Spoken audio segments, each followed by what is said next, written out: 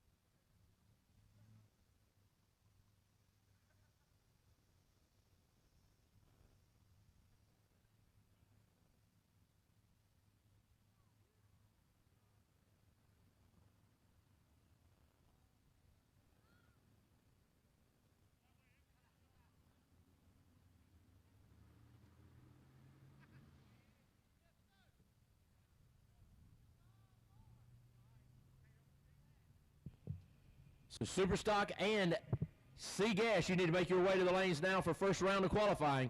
Superstock and SEGA, make your way to the lanes now.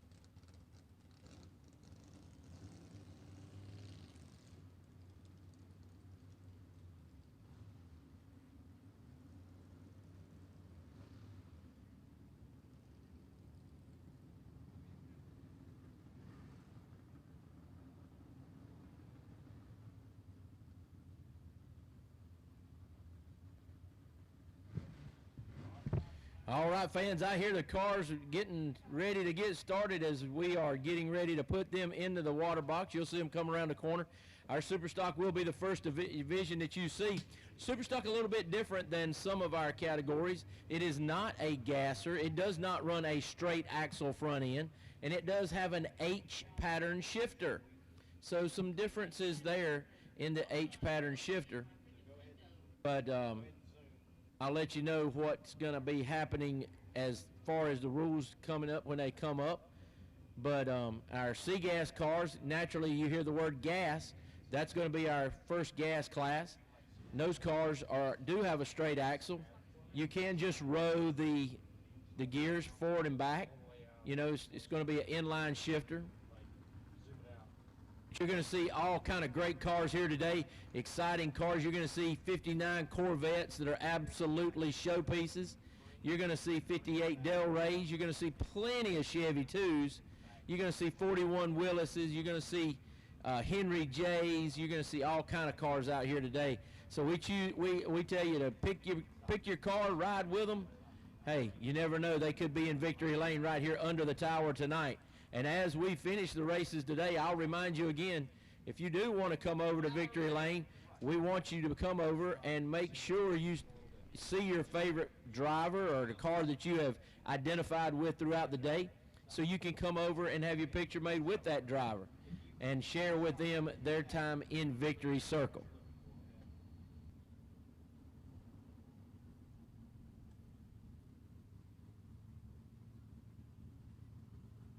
All right, coming around the corner here, first two, that's going to be Don Wilmot. He is in the right-hand lane, the Quick Time Performance right lane.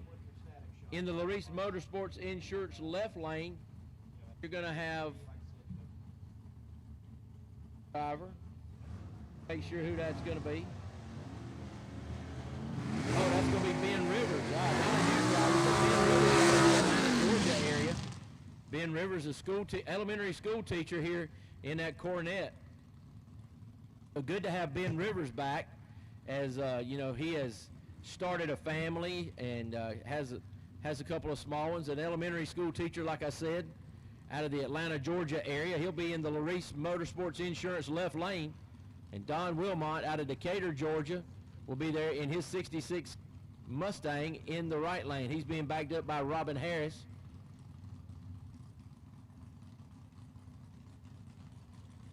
Wilmot, been a long-time Superstock racer with us, has had this Mustang for quite a few years and put some paint on it a couple of years ago and definitely did some upgrades to it. But Don Wilmot, a privateer, he does everything pretty much by himself and does a good job here with that 66 Mustang. First two getting ready to go. They're in the pre-stage.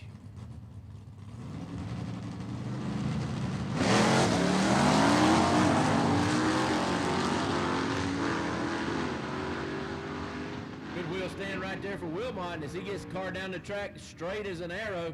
Remember, drivers, as you get to that 8th mile line out there, you're going to see the triangles on the wall. That is the 8th mile. That's all you got to go to. This is a quarter mile, can be stretched out to a quarter mile racing facility, so make sure that you're shutting your car off there. We don't want any parts failures because you stay in that throttle too long. Next pair up going to be John Wise in the Quick Time Performance right lane. He's out of Barracuda called the Gold Dust 2. And then Ronnie Jones in the Crimson and Clover, the 1967 Camaro out of Knoxville, Tennessee. He'll be occupying the Larice Motorsports Insurance left lane.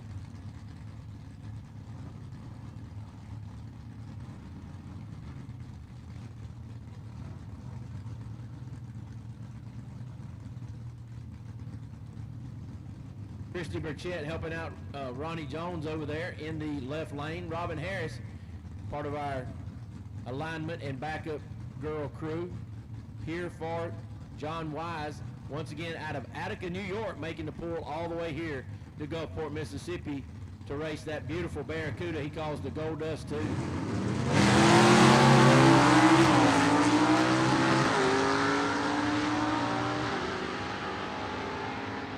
Lots of tire spin there as the cars get started, and you know these super stock cars run on a spec tire. It is a 7-inch racing slick on the back of that car, so they got to make that 7-inch racing slick hook up. Sometimes you're going to hear a lot of wheel spin, especially early in the day. First few cars go down the track as we get some rubber laid down on this racing surface here today. The man to number 2 in points, that is Bryant Dalton Sr. He is over in the Larice Motorsports. He's in that 63 Ford Falcon Futura. He calls it the Dalton Gang. He's going to go down the track alongside Kenny Phillips out of Campobello, South Carolina, in the street legal. Bryant Dalton Sr. from Sevierville, Tennessee, over in the Larice left lane. In the quick time performance right lane, again, Kenny Phillips out of Campobello, South Carolina.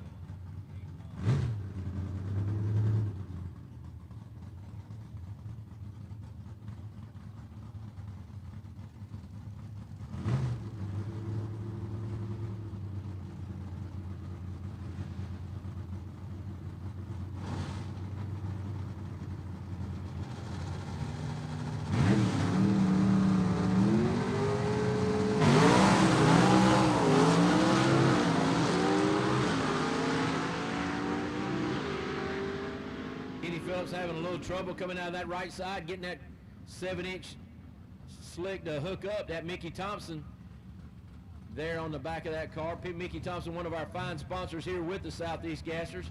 And here comes our 2 guys that have won the races this year in Superstock. The last Rebel 2, driven by Jerry Dean in the quick time performance right lane. He has virtually dominated our Superstock category this year in that little Chevy 2 out of Lacey's Spring, Alabama. And he's going to go down the track alongside the man who was able to beat him at one of our events earlier this year at Brainerd. That is Rob Walden in the 63 Biscayne, called the Strychnine. Track crew going to check out a couple of things on the racetrack, make sure everything is safe before we are continuing. If that Strychnine looks familiar and the name Walden does sound familiar, this is the son of Mr. 409, Rob Walden. Lamar Walden Sr., and so Lamar Walden Jr. goes by Rob, and so he has recreated that car that his dad drove right down to the paint job, and he has put Strychnine on the side. That's what Rob always called his race cars. So he is in a 63 Biscayne over there. Once again, of course, he's got a 409 under the hood. Jerry Dean, as I said before, has had a virtual stranglehold on the Superstock category this year in his last Rebel 2, the little Chevy 2, with crew chief Karen Mitchell calling the shots on that car.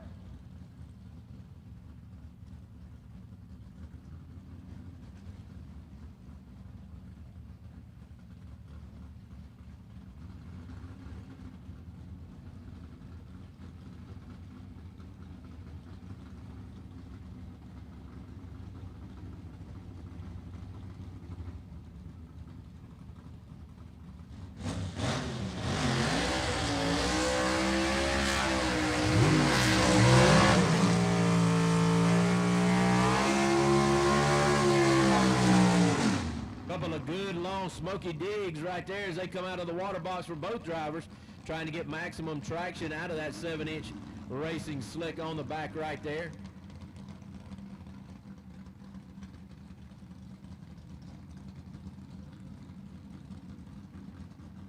Aaron Mitchell, the crew chief for Jerry Dean, out in front of that car. I tell you what, these guys in that Jerry Dean camp, they do an extensive amount of testing. They probably have done more testing in this race car, and it's been up and down the track more than anyone around, and it shows in the performance that they're able to put forth and when they come to the races. As they always say, the races aren't won at the racetrack, they're won in the shop and in between races.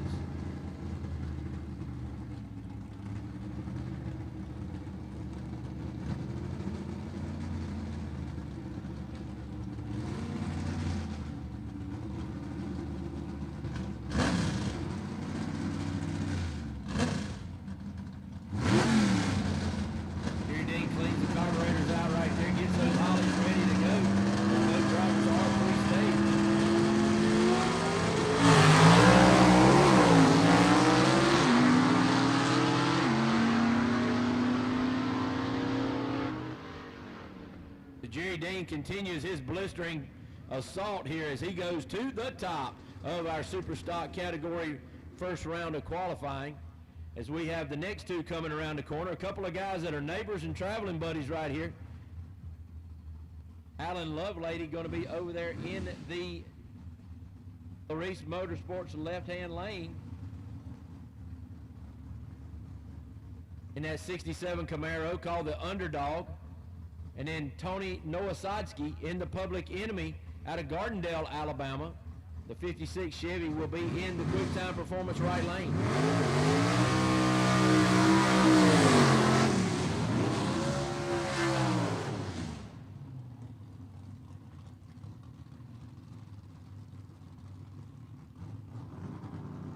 Shannon Lovelady going to help her husband back with the Underdog. Christy Burchett going to help out Tony Nowosadski as he brings the Public Enemy back, that 56 Chevy. There's something about a 6. I just like that chrome that goes downward. I don't know. Everybody loves the 55, which I love all three of them, but that 56 kind of tugs at my heart.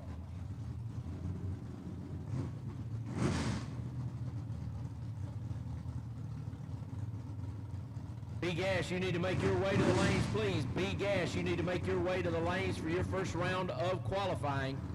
B-Gas, make your way to the lanes, please.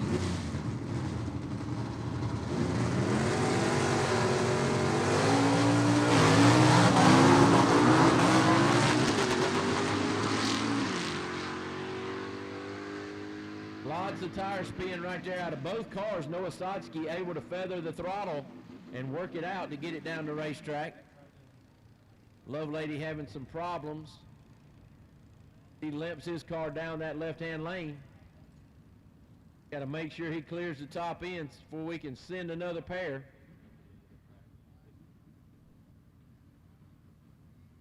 The Lovelady able to take the first turn off right there, so that's a good thing for him. Nowosadski, I see him turning off at the big end.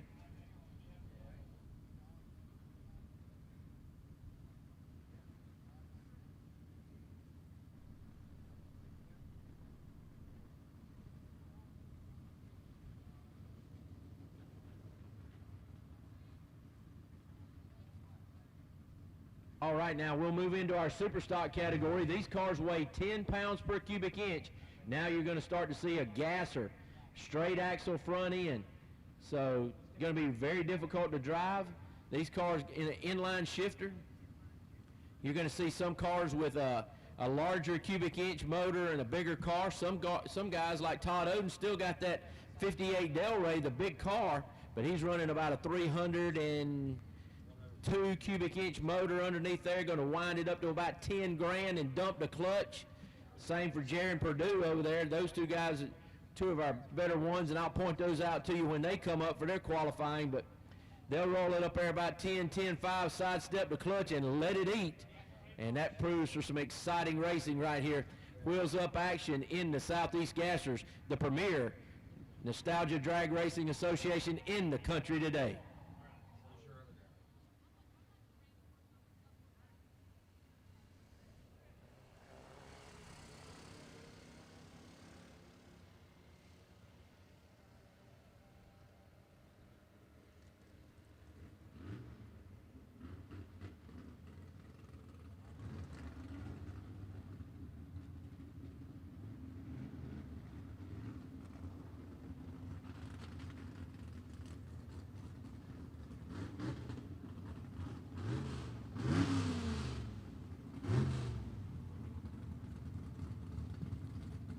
All right, and there is the aforementioned Jaron Perdue in the Quick Time Performance right lane in that 62 Chevy 2 wagon. He hails out of Peebles, Ohio, and is our current points leader in this category.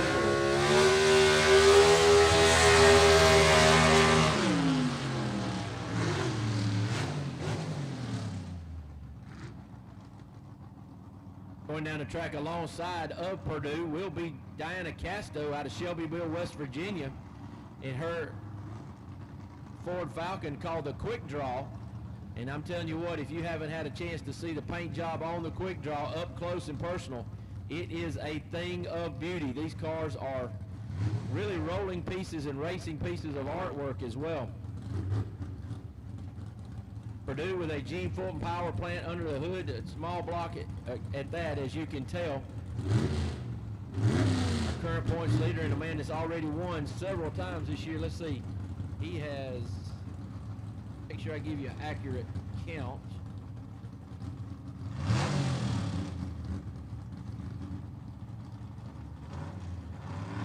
Purdue has won 4 of our 6 races this year in SEGA, so that's why he has that commanding 25-point lead.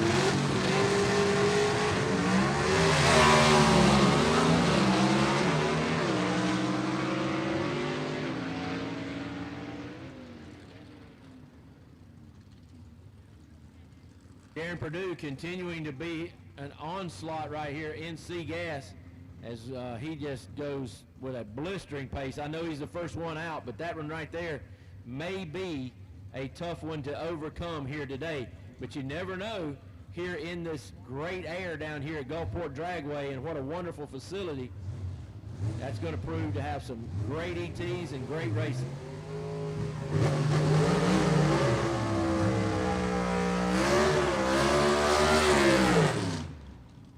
Tony Tadgenhorst right there in the wasted wages. The 1963 Chevy 2 finds himself in the quick time performance right lane with his 302 cubic inch small block Chevy out of the Ross Race Engine Shop. Tadgenhorst out of Columbiana, Ohio, going to go down the track alongside John Leidick in his 1957 Chevy out of Perry, Georgia.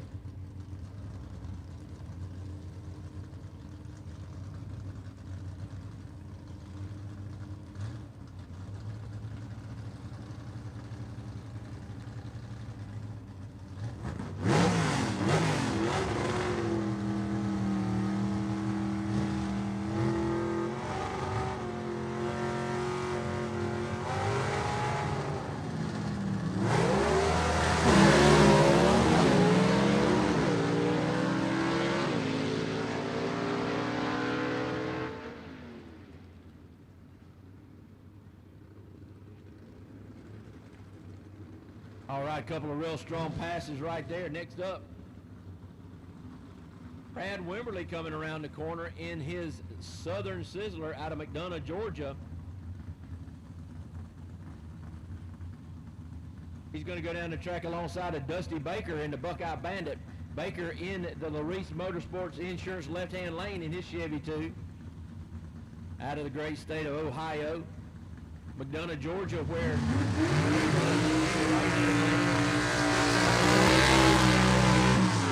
Wimberly in the 62 Comet with the Lamar Walden race engine underneath the hood.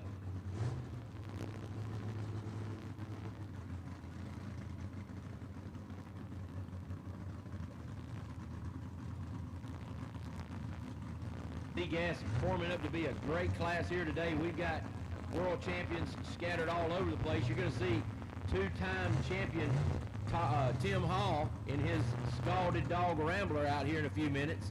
You'll see two-time champ Todd Oden in the Double X, the 1958 Del Rey. And you just saw Jaron Purdue in the car that's won 4 times this year and is a multiple-time championship winning car for other drivers.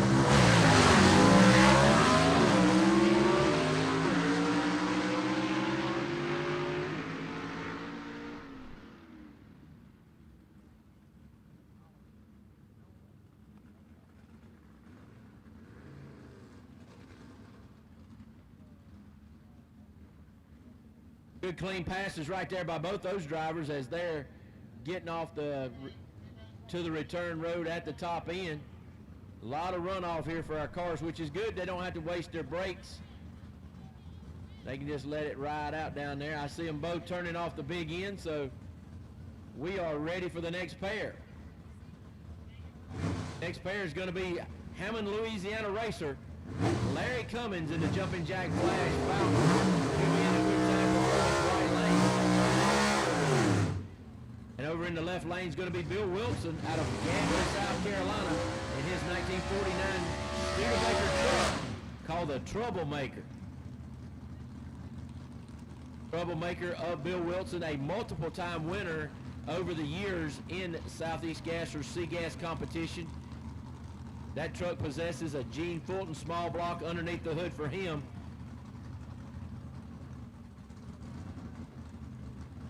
We have another truck that races in our association as well, just unable to make the trip this weekend. The Odd Rod of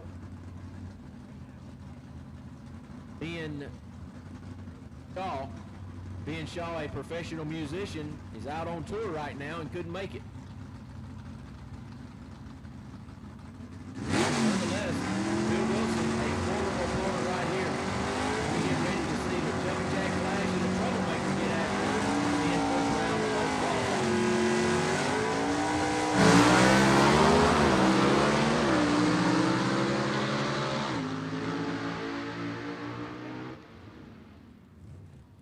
Couple of nice runs right there by both of those drivers as they continue to tune on their race cars and make them faster and faster for this rugged SEGA competition that we have here today. There's that aforementioned Rick Taylor in that beautiful 59 Corvette that I mentioned before. He's out of Phoenix, Arizona. Yes, folks, Phoenix, Arizona. He drove all the way across country to be here today at Gulfport Dragway. And he's going to go down the track alongside two-time and defending world champion Todd Oden out of Birmingham, Alabama.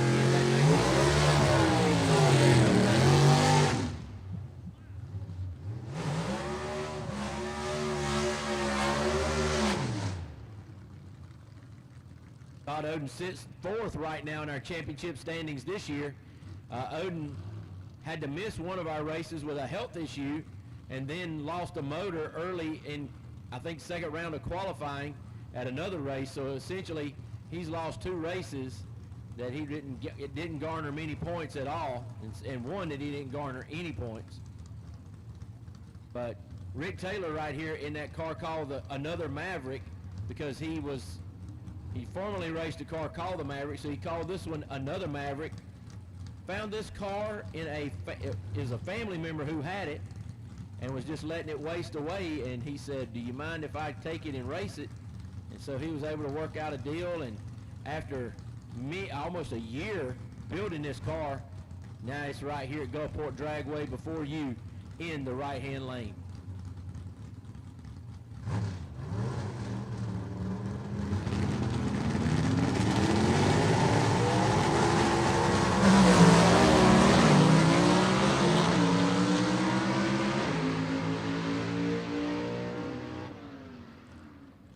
Todd Oden taking that car right there to number 2 in the standings so far.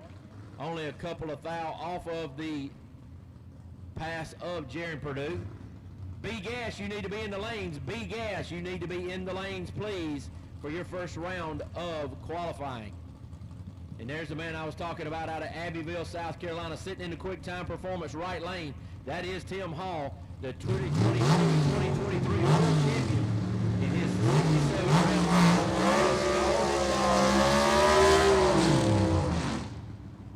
he's going to go down the track alongside good friend and native of Spartanburg, South Carolina, Ernie Smith, who sits number 2 right now in our SEGA points in his car called the Saturday Night Special, 66 Chevy 2 4-door.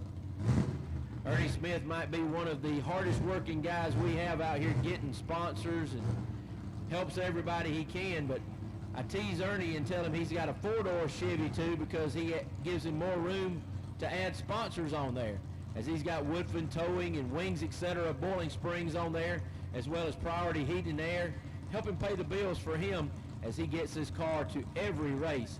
He has a veteran of over 100 career starts without missing a start here in the Southeast Gas, our elder statesman.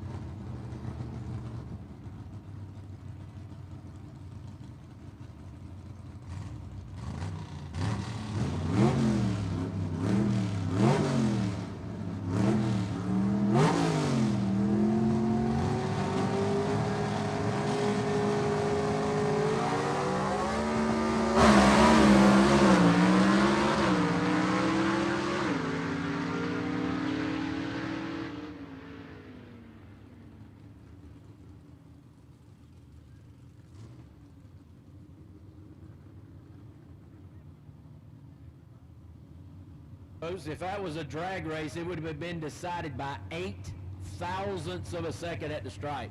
That's how close you're going to see racing here today once we get into eliminations. Those two cars very equally matched. Next up, the man who sits number 3 in our points, that is Alfred Adams.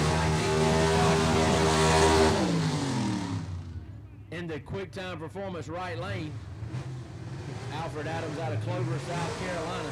He's going to go down the track alongside of Heath Adams out of Greenville, South Carolina, in his 53 Chevy called the Rusty Bullet. Adams with a Gene Fulton power plant under the hood for him, as well as Alfred Adams has a Gene Fulton power plant under there for him. You're going to hear that name a lot here today, as Gene Fulton provides a wonderful race motor for a lot of our drivers that are in competition here in the Southeast Gassers.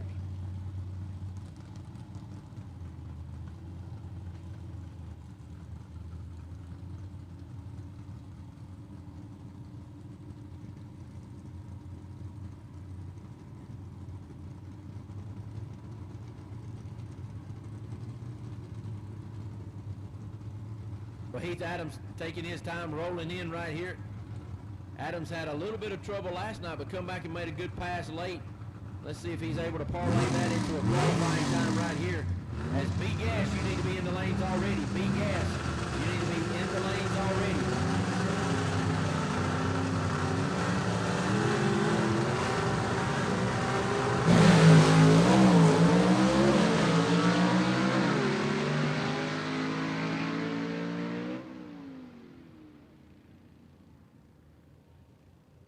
Once again, a reminder to our drivers, make sure you look on the wall down there for the 8th mile cones on the wall. That is our finish line. Don't let the length of this racetrack deceive you into running past that and possibly damaging your equipment. Those SEGA cars right there, once again, 10 pounds per cubic inch of displacement. And that's the way we do all our classes. It's weight per cubic inch.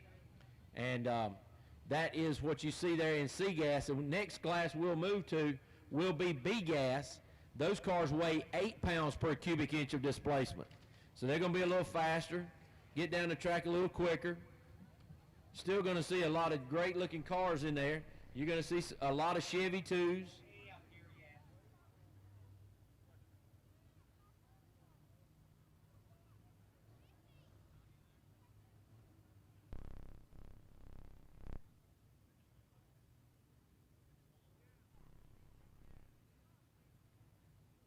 B-Gas will be coming at you next, so I need A-Gas to the lanes. A-Gas cars, I need you to the lanes now, please. As we get ready to start B-Gas qualifying first round, I need A-Gas to the lanes. Once again, B-Gas is going to be an 8 pound per cubic inch car. It's going to have to weigh 8 pounds per cubic inch of displacement, straight axle front end. And if you ever have a chance to get on southeastgassers.com and check out our rules page, you'll see the rigorous rules that they have to build these cars to, and in order to make them legal out here. I mean, we don't allow any modern power adders. There's no nitrous, there's no blowers, there's no turbos, there's nothing. There's carbureted and mechanical fuel injected is all you have. Not electric fuel injection, mechanical fuel injection, just as it was in the 50s and 60s. Winchester, Tennessee driver coming around the corner first. That's going to be Greg Adams in the Hillbilly Hoodlum. The Falcon out of Winchester, Tennessee. He'll be in the quick time performance right lane, and he'll go down the track aside another Tennessee racer out of Elizabethton, Tennessee. That's Kelvin Cannon in the loose cannon, the 33 pound.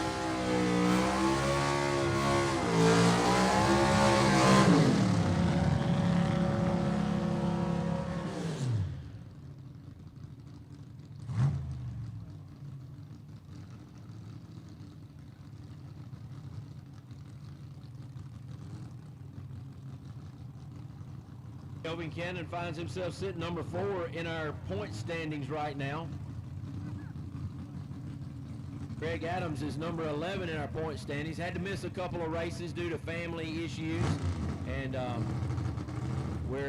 awfully glad Greg's back out here, and those family issues have been taken care of.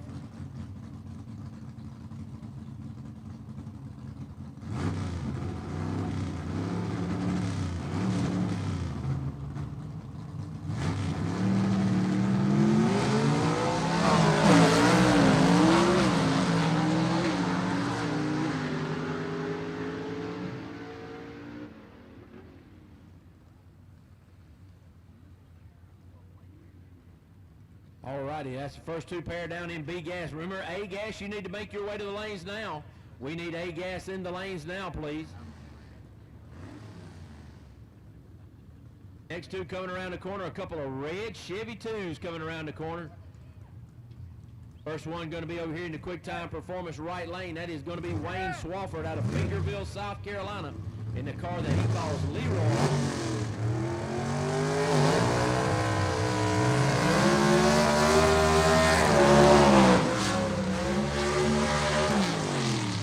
Go down the track alongside the man in the Reese Motorsports Insurance left-hand lane.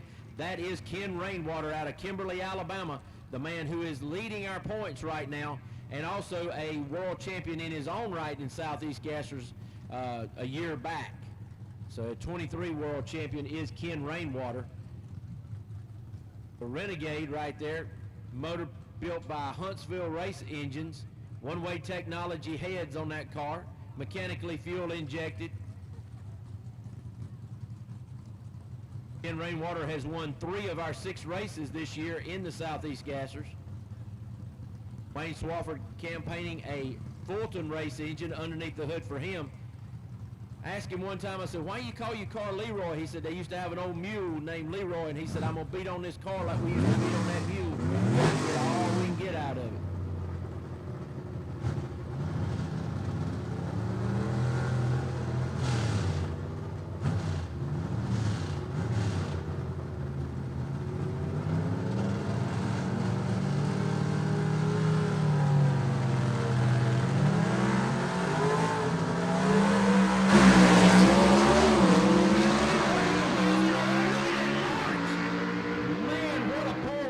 Ken Rainwater, and what an elapsed time Ken Rainwater put down right there. He didn't back off any as that car was up in the air well over 2 feet, maybe even 4 feet. Man, that's what it's all about in the Southeast Gassers. The most exciting, the quickest that you'll see in the country, bar none, is the Southeast Gassers. And when we bring our style to town, everybody serves notice.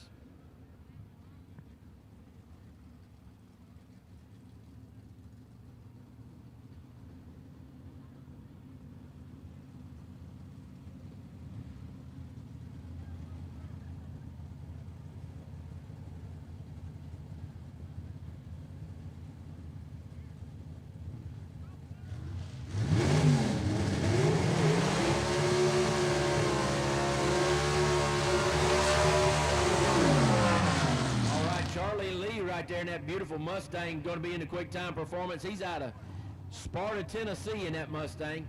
A winner earlier this year at our Tennessee race at, I think he won at Knoxville. No, he won at Jackson. He was our Jackson, Tennessee race winner. I'm sorry, I've been corrected again. Brainerd. I thought we were in Tennessee when I was in Brainerd, but that's Chattanooga, Tennessee. But Brainerd Motorsports Park is where Charlie Lee captured his cup this year in our B-Gas category. He's going to go down the track alongside the Elizabeth, Arkansas driver Mark Jones in the Mini Quick 3 1937 Chevrolet over there with a 374 cubic inch Chevy underneath the hood.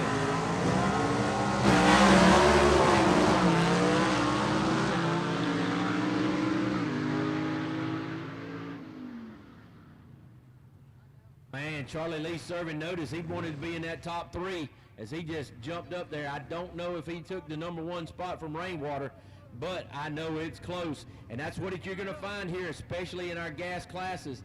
These guys are razor thin on the ETs.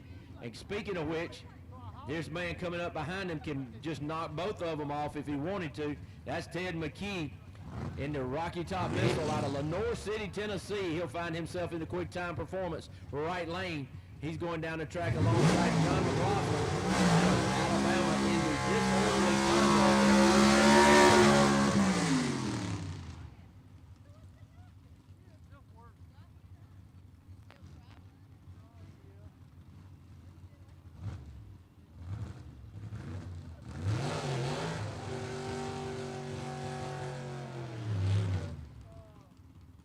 McLaughlin, a rookie this year in racing a car, never raced on a drag car before.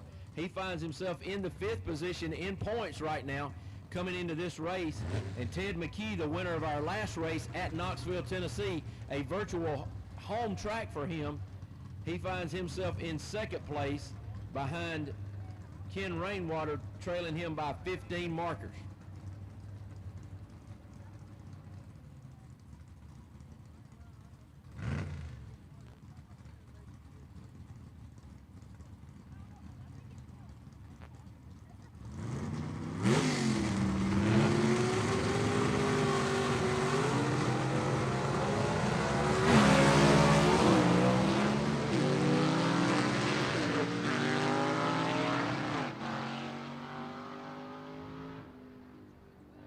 Ted McKee serving notice. That's going to be your top 3. I don't know in which order, but Rainwater, Charlie Lee, and Ted McKee, I don't know in which order they'll shake out, but we got more coming around the corner, and this guy right here could get up in the mix just as easy as anybody.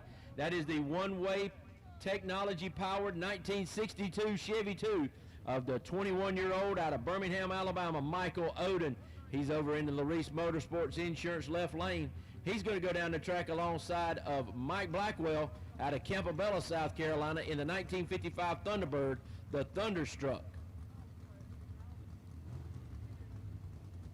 Mike Blackwell has a par race engine underneath the hood this weekend.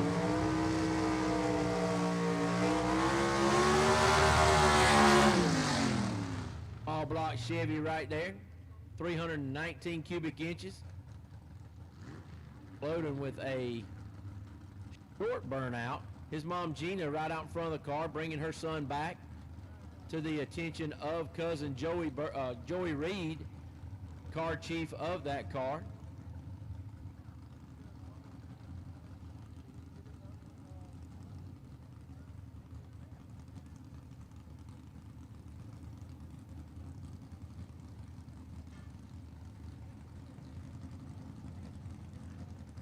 We need AFX to the lanes, please. AFX, we need you to the lanes, please.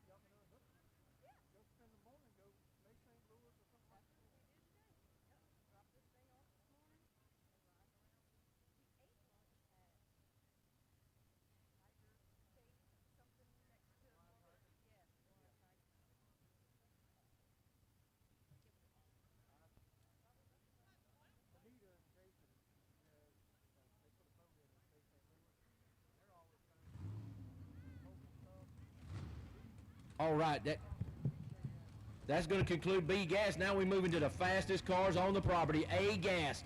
Our cars that weigh 6 pounds per cubic inch of displacement.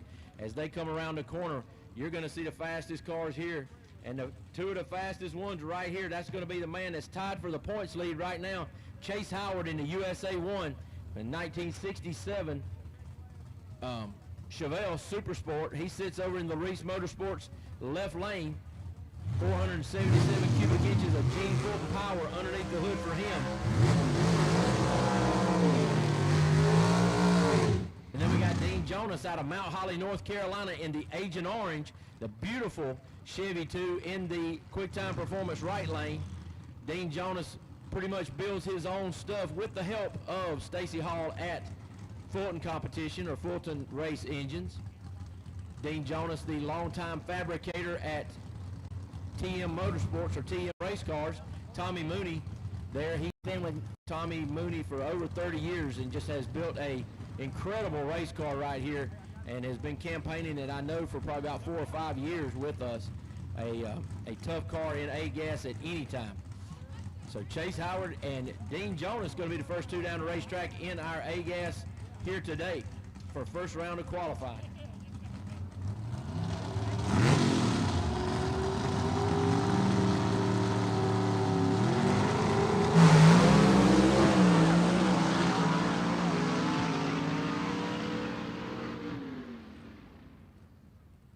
Chase Howard just sets the woods on fire right there, throws the gauntlet down, and lets everybody know he is a man to be reckoned with here today in this points championship.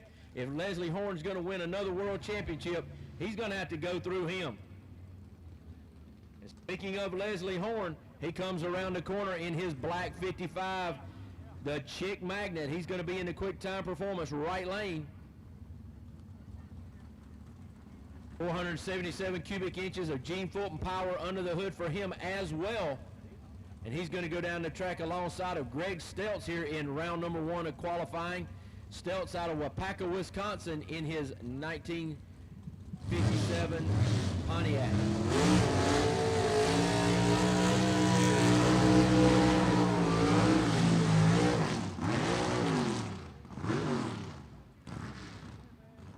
Greg Stelz, the Joker, he calls his car, really got a nice following online. You can check out the Joker at many different social media outlets. His wife Leah out in front of the car bringing her husband back. Stelz building his own 477 cubic inch in-house there at Greg's Speed Shop as he tries to get his first ever win in the Southeast Gassers here in his second complete year of racing. Wapaka, Wisconsin to Gulfport, Mississippi is a long haul, folks, but he's made it for 3 years now. So his wife Leah bringing her husband up, Robin Harris bringing up Leslie Horn right here. These two guys best of friends, but when they go through the water box, they ready to cut each other a new one and get down this racetrack as Leslie Horn going to try to keep pace with that blistering time that was just laid down by Chase Howard.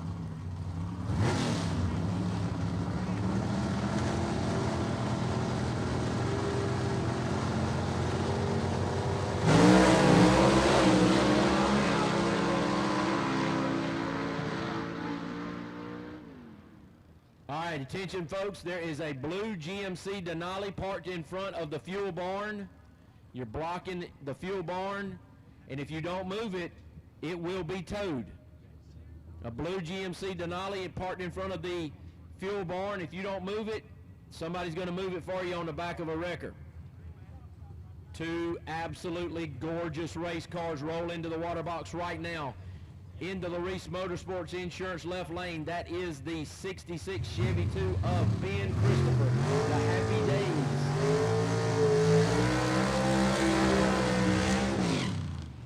In the QuickTime Performance lane, that is Alan Pittman in the 41 Willis out of Greenville, South Carolina. Gene Fulton power plant under the hood for the Willis. Jason Line power plant under the hood for Ben Christopher. 477 cubic inches is the cubic inch of choice for Ben Christopher. I'm believing, if I'm right, 451 cubic inches under the hood for the Willis that sits in the quick time performance right lane.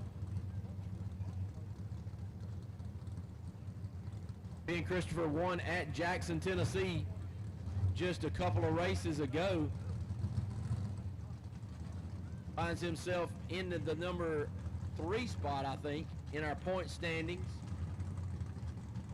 Got Ben Christopher, he's at number 3 spot in the point standings.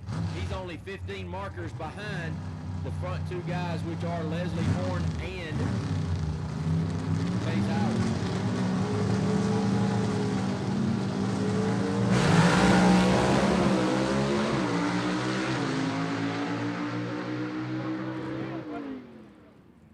Ben Christopher with a good run right there, and you saw he didn't come way up on the wheels when it launched, but man, in second gear, he just carried that car down the racetrack past the 330 mark and makes a great run right there. And a good straight run right there as well for Alan Pittman, who has struggled with that race car, but now they seem to have a handle on that Pittman and Sword racing entry.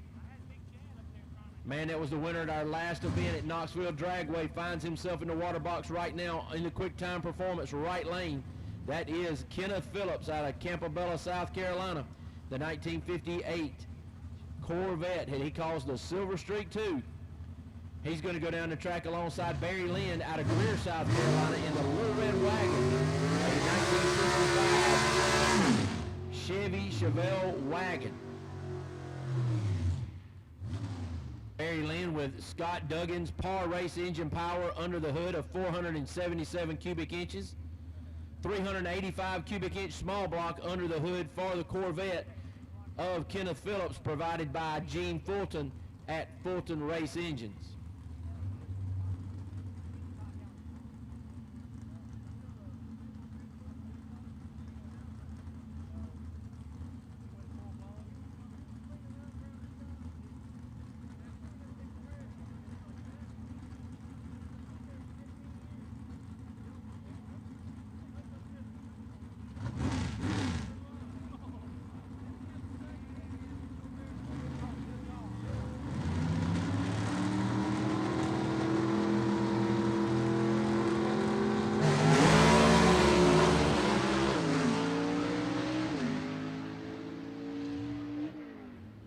Like Kenneth Phillips kind of aborted that run as the car went out there. He's a little bit late on the tree. Car went out there and looked like it spun after he hit second gear, so don't know what the trouble might have been, but hopefully they'll get that worked out, because that is a top running car. Man has won over 18 races in his career with the Southeast Gassers and been a stalwart. I mean, he has been with the Southeast Gassers just as long as Ernie Smith. Brad Henry out of Knoxville, Tennessee in his 41 Willis, the Wild Child, finds himself over in the Reese Motorsports Insurance left lane. Brad debuted this car just a few races ago with us at Knoxville, Tennessee in our first race, and has made the pull to get down here. Just a beautiful race car, and one that you will see in Victory Lane soon. That car is a fast race car. Still trying to shake down some bugs in that car, but feels good enough to have it out here in competition today, because you never know. That's why we don't race them on paper, folks. You got to get from A to B, and whoever the quickest is right there, that's all that matters.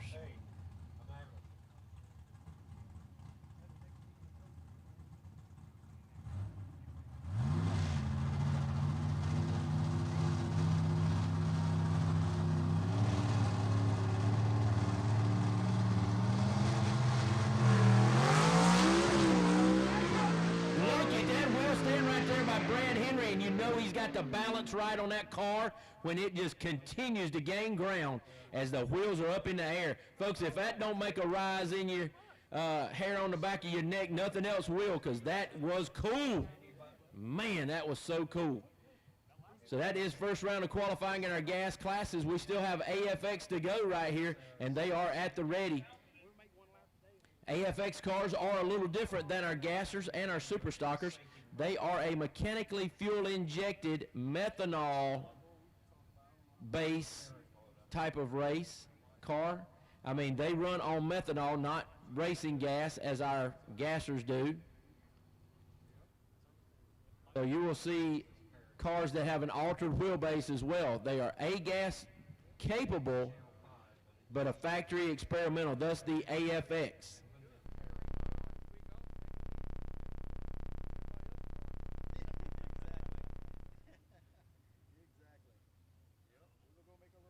Folks, just to let you know, that USA 1 Chevelle has a possible chance at a new world's record ET with that run in round number 1. So he looks to lower the ET mark if he can back it up here in qualification 2 or today. So Chase Howard sitting number 1 on the provisional pole right now in A gas, and I'll update you on our other classes as soon as we get done with our AFX qualifying round number 1.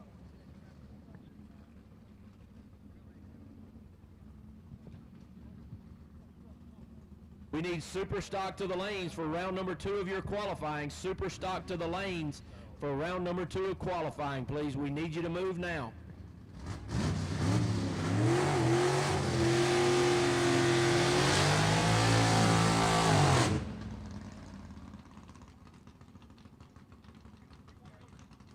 All right, sitting before you right now is the man leading the points. That is Todd Wimberly in the Southern Comfort, the Falcon, over in the Larice Motorsports left lane.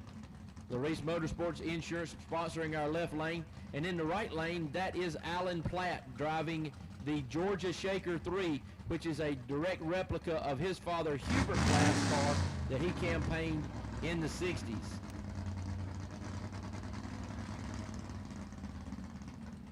The Platt family name is very prevalent here in the Southeast Gaston, as it is in all of drag racing, as Hubert Platt and his brother Houston Platt, who drove the Dixie Twister, are in no less than 9 drag racing halls of fame.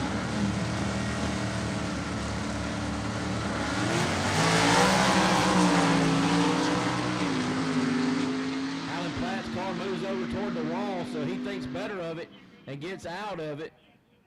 And Todd Wimberly moves on down the racetrack and completes his first round of qualifying. Super stock, we need you to the lanes, please. Super stock, we need you to the lanes for your second round of qualifying.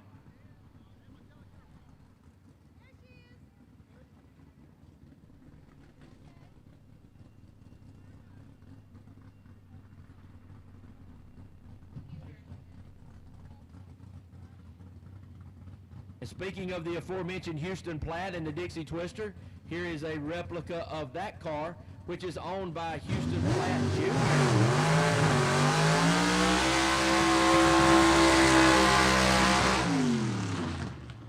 Now, Houston Platt Jr., as affectionately known as Rocky Platt, he is our race director here for the Southeast Gassers and has Rob Walden driving his car, because Rob Walden is the motor builder for that car. And look at all that smoke coming out of there. If that ain't getting those Mickey Thompsons good and hot, I don't know what is. See those big mechanical fuel injected stacks up there, and it looks like a fire inside that, but it is not. It is not, folks.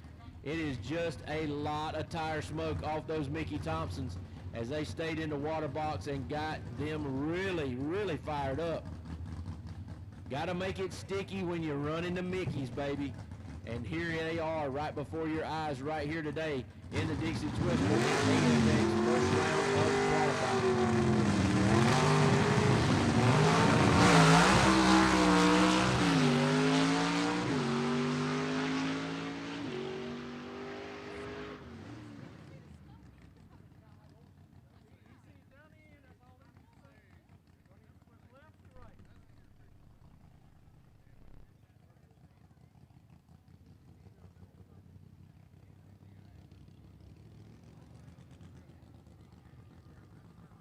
All right, Randy Jensen coming up next in the Dodge right here. A new entry for us. He bought this car from Robert Peffley, who built it, and now he is the owner. Jensen's the owner of it. I think Jensen hails from Alabama. So he is here in AFX trim. Going to try to make a pass right here. Like I said, just bought the car not long ago, trying to shake it down, and here he is in competition in AFX at Gulfport Dragway.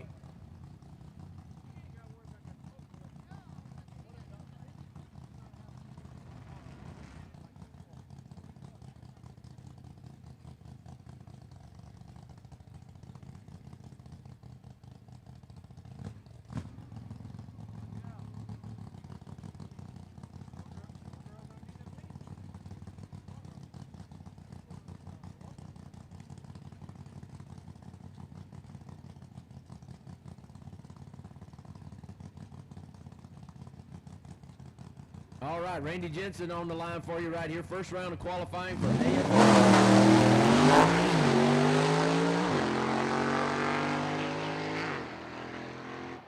Hustling that big Hemi down through there. And we will move on to Superstock right here. Superstock will be our next category for the second time through. So their second round of qualifying is coming your way. While they get ready to go, let me update you on Superstock round number 1. The number 1 qualifier after round number 1 is Jerry Dean in the last Rebel 2, followed by Rob Walden in the Strychnine, John Wise in the Gold Dust, Bryant Dalton holding down the 4 slot. Rounded out the top 5 will be Don Wilmot, followed by the Crimson and Clover of Ronnie Jones, Tony Nowosadski in the Public Enemy, Kenny Phillips in the Street Legal in the 8th slot, Ben Rivers in 9th, and Alan Lovelady, who had some problems, is 10th after round number 1. They can always change that in a blink of an eye. Coming up next, Seagas. This is where it gets really tight. Jaron Purdue sits number 1. Todd Oden in the Double X sits number 2, only 2 thousandths of a second behind. Or 200ths of a second behind, I'm sorry. Then you got Tim Hall, who sits another 600ths of a second behind Odin, and Ernie Smith, who sits 8 thousandths of a second behind Tim Hall as he holds down the 4 slot.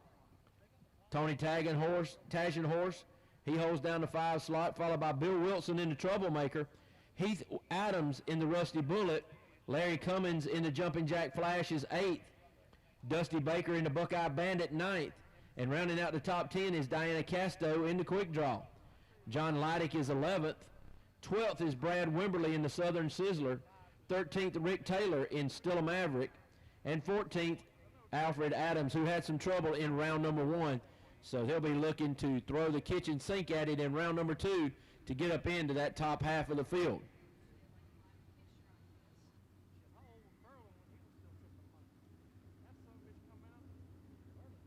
Superstock, you need to be in the lanes. Seagas, you need to make your way to the lanes as well.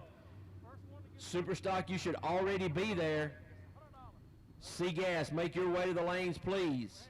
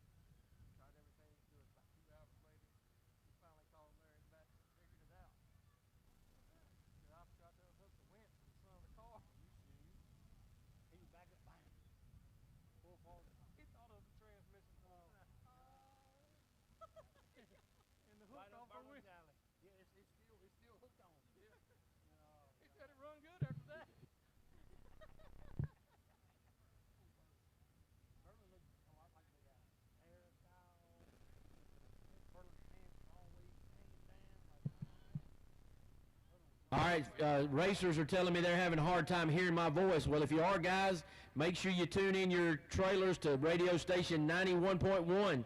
91.1, and that way you don't have any excuses for being late to the lanes. 91.1, the track radio station. Superstock should be in the lanes, and Seagas, you should be making your way there as well for round number 2 of qualifying. Superstock should be there. Seagas, make sure you're getting there.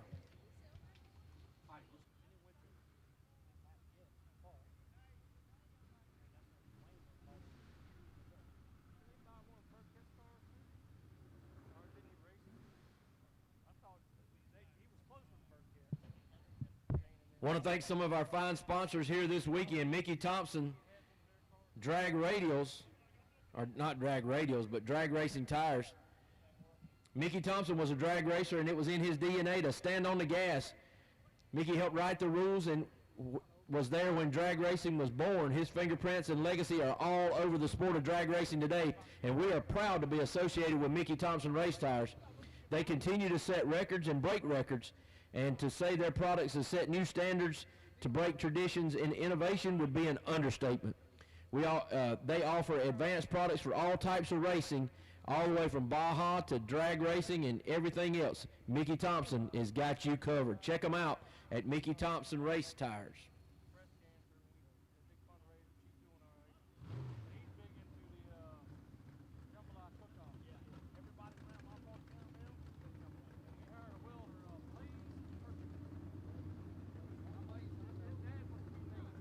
Sounds like we got cars coming around the corner, and thus we do.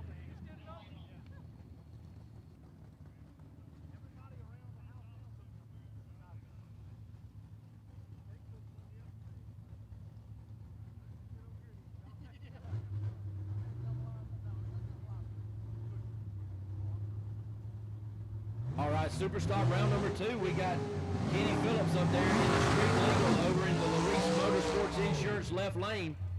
That street legal Chevrolet, he qualified in the number 8 slot after round number 1. And Ben Rivers, the snake doctor is what he calls his cornet. He is in the quick time performance right lane. He's the number 9 qualifier after round number 1. Both these drivers looking to improve and get up in the top half of the field.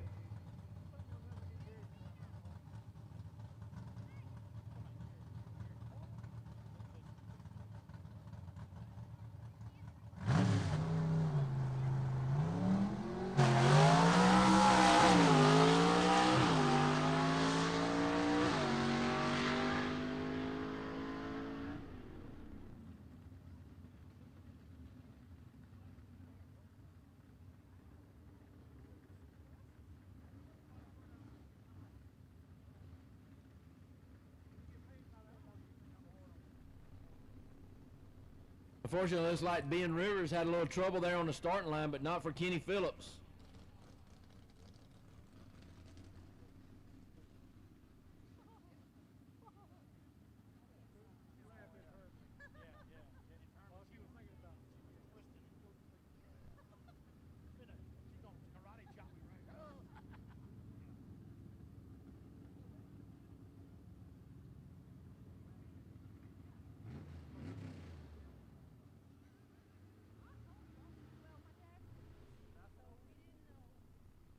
All right, we'll get Ben Rivers pushed out of the way and get the next 2 ready to go here in qualifying round number 2 for Superstock.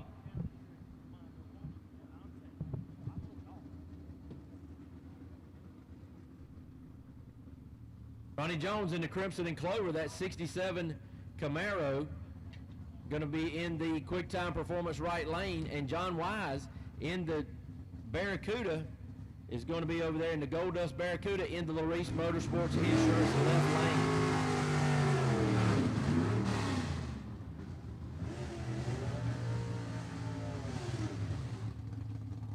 Some of you folks who don't know much about the Southeast Gassers, our cutoff year for cars is 1967, so you won't see any 68 Camaros or 69 Camaros or anything past the date of 1967.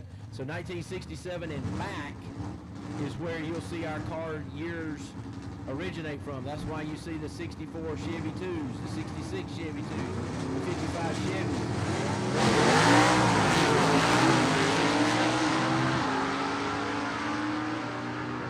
Ronnie Jones with a lot of horsepower trying to get those 7-inch Mickey Thompsons down to the racetrack in that right lane, having a little bit of trouble kind of dirt tracking the car a little bit. Great job of driving by him, short shifting and getting that car down the racetrack.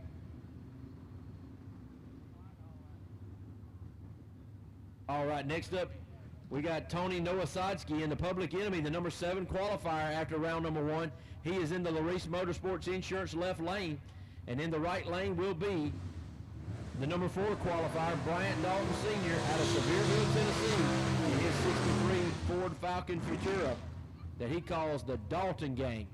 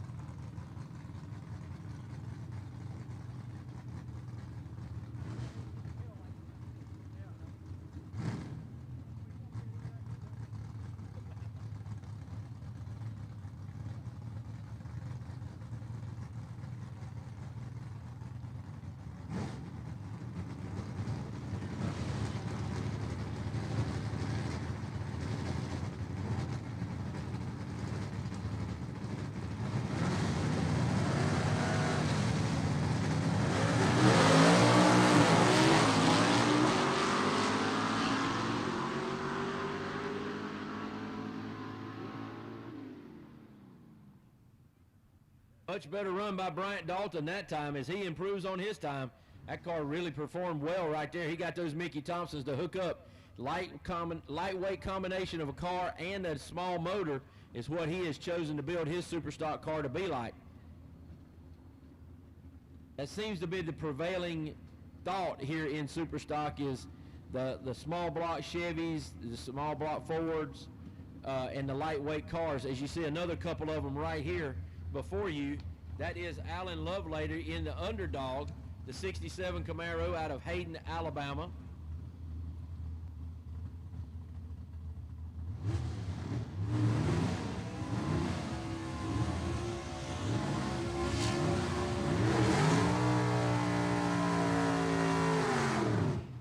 Lovelady had some problems in first round of qualifying, finds himself in 10th position, but if he doesn't have any problems this time, I know he's going to improve on that.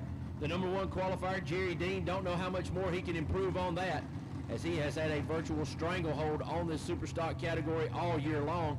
The Lacey's Spring Alabama racer in his car called the Last Rebel 2 finds himself in the Larice Motorsports Insurance left lane. Karen Mitchell, crew chief, is going to bring him to the line, as she always does.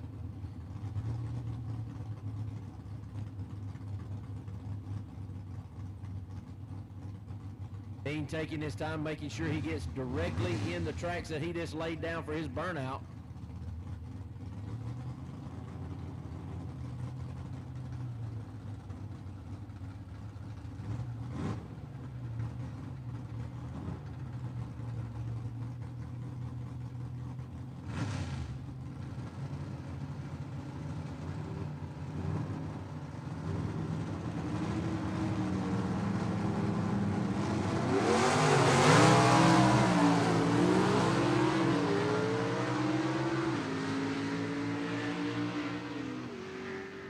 Lovelady with some smoke coming out of that right bank. I don't know if that's going to be something he needs to look at or not, but Alan Lovelady making a much better run that time, but Jerry Dean not improving on his elapsed time, so he will not get any quicker on his elapsed time, but he still is the number 1 qualifier to this point as we continue with Superstock. Seagas, you need to be in the lanes.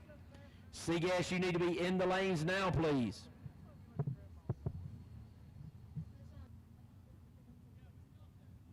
All right, Don Wilmot going to be up next out of Decatur, Georgia.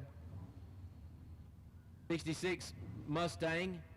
He's over in the Larice Motorsports Insurance left lane.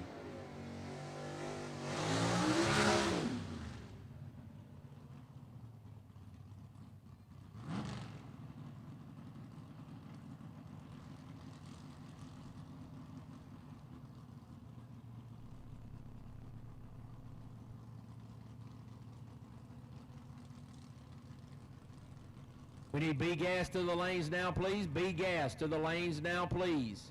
B-Gas cars to the lanes now, please.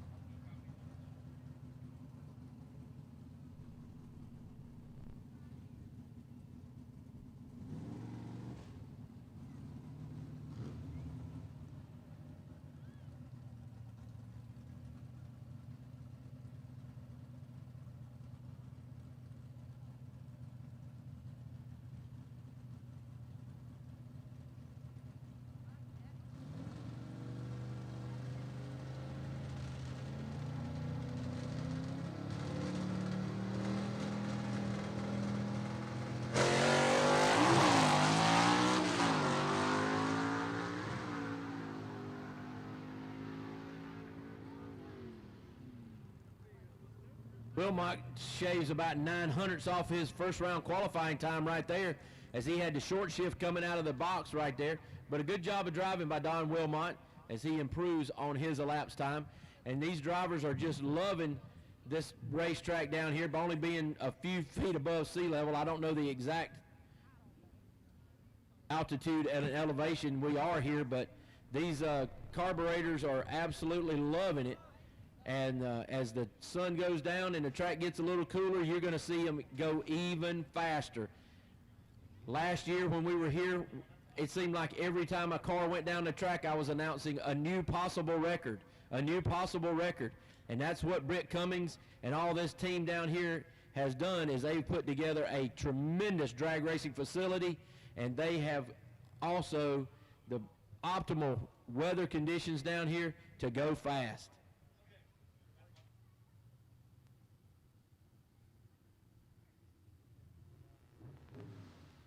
While we get ready for our SEGA cars to get started, you know the name. It's Summit. It's not just a part, it's what we do. It's no secret Summit Racing Equipment has everything you need for anything you drive, along with the tools and garage gear that you need to get the job done. They carry millions of products from thousands of brands, including the camping and recreation equipment essential for an active lifestyle and rugged overlanding gear that's built to handle hardcore off-road adventures, plus gifts, clothing, memorabilia, and also parts for your hot rods all the way to your high-performance race cars as you see here today. Make sure you contact Summit Racing Equipment or use the Summit app and have it delivered to your front door within days. That's summitracing.com.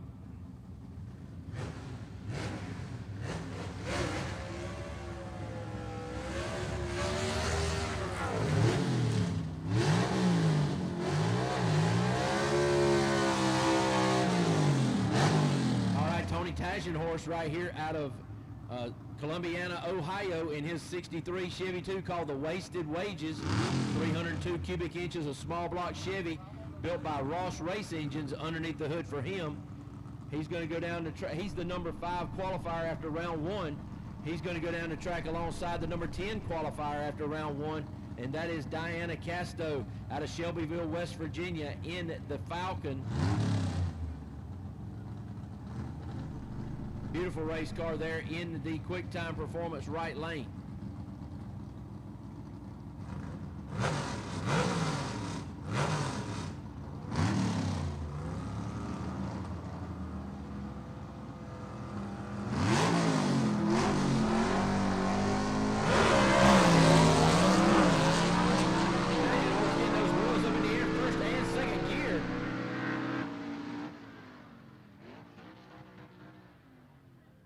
No improvement in his elapsed time, though, as both those cars will.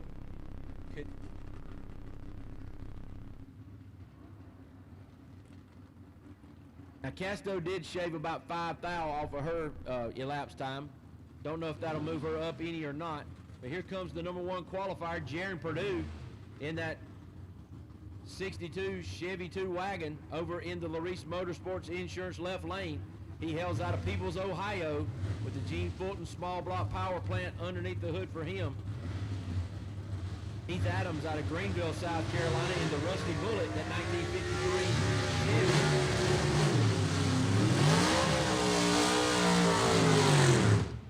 Adams has a Gene Fulton small block under the hood for him as well.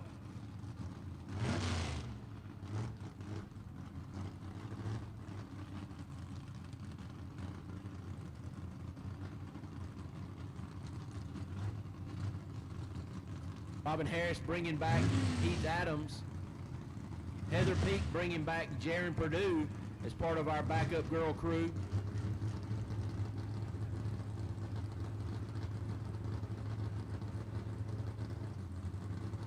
Gorgeous afternoon, late afternoon here in Gulfport, Mississippi, as we bring you qualifying round number 2 action right here from the Gulfport Dragway of the Southeast Gassers Association.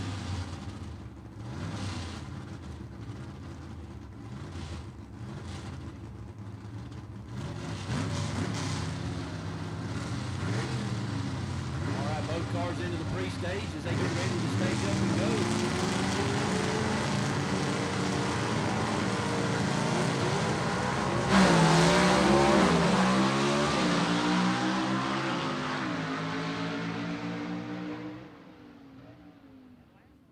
Jaron Purdue lowers his elapsed time as well in that run.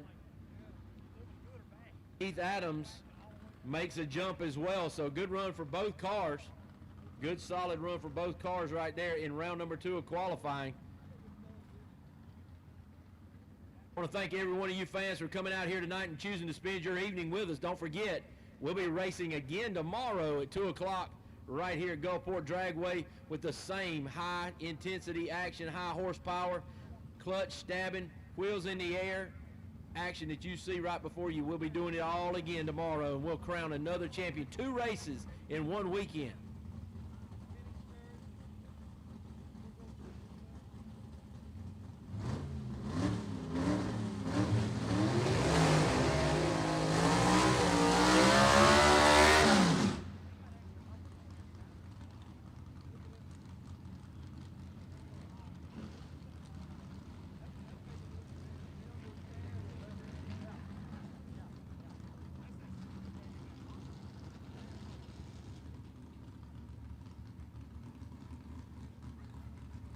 All right, right before you now in the quick time performance lane, that is going to be Bill Wilson in the Troublemaker, that 1949 Studebaker truck. He qualified number 6 after round number 1. And then you got Rick Taylor in the 1959 Corvette that's called Still a Maverick. He qualified in the number 13 slot after round number 1, and he finds himself in the Larice Motorsports Insurance left lane.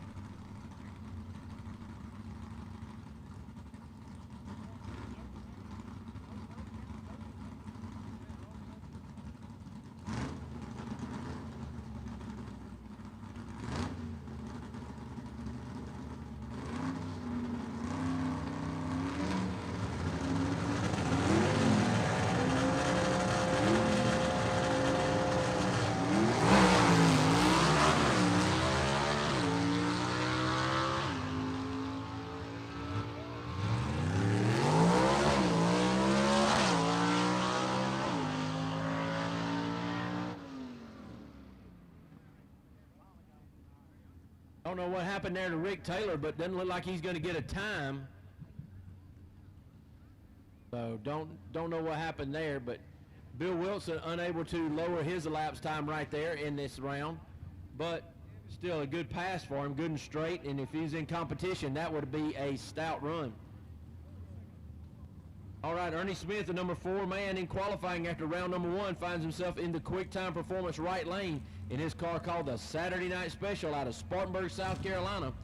Todd Hertel race engine underneath the hood for Ernie Smith.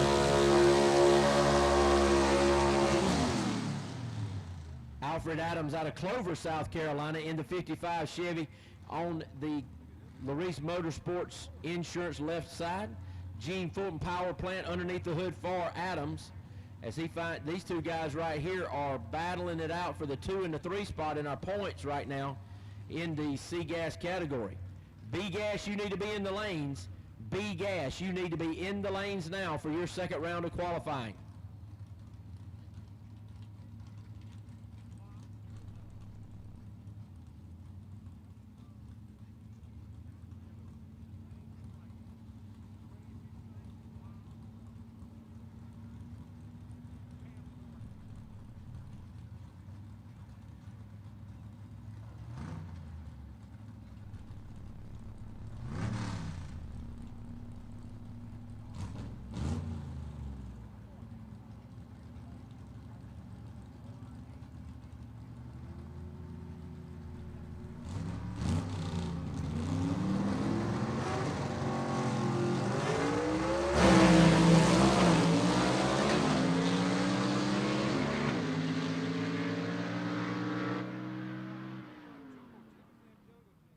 All right, Ernie Smith does improve on his time. Hey, we need somebody from the Heath Adams crew to head on down and pick him up. He's having trouble on the return road, so he's going to need a tow. The Heath Adams crew need to go down and retrieve your man. He is on the return road. All right, John Leidick going to be in the quick time performance right lane in his 57 Chevy. He's out of Perry, Georgia. He's going to run another Georgia racer out of McDonough, Georgia. That's going to be Brad Wimberly in the Southern Sizzler, the 1962 Comet, with the Lamar Waldron race engine underneath the hood.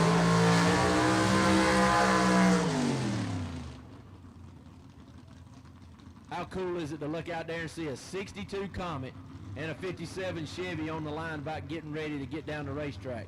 That doesn't get any cooler than that, I tell you what. Most people drove a 62 Comet, never thought about drag racing it, I promise you that.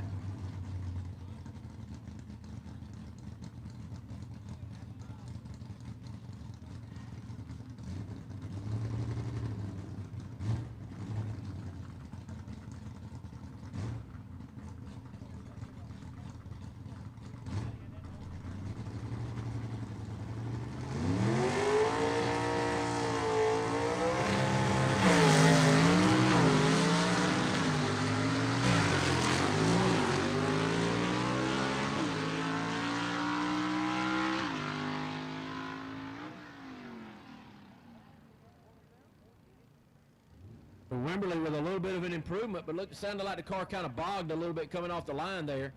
But he does have a little bit of improvement in his time as he gets ready for first round of eliminations. Well, I got a moment right here before the next pair come down the track. I want to let you know, if you're looking for any of your officially licensed Southeast Gasser merchandise, you can find that over on the pit side here with Stephen and Holly Smith under the Summit tent. All your officially licensed merchandise, t-shirts, stickers, event posters for this event and all our other events this year. Go down there and see Holly and Stephen Smith. All your officially licensed.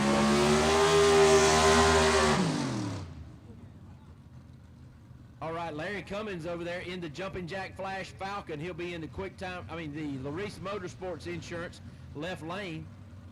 Todd Oden will be in the QuickTime Performance right lane in his 1958 Del Rey, the Double X, out of Birmingham, Alabama. Larry Cummins hailing out of Hammond, Louisiana. I hate to tell you folks, sometimes I just pick my favorites by the way the car is painted. And I have always loved Larry Cummins' paint job. I know it's just a flat looking gray, but man, that gold leaf makes it jump. I just love what he has put together out there for this SEGA combination.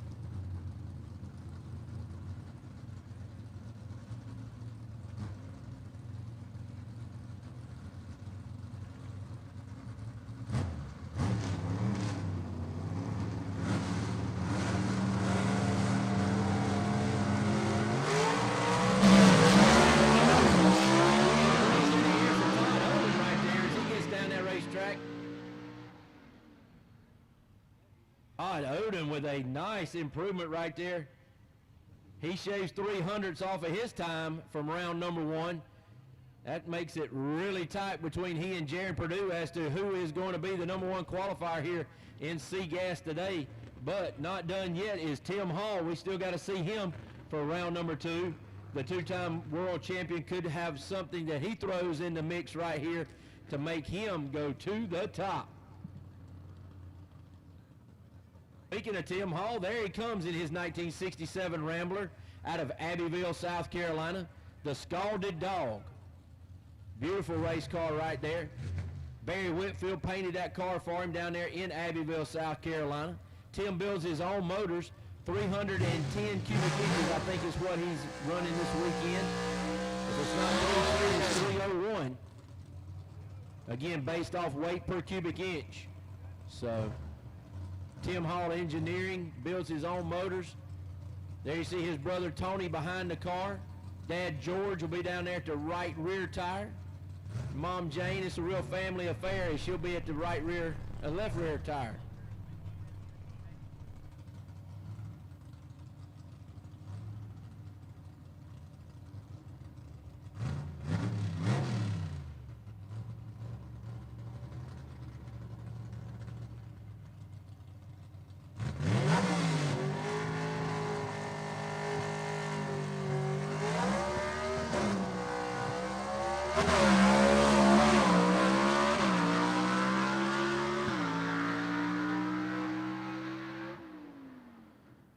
Tim Hall with a 0.04 of a second improvement, but still not enough to overtake Jaron Purdue or Todd Oden. And folks, I got to go to the officials back here behind me, and they'll hand me the sheet and let me know who the number 1 qualifier is, because right now I couldn't tell you. It is that close in our SEGA competition, as well as it will be in a lot of our other classes today. The racing in the Southeast Gassers is second to none. Razor thin margins at the stripe. It all can be determined right there in that first 60 feet, and who gets off there and doesn't miss a shift. Shifting gears, manually shifting gears puts the driver right back in control here. And if you are a driver, if you are a wheel man, you will rise to the top. We've had a lot of people come in here and thought they were going to come from another racing discipline and just set the woods on fire with the Southeast Gassers and basically dominate, and that has not been the case. Not nearly at all. We've seen them come, we've seen them go. We like to tell them, hey, if you're coming on in, the water's warm and the water's deep, so jump on in.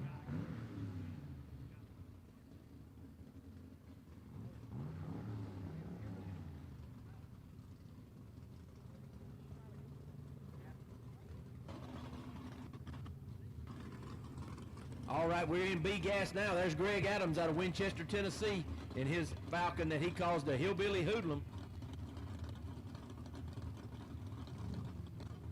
A gas, we need you to the lanes, please. A gas, we need you to the lanes, please.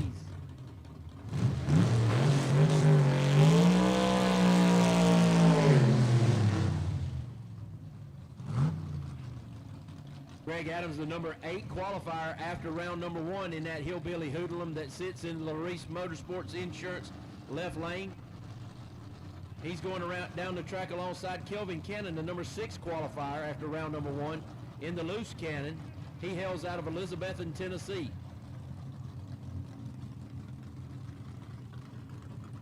All right, Larry Cummins is going to need a tow. Larry Cummins is going to need a tow back to his pit. I think we got some guys here that can take care of that for him. Larry Cummins is going to need a tow, so Britt, let's get on it.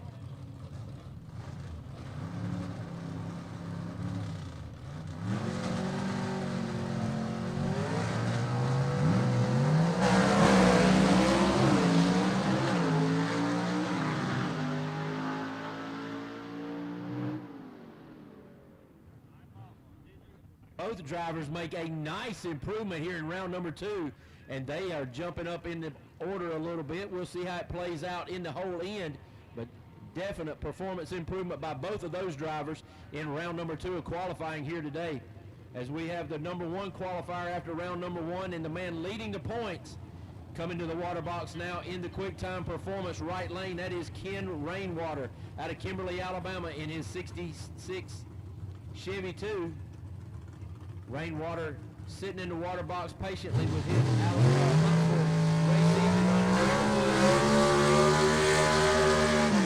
one-way technology heads up there on a mechanically fuel injected small block Chevy underneath the hood.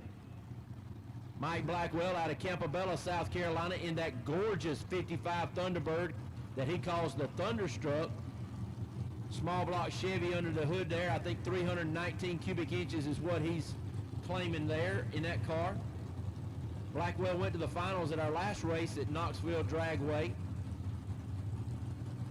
Bobbin Harris getting him lined up. Lexus Phillips bringing up Ken Rainwater.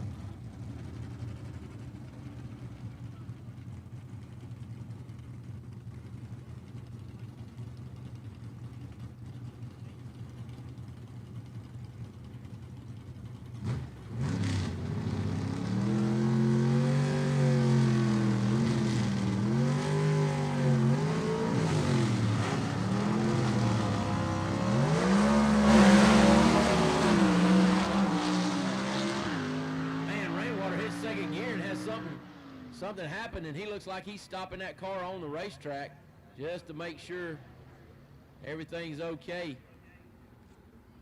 Hard to move out of the box right there, but Mike Blackwell continues on.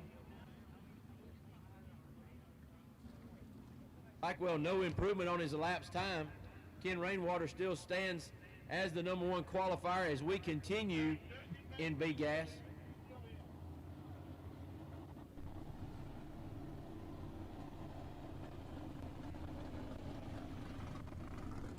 All right, having a little trouble out of round number 1 was Michael Oden, so he's going to throw the whole kitchen sink at it right here as he's in the quick time performance right lane in his 62 Chevy 2 called the Double Down 2. One-way technology power underneath the hood.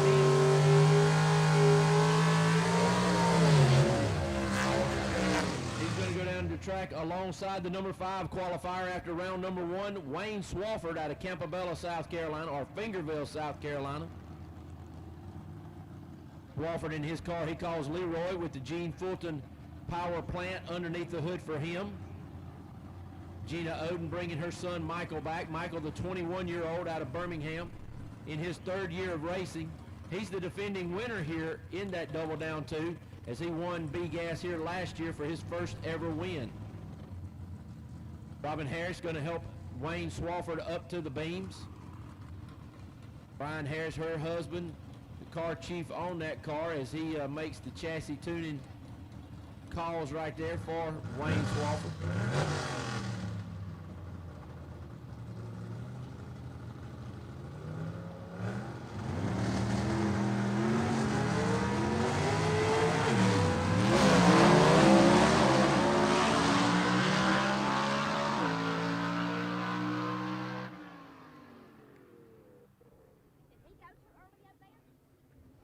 Michael Oden definitely improves, but looks like something happened down track. Looks like something happened in that 3-4 shift or something.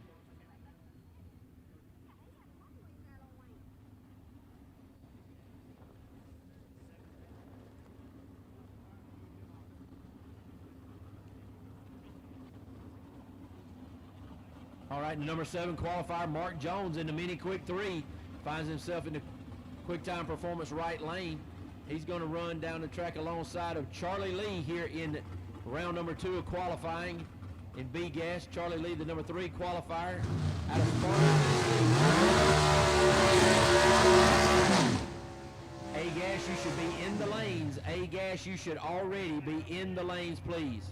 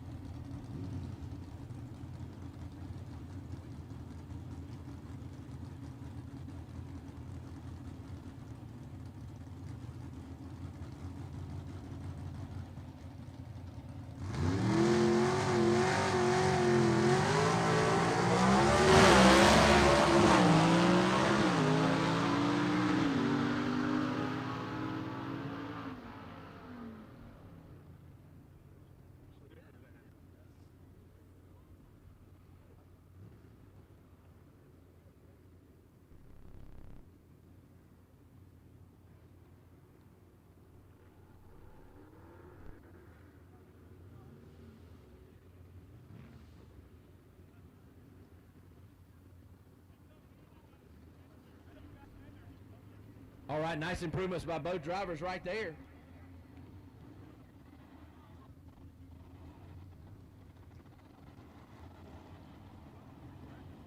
As we get ready to see the number 2 qualifier after first round, Ted McKee in the Larice Motorsports Insurance left-hand side in his Gene Fulton prepared motor.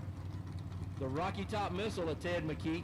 He's going to go down the track alongside of John McLaughlin, the number 9 qualifier, who had some trouble after round number 1 in his 48 Anglia.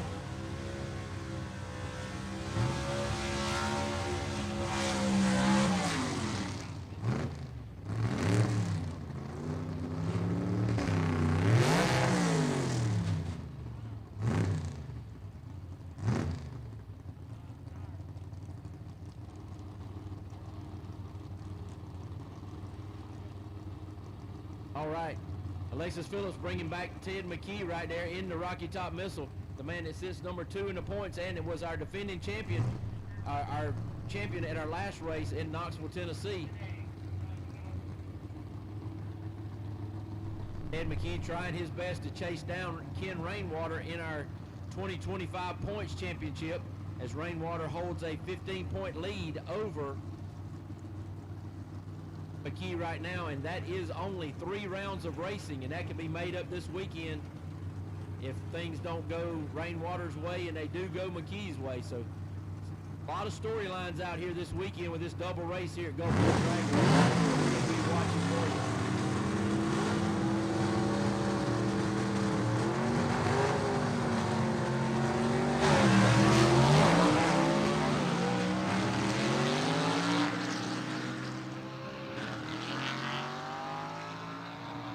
Ted McKee, he is on a number. I mean, both times almost identical elapsed times for Ted McKee. So that car is really tuned in and running well, very consistent. Like the track crew going to make a couple of, like they're looking for something on the racetrack. I don't know if they're going to go out and check it or not. Looks like they are. And while we got a second, I want to bring you up to date on A-Gas qualifying round number 1, as A-Gas is getting ready to come around the corner here in just a few minutes. Chase Howard in the USA 1 finds himself in the number 1 spot, followed by Ben Christopher in the Happy Days. Alan Pittman in the Pittman and Sword finds himself in the number 3 slot, and that is a definite improvement for that crew because they have been working tirelessly to get that car going. Fourth slot going to be held down by the Joker, Greg Stelz. Brad Henry going to be in the fifth slot in that beautiful blue 41 Willis. Dean Jonas in the sixth spot, followed by Barry Lynn in the seventh slot. Leslie Horn, uncharacteristically, down in the eighth slot in the Chick Magnet. And another uncharacteristic qualifier is Kenneth Phillips, who had some trouble. He holds down the ninth slot, and Ray Ballou in the Bad Alibi finds himself rounding out the top 10. Love the sound of a gasser banging through the gears as it makes a pass? Do you want that same feeling in your streetcar or truck? We've got the exhaust systems and parts that bring that iconic rumble straight from the golden age of drag racing. With a quick-time performance electronically controlled exhaust system, you can have race car loud with the flip of a switch or a push of a button. Give your ride that gasser sound it deserves. All right, two great race cars in the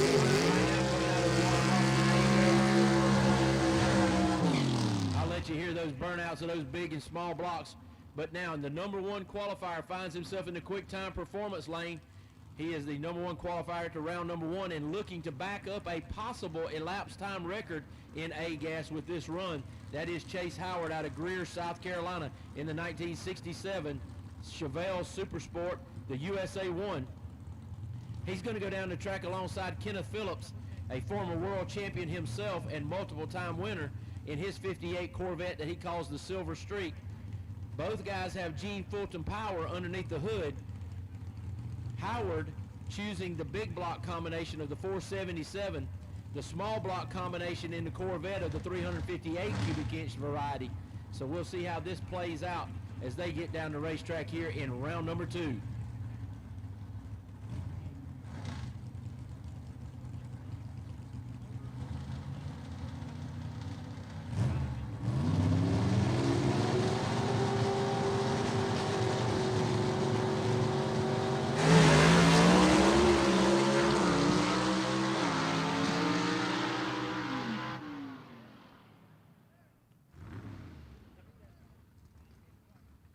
All right, Chase Howard just backed up the ET record right there with that run.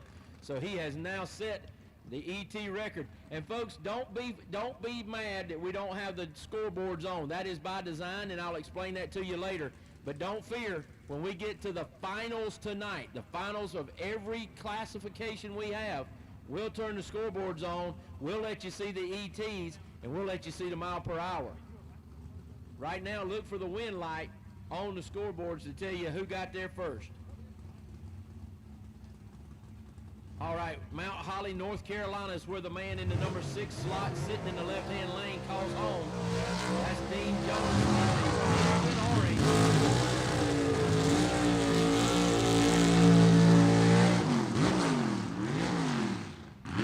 In the quick time performance lane, that is Greg Stelz, the Joker, in his 1957 Pontiac out of Wapaka, Wisconsin. Greg's Speed Shop building their own in-house motors now in the Joker. Dean Jonas does a lot of the work himself, gets a little bit of help, a little technical support from Fulton Race Engines right there in Spartanburg, South Carolina.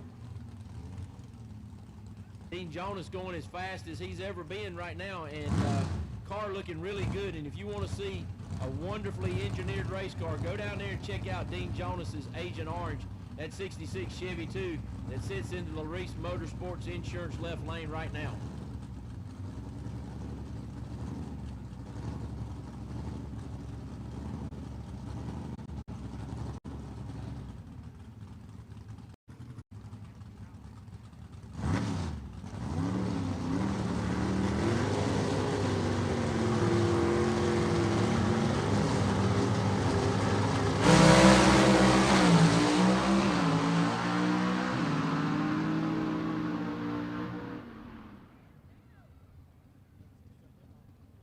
Man, Dean Jonas on rails right there.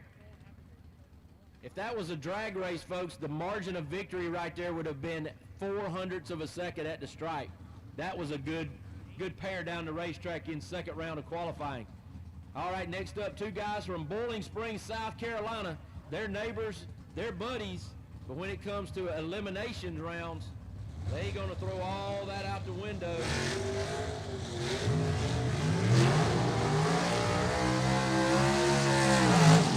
In the quick time performance lane, you have Ben Christopher, the number 2 qualifier after round number 1 in the Happy Days 66 Chevy 2 with the Jason Line power plant underneath the hood, that big block Chevy. And over in the Larice Motorsports Insurance left lane, you have the Chick Magnet of Leslie Horn, 477 cubic inches of Gene Fulton power underneath the hood for him. Horn, the defending world champion, and man that is in the lead in our points right now in A-Gas. This is a pivotal weekend for him because Chase Howard just reset the elapsed time record, and he is chasing Leslie Horn like crazy to overtake him because they're both tied at 190 points right now in our point standings. Leslie Horn got to the number 1 spot first, so that's why he holds the tiebreaker in that matchup. We need AFX in the lanes, please. AFX to the lanes. AFX to the lanes, please.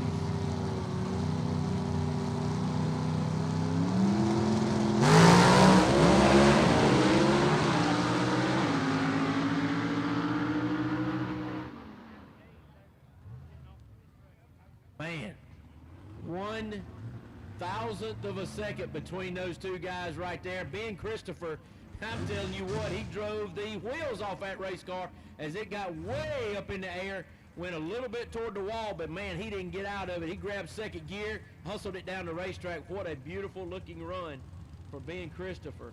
And just as good a run for Leslie Horn as he gets himself up into that top 3 as we still are going here in round number 2 of A-Gas.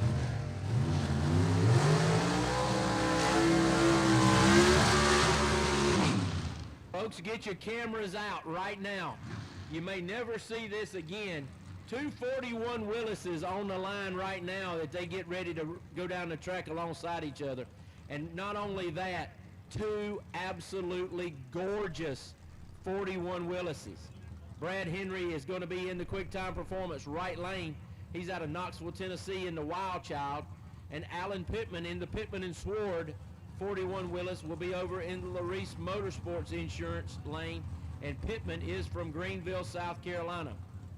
Gene Fulton power underneath the hood for the number 3 qualifier, Pittman, after round number 1. Henry, the number 5 qualifier after round number 1. And you know he's had a long, beautiful wheel stand in that 41 Willis when he was in the Larice lane earlier. AFX, we need you in the lanes. AFX, we need you in the lanes.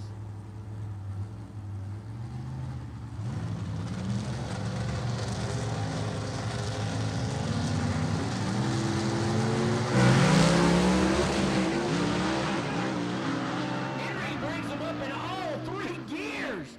Has to get out of it for safety and keep it off the center line, and thank goodness for that driving job he did. He took out no reflectors or anything.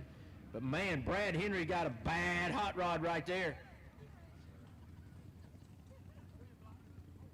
And then there's so much power in Pittman's car, the trunk was flying open in there too. So I'm telling you, A-Gas in here today, it's going to be something special. That's why we don't race them on paper, folks. You get a chance to see them live right here at Gulfport Dragway.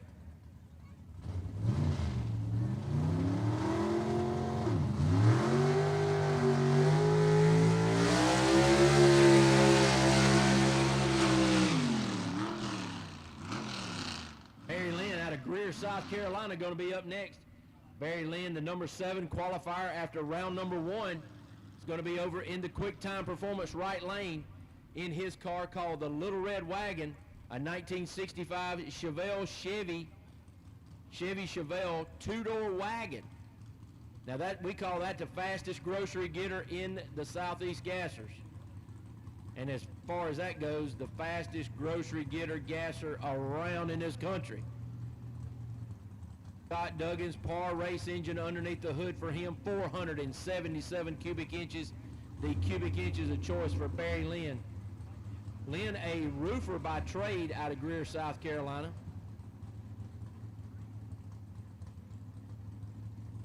Long history. His dad was a roofer, took over that business, done real well with it. Now he finds himself here on the line for round number 2 of qualifying.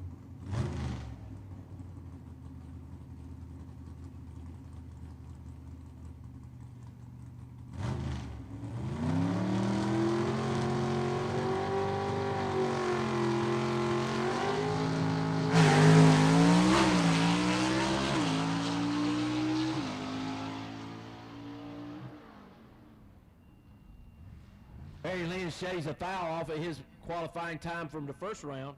So good for him right there as we get ready for AFX. AFX coming your way in just a moment.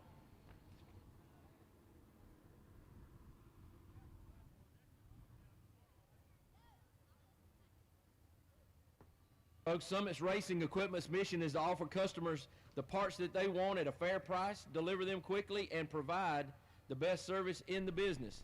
The company is based in Talmadge, Ohio, has been the premier supplier of high-performance parts and accessories since 1968, catering to all your needs of the gearheads, racers, and hobbyists out there.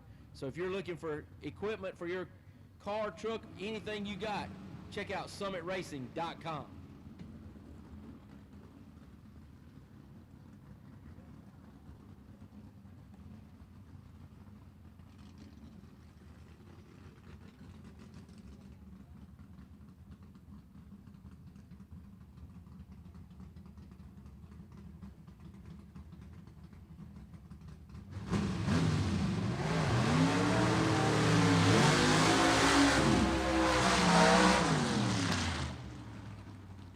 All right, the Dixie Twister driven by Rob Walden going to be over there in the Larice Motorsports left lane. The 1965 Chevy 2 Fastback, and yes, folks, you don't see many of those Fastbacks. Only 5 were produced by Chevrolet. They produced them for a road racing application, and Houston Platt being a factory Chevrolet driver, the road racers did not like that Fastback look to the cars. It didn't handle well for them. And Platt said, hey, I think we can make this work in a drag racing application to give it more downforce and more streamline.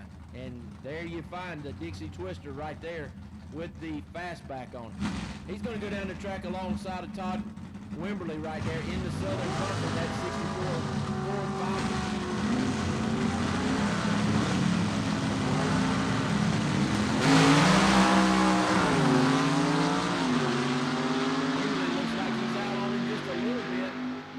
Gets to the stripe first.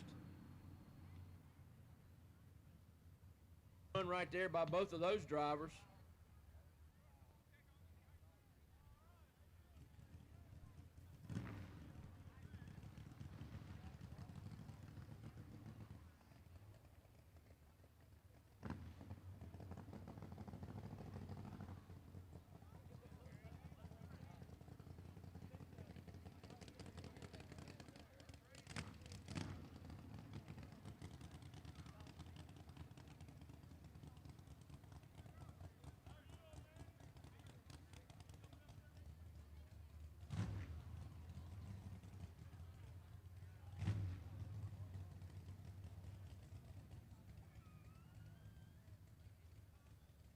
All right, Randy Jensen going to be over in the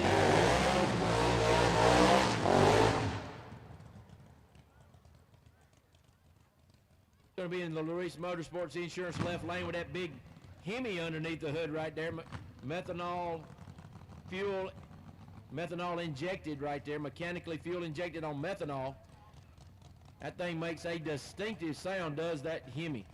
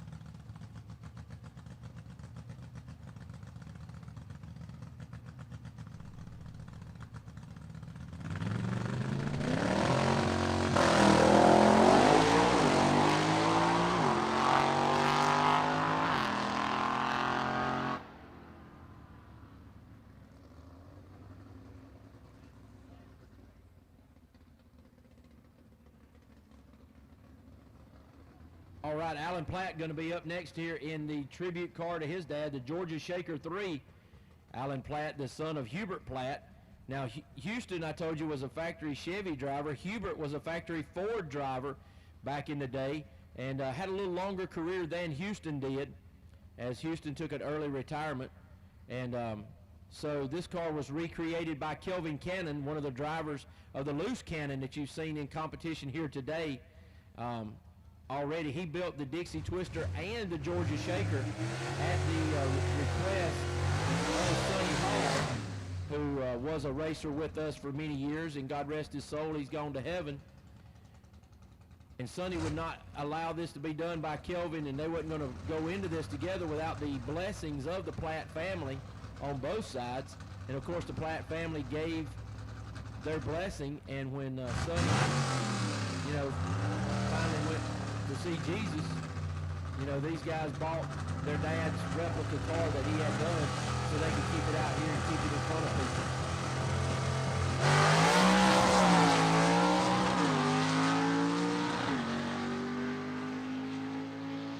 Blair Patrick race engine underneath the hood right there. It's a 427 FE. And folks, if you want to know more about the Platt family legacy or anything, you can go over and check out Alan's Pit. He's got all kinds of t-shirts, videos, die cast, anything you can think of back of the Platt family history. And folks, every ticket's a pit pass. You got a chance to come over here and see these drivers, see what, get up close and personal with their cars, get a chance to come by the Southeast Gasser Gear tent right over here to the left of the tower. If you're looking across the track, my right, there'll be a little gray trailer there. It says Southeast Gassers on the side. Underneath a Summit tent, you can see Stephen and Holly Smith right there selling all the officially licensed merchandise of the Southeast Gassers. Hats, t-shirts, they've got event posters, and they've got event posters from years back and events back, and it makes great man cave and stuff to put in your shop. Just some great looking posters that Stephen produces there, and all kind of things. And you can also check out any of our racers. They're selling t-shirts as well. If you identify with one of the cars out there that you really love, go by their pit. It's most likely they've got a t-shirt for sale. And that helps them pay for that diesel fuel to get up and down the road. We will take a few moments of break for the calls, and we'll be right back to action in just a moment.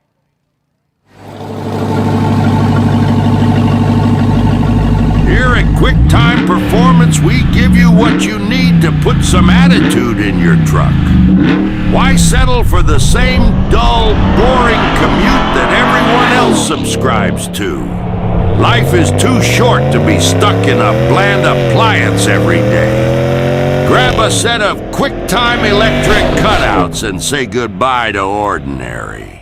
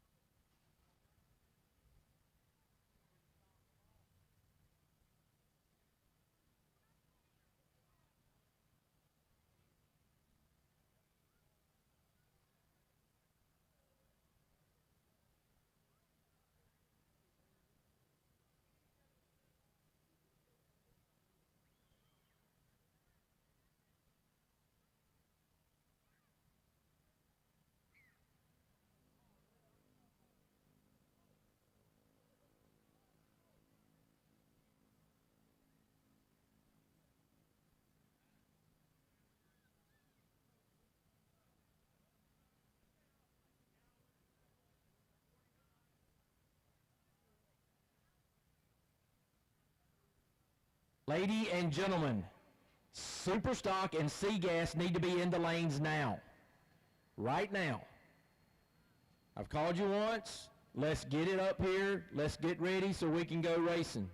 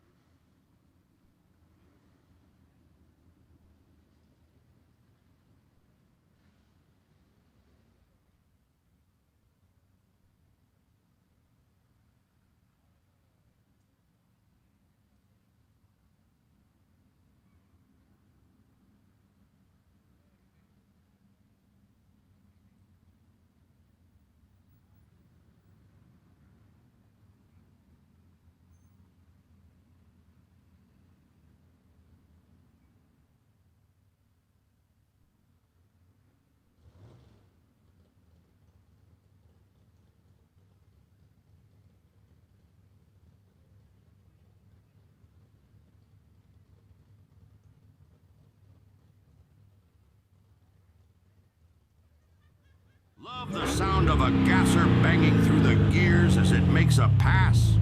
Do you want that same feeling in your streetcar or truck? We've got the exhaust systems and parts that bring that iconic rumble straight from the golden age of drag racing. With a quick-time performance electronically controlled exhaust system, you can have race car loud with the flip of a switch or a push of a button. Give your ride that gasser sound it deserves.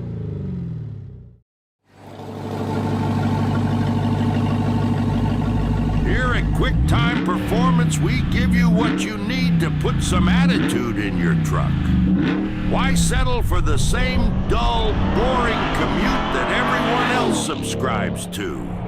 Life is too short to be stuck in a bland appliance every day. Grab a set of QuickTime electric cutouts and say goodbye to ordinary.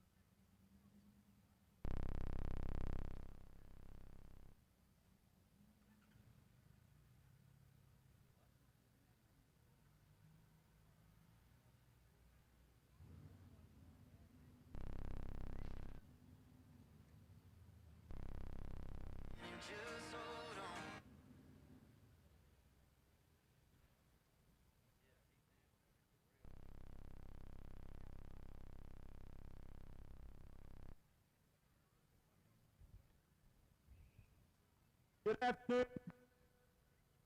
Anymore.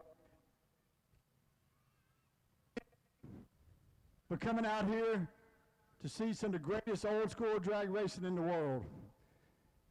I'm Rocky Platt, Director of South Gassers Association, and this place is unbelievable to come to. The crew here and everybody else, and we're so excited to be here, and this third year coming here. And hey, I just want to thank all of y'all as an association. I want to thank every one of you for coming here today. We so appreciate it. We have a man here that pretty cool. He actually had the flag fly. He's going to tell you the story in just a second at the nation's capital for Southeast Gas Association. I want to introduce you, Billy. I don't know how you're going to have to say your last name, but Billy's going to tell you the story of what he did up there. Good evening, y'all. You have, I guess you guys, it's drag racing. Anyways, my name is Billy Pisagno. I work in the U.S. Capitol building in Washington, D.C., from Maryland. I saw Tommy at one of the races with the flag shirt on. I was sitting there thinking to myself what I could do to help push the drag racing. I love drag racing. Southeastern Gassers. They keep the roots of drag racing real, which is what I grew up with. So I decided I would fly a flag for them over top of the U.S. Capitol building. It's something I have access to. It's something I have the capabilities to do. So it just seemed like it made sense. I reached out to Steve at the Southeastern Gassers, and I asked him if there was something I could do. And he said, you know, yeah, sure. We'd really love it. We'd appreciate it. So I flew the flag on September 22nd. It's about 2:30 in the morning over the building. The video is posted up on the Southeastern Gassers website. And it was just something I felt like I could do to help show my American pride, drag racing, for my first responder friends and my military friends. They all love the drag racing scene, so it was something I felt like we could do, and I thought it was something that everybody would appreciate. And that's pretty much it. It was pretty much that simple. Cool for you to do that, Billy. All right, what happens now is, if everyone stand, if you're able to, and remove your hat, we'll say a prayer, national, to a if you lose, you go on a trailer until tomorrow, and you come back again and race tomorrow. If you lose tonight, it's you're done for the evening.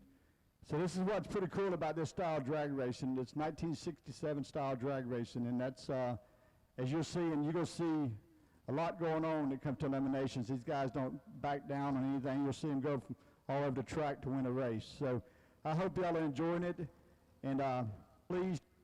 We'll have a little bit of downtime here and there because the car is cooling down, but it will be an exciting night to stay here. Billy, will you please pray for us? You all take a second and bow your head. I'd like to ask our Lord Jesus Christ to look over us, look over these great racers, keep them safe, keep all of you safe who have traveled from far and near to support the Gulf Coast drag racing scene. Lord, our Father who art in heaven, hallowed be thy name. Thy kingdom come, thy will be done on earth as it is in heaven. Forgive us our day. This drag race. Lord, keep an eye on us. Keep us safe. Amen. Thank you, Billy. Thank you. All right, now we're to the national anthem.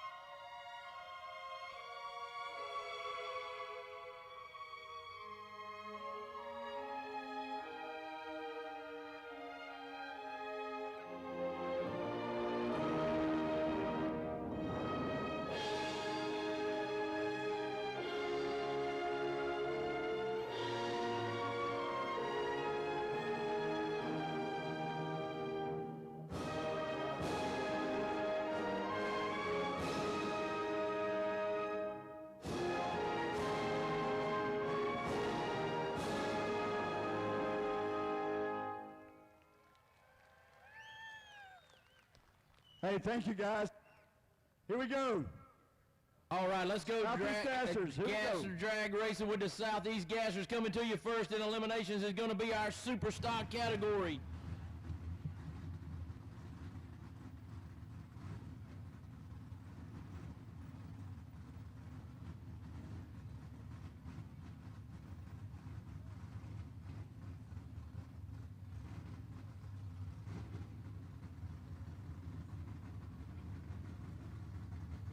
All right, Brighton Dalton Sr. out of Sevierville, Tennessee, the number 3 qualifier, going to take the quick time performance right lane, and he's going to go against fellow Tennessean Ronnie Jones. Ronnie Jones in the Crimson and Clover out of Knoxville, Tennessee. So virtual neighbors right here. The 67 Camaro, the Crimson and Clover out of Knoxville, Tennessee, occupies the Larice Motorsports left-hand lane.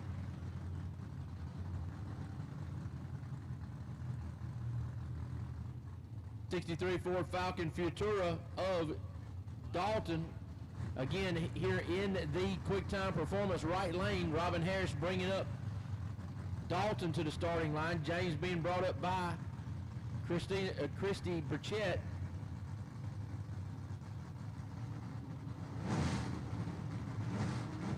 First pair down in eliminations here. Gulfport Dragway getting it on.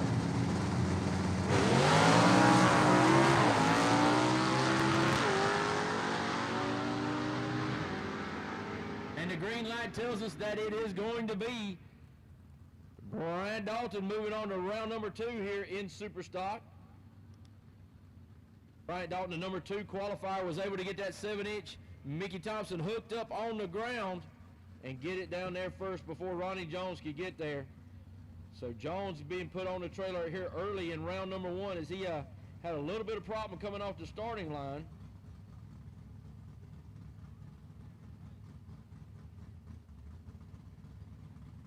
Next up, the number 5 qualifier, John Wise in the Gold Dust Barracuda. He'll be in the quick time performance right lane. He's out of Attica, New York.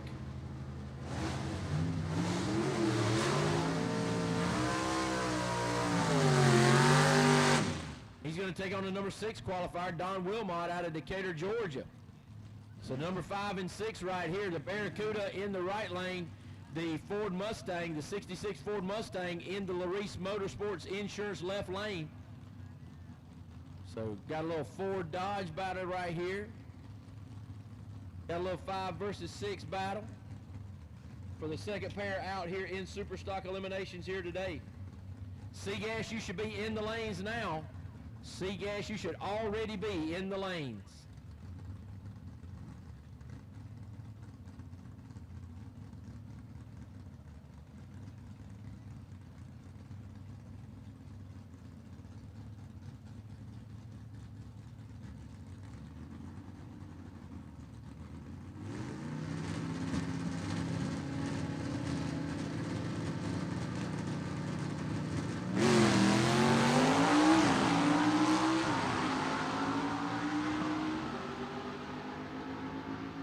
Don Wise making the long trip from Attica, New York, and takes the win right here in that 5-6 matchup.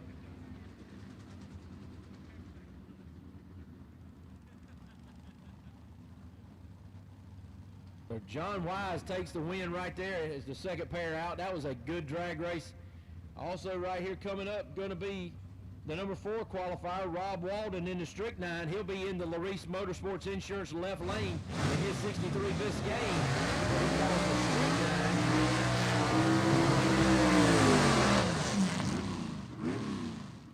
And Tony Nowosadzki going to be in the Public Enemy here in the quick time performance right lane. The 1956 Chevy out of Gardendale, Alabama. The Public Enemy. Great looking race car right there that Tony has put together and brought out here to race. Winner of this one going to get Bryant Dalton Sr. in round number 2.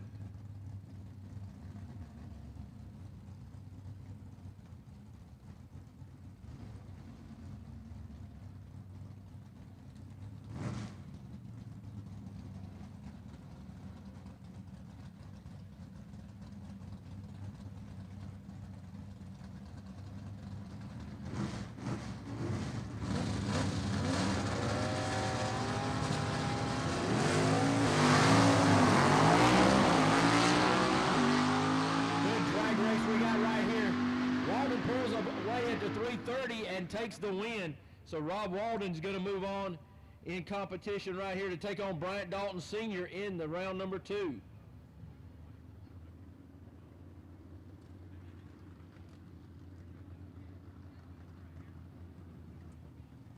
All right, number 2 qualifier Kenny Phillips in the street legal, going to choose to be over in the Larice Motorsports Insurance left lane in his street legal out of Campobello, South Carolina, putting the Hayden, Alabama racer Alan Lovelady into the quick time performance right lane in his 67 Camaro. He calls it underdog.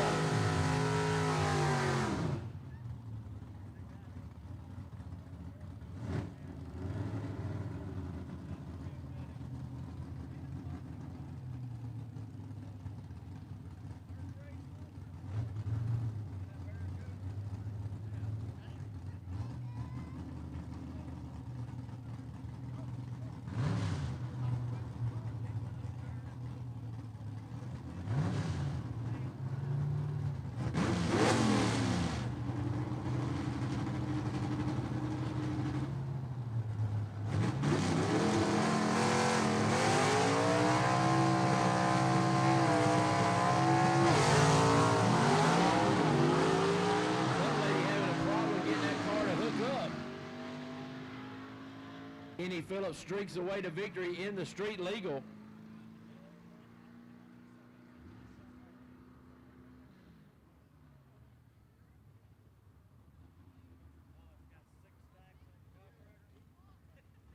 So Jerry Dean, our number 1 qualifier, by virtue of being the number of cars that we had entered here, he'll be receiving a bye right here by being the number 1 qualifier. There's 3 byes in this bracket today, and this being the first one. So B-Gas, we need you to the lanes now, please. B-Gas, we need you in the lanes now, please.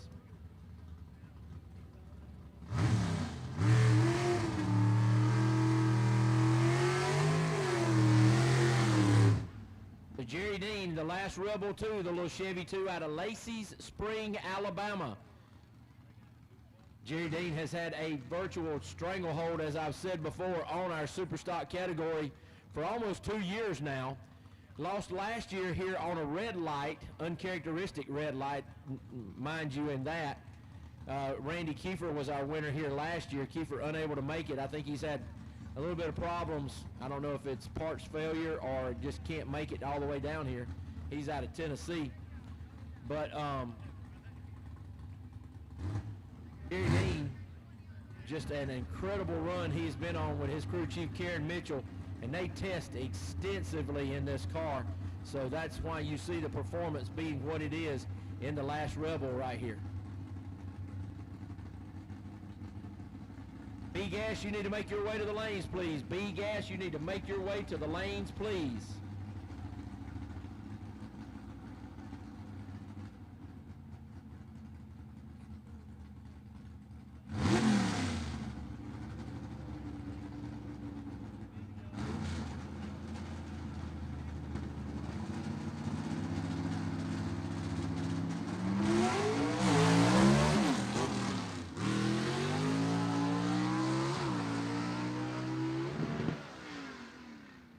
Man, very fortunate right there is Jerry Dean that he did have that number 1 qualifying spot and have a bye, because those 7-inch Mickey Thompsons did not hook really well for him right there, and you heard him miss a shift as well. So Jerry Dean was there for the taking, but fortunately he did not have an opponent in the other lane.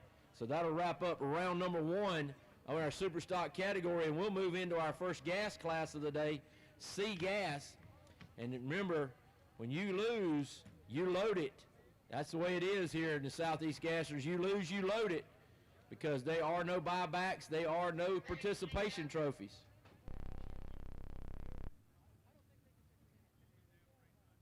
B-Gas, you need to be in the lanes now. B-Gas, you need to be in the lanes now.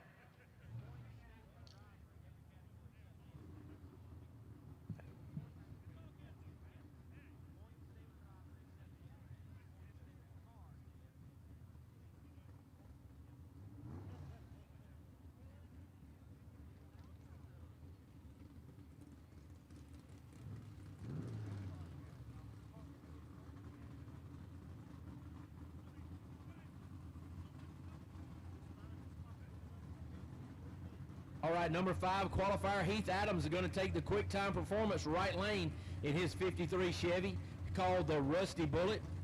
He's going to be racing the number 10 qualifier, Alfred Adams, out of Clover, South Carolina, in the Damn It Bob 55 Chevy.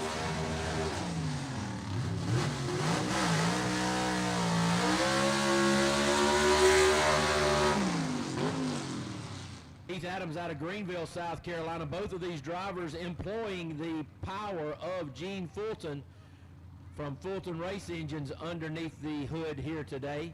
As we've said many times, Gene Fulton provides a lot of power out here and does a great job of it. Very consistent, so these guys can work on other things if they know they got that thing under their hood.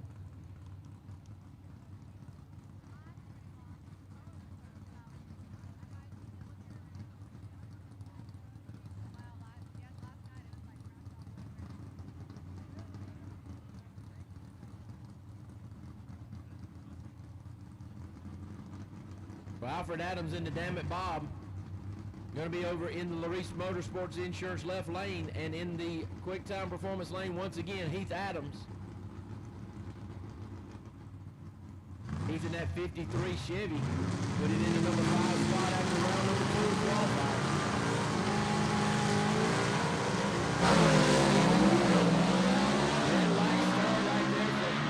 The Damn It Bob of Alfred Adams, giving the win over to Heath Adams. No relation in those Adamses right there. They're not part of the Adams family, but no relation right there as Heath takes the win.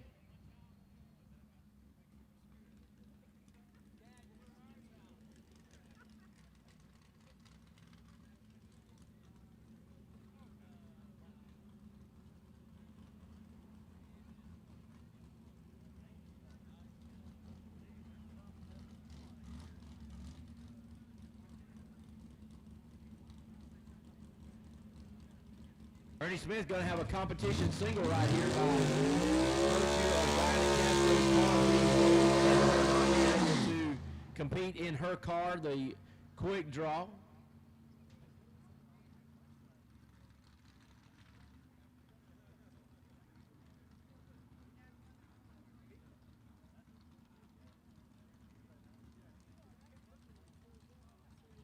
All right, Ernie Smith out of Spartanburg, South Carolina. In the Saturday night special, that 66 Chevy 2 4-door, wings, etc. of Boiling Springs, Priority Heating and Air, and Woodfin Towing, the major sponsors on that car right there for Ernie Smith.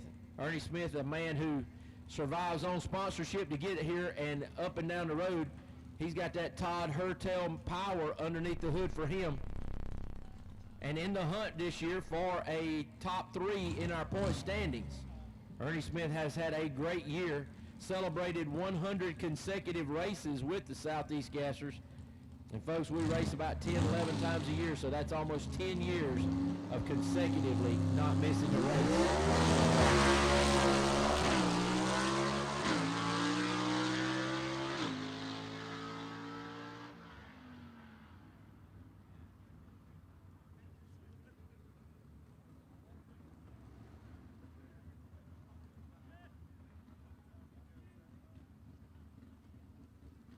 Still look like they're having a little problem. You see some guys out there looking at that left lane, that right lane there.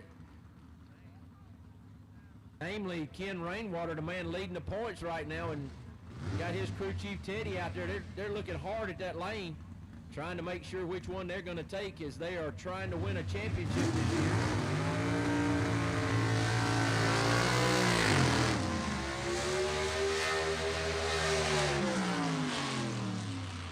Number 2 qualifier, Jaron Purdue from Peebles, Ohio, in that 62 Chevy 2 wagon, finds himself in the Larice Motorsports Insurance left lane. He's going to go down the track alongside and race the number 13 qualifier, Brad Wimberly, out of McDonough, Georgia, in his 62 Comet called the Southern Sizzler, which occupies the quick time performance right lane.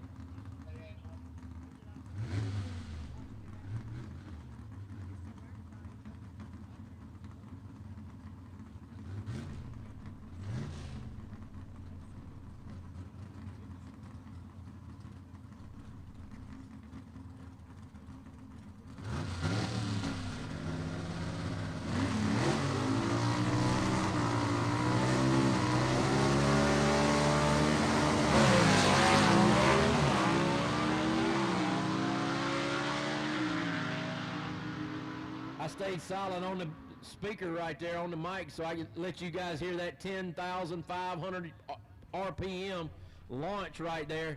He sidesteps the clutch in that 62, and I'm telling you, lights out as he moves on to round number 2, does Jaron Purdue.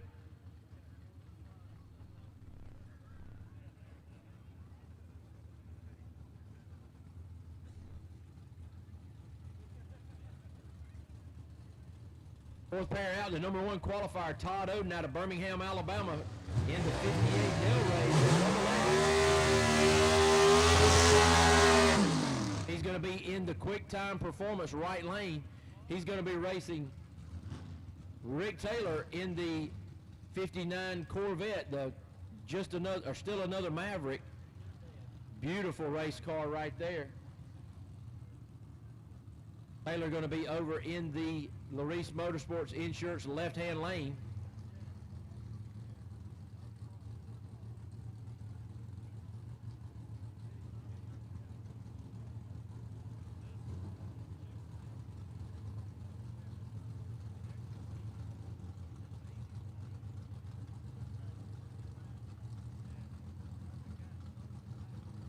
Tina Oden bringing up her husband to the line, getting him ready to go.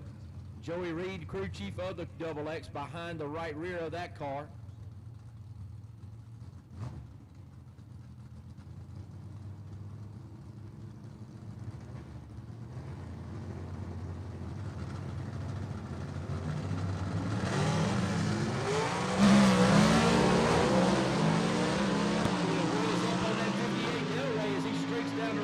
To another round victory does Todd Oden.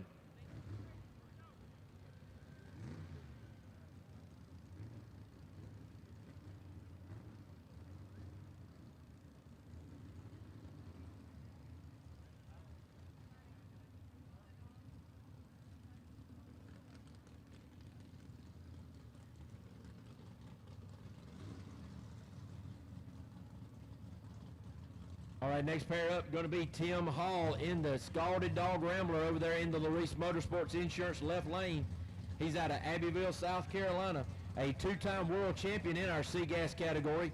He's going to be racing John Leidig out of Perry, Georgia in his 1957, which occupies the quick time performance lane.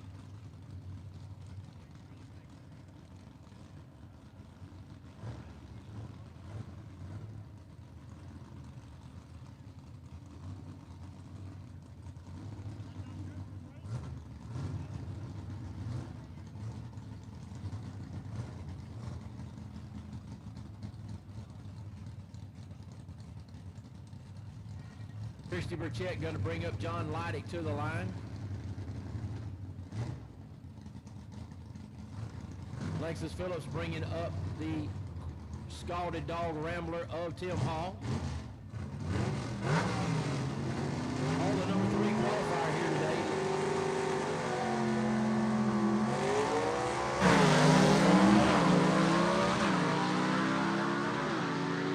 Tim Hall streaks away from the 330 and moves on to the round number 2.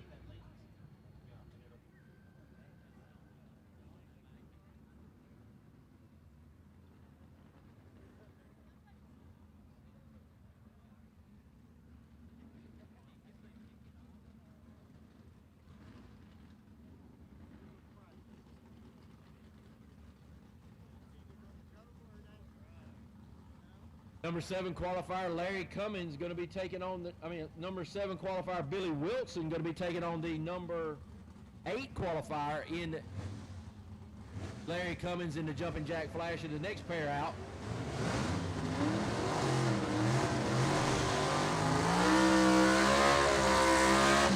Need A gas to the lanes, please. A gas to the lanes, please. Larry Cummins in the Jumping Jack Flash in the Larice Motorsports Insurance left lane. He's out of Hammond, Louisiana in that beautiful Falcon. Billy Wilson out of Gaffney, South Carolina in the Troublemaker, the 1949 Studebaker truck. Gene Fulton power plant underneath the hood for him. This is going to be a good matchup right here. These cars real evenly matched. We'll see who can get to the line first.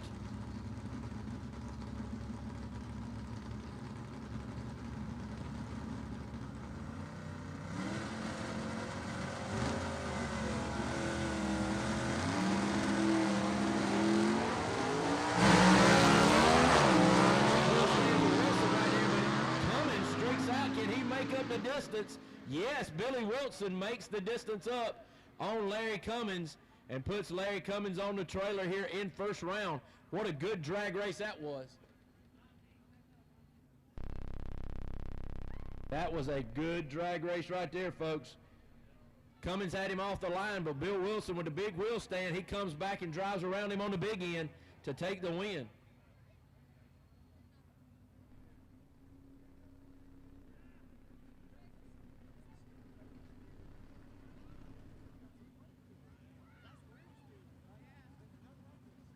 A-Gas cars, we need you to the lanes, please. A-Gas, we need you to the lanes, please. Number 6 qualifier, Tony Tagenhorst, out of Columbiana, Ohio, finds himself in his wasted wages 63 Chevy 2, sitting in the quick time performance, right lane.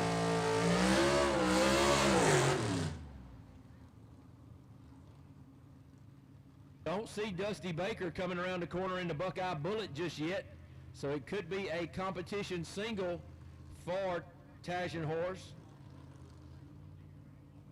Haven't heard Baker be scratched from the bracket, so looks like a competition single right here as Heather brings Tagenhorst back and brings him up to the line.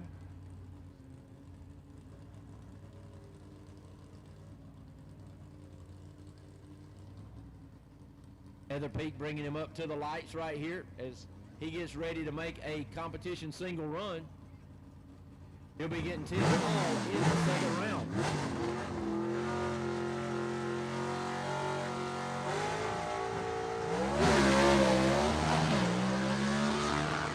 Man, got that wheels up in there in second gear.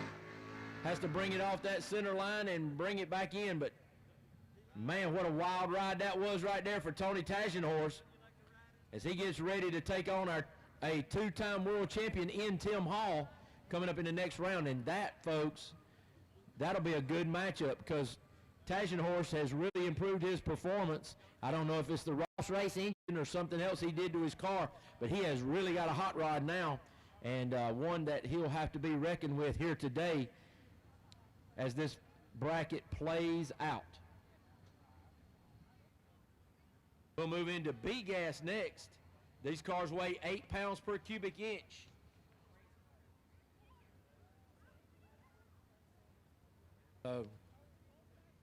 You just saw C-Gas, and those were 10 pounds per cubic inch of displacement.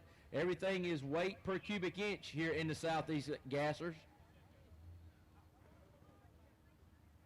Don't know. I'd like to know if something happened to Larry Cummins as he went down the track. It just looks like that car kind of nosed over a little bit, but don't know what happened. But either way, Bill Wilson surpassed him and got the win. Once again, folks, if you're just getting in here, I want to welcome you to the Southeast Gassers Racing Association, the best nostalgia drag racing in the country. Heads up, first to the finish line, manually shifted transmissions. And I'm telling you what, you won't find a more exciting type of racing in the country. No participation trophies. You lose, you load it, as you are done for the evening. And we are in round number 1 of B-Gas.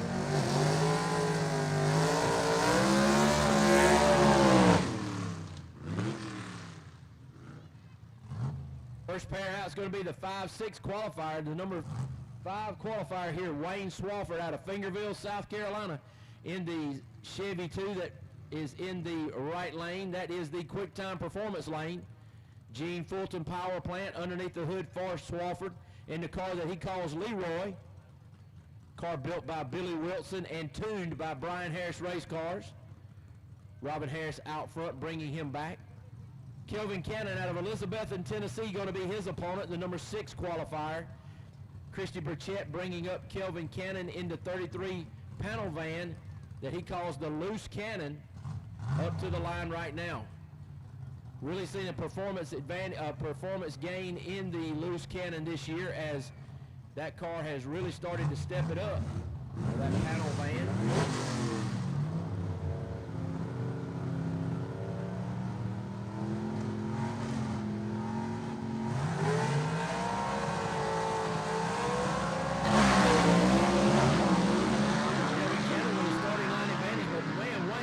Got him up reverse second gear, and he takes the win right there.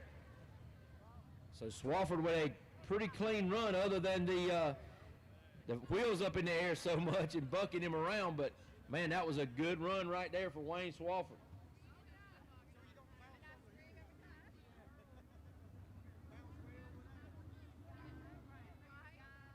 Waiting for the next pair to come around the corner. A-Gas, you should be in the lanes. A-Gas, you should already be in the lanes.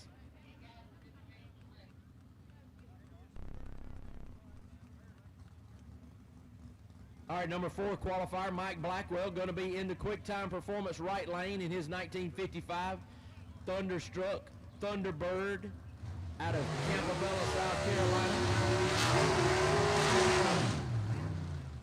319 cubic inches of small block Chevy underneath the hood of that Thunderbird.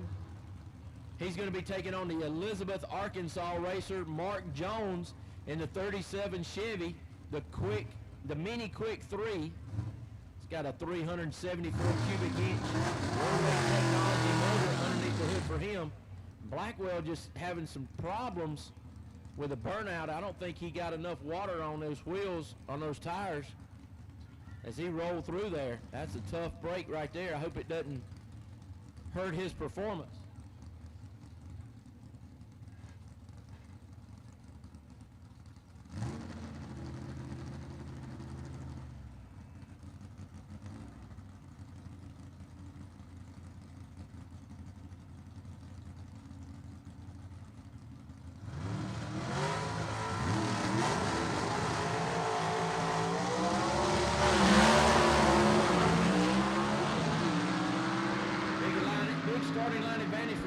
And he takes that to the win, and I got to think that something happened back there with that burnout process of Mike Blackwell that just threw everything off for him.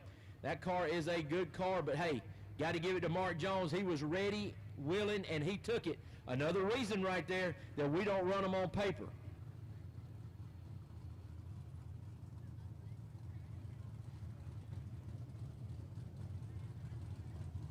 All right, number 1 qualifier, Ken Rainwater. This is a trap race right here for Ken Rainwater. Could be very, very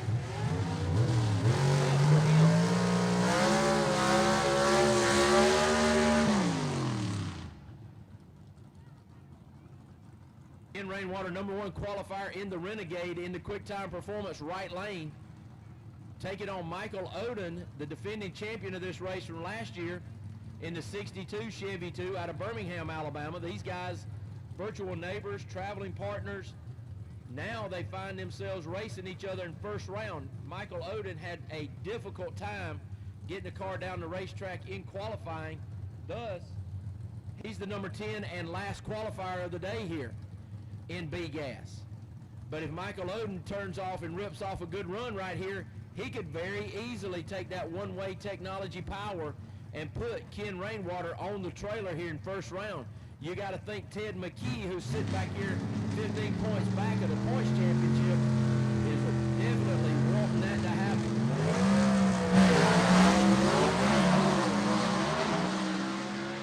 Oden's still having problems with that race car. The double down 2 giving Oden fits as Rainwater moves on to round number 2 and continues his hunt for a 2025 World Championship.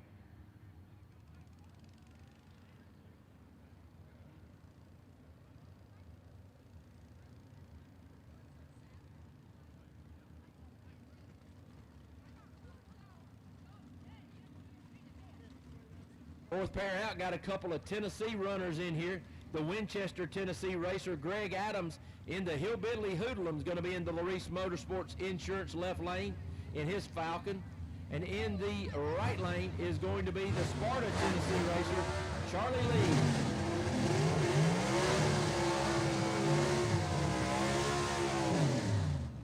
Charlie Lee won our event at Brainerd Motorsports Park earlier this year and made it to the finals at Jackson, Tennessee.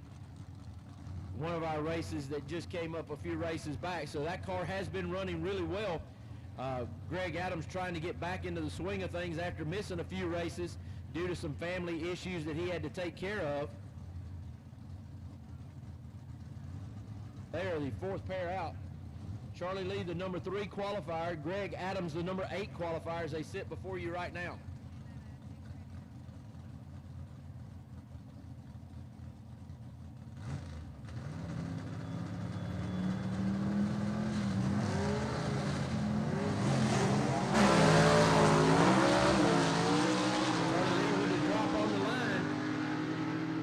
Charlie Lee takes the win right here.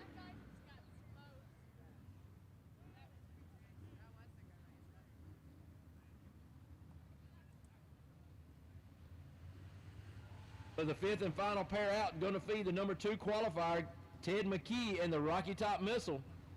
He's going to be in the Larice Motorsports Insurance left-hand side in that Chevy 2 of his, built by Blake Housley Race Cars.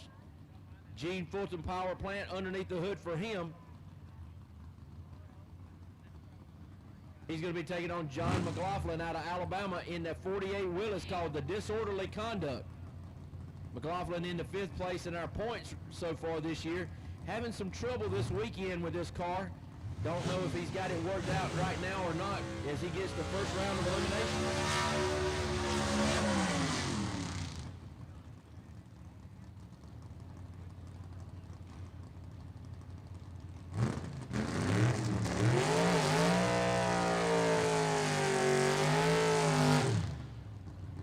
McLaughlin with a short burnout. Alexis Phillips bringing back the Rocky Top Missile of Ted McKee over there from Lenore City, Tennessee.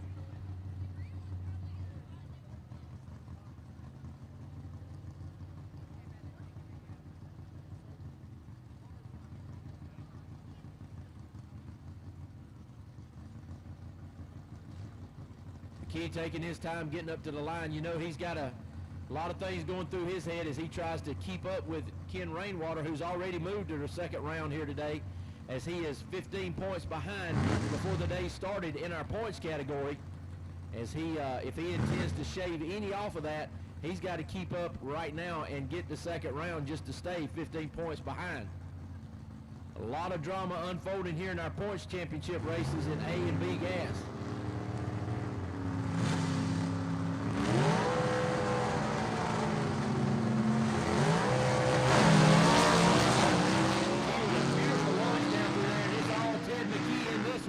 As he moves on, Ted McKee got a car that's very consistent in his elapsed time from qualifying to here in first round.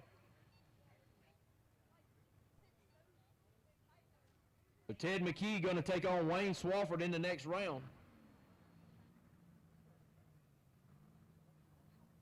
Ken Rainwater going to have a bye by virtue of the number of cars entered here today.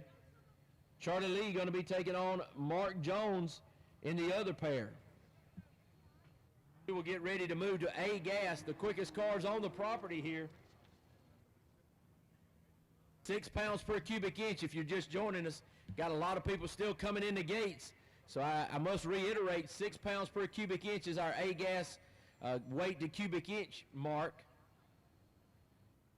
And I'm telling you what, we've got a tight points race in there as well. The Chick Magnet of Leslie Horn, our defending world champion, he leads our points right now with 190 points coming into this event. But Chase Howard also has 190 points.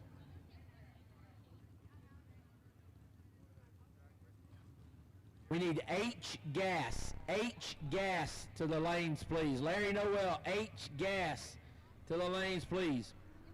But Chase Howard sitting right there in that USA 1, who's the number 1 qualifier here for this event today, and he finds himself rolling right into the Larice Motorsports Insurance left lane as he receives a bye by virtue of being the number 1 qualifier.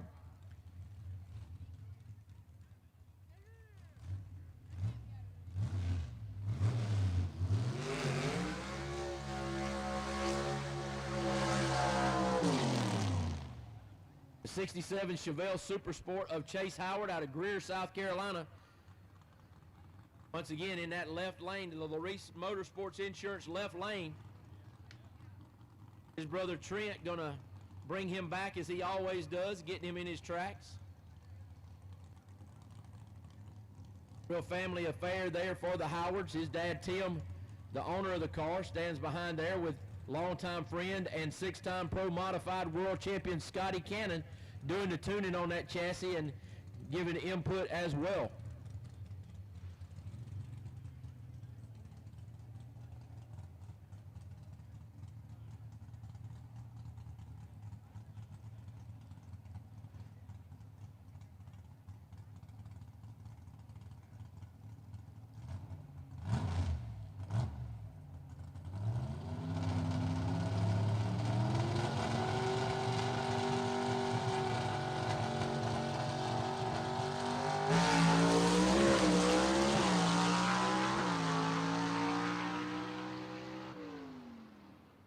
Wow, Chase Howard continues to lower the elapsed time as that was the quickest one we've seen yet. Folks, you wouldn't believe this, but just about 3 weeks ago, that car did a roll and got on its roof at our last event at Knoxville Dragway in the finals. What a job. These guys have been working tirelessly to get that car back here.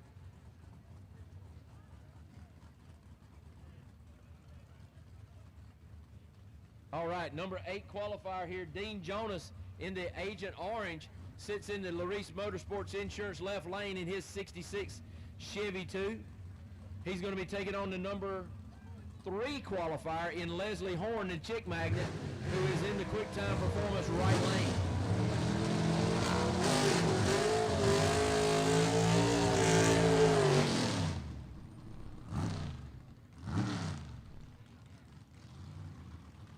Robin Harris going to bring back Leslie Horn, as she always does, to the car chief and her husband, Brian Harris, of Brian Harris Race Cars, who handles all the chassis tuning and work on that car, as well as Carburetor Bob.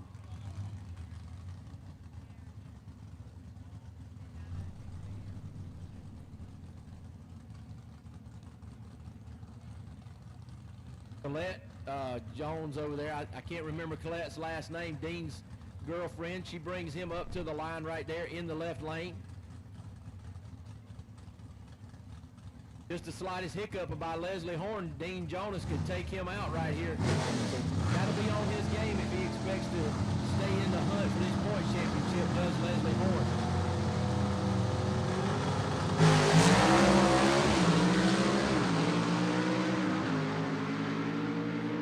Leslie Horn gets to the stripe first. 18 thousandths of a second at the stripe right there between those two cars. 18 thousandths of a second. And that was the number 3 qualifier in Horn and the number 8 qualifier in Jonas. That's how razor thin it is here with the Southeast Gassers. The most exciting, the best nostalgia drag racing in the country today.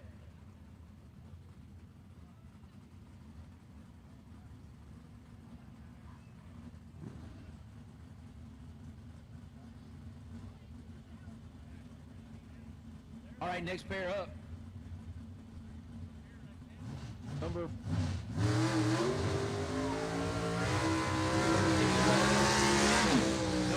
qualifier, and number 5 qualifier, Greg Stelz.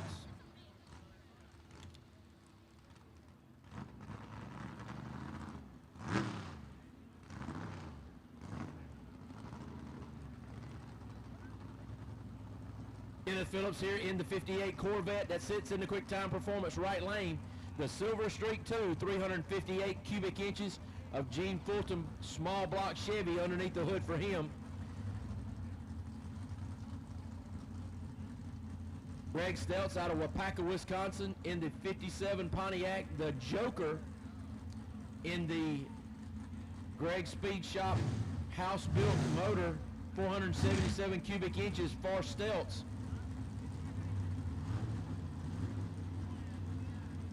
That's right, folks. They made the pull all the way here from Wapaka, Wisconsin, as they have for the last 3 years, to be with the Southeast Gassers here at your racecation destination, the Gulfport Dragway.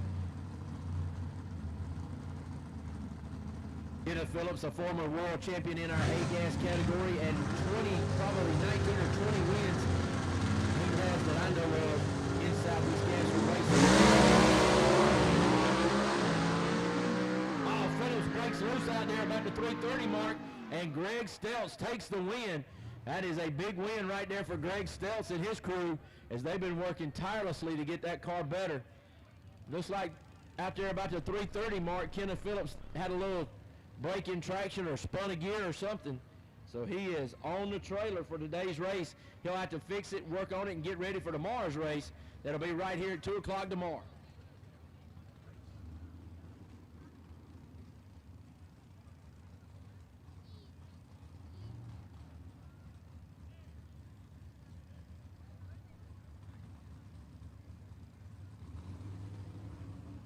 Number 2 qualifier, Ben Christopher, sits in Larice Motorsports Insurance left lane in his 66 Chevy 2 called the Happy Days. He's out of Boiling Springs, South Carolina with his Jason Line big block Chevy underneath the hood for him.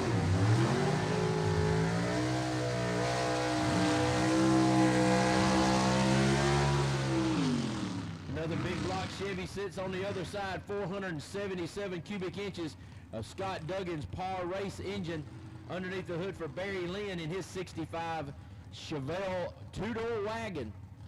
He calls it the Little Red Wagon. Barry Lynn out of Greer, South Carolina. Ben Christopher once again out of Boiling Springs, South Carolina.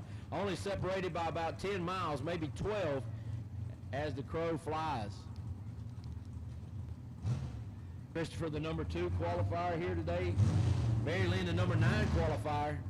But as I said before, and as we've seen, you can't sleep on anybody here in the Southeast Gassers. 6 pounds per cubic inch right here for these guys as they go to hustle it down the racetrack.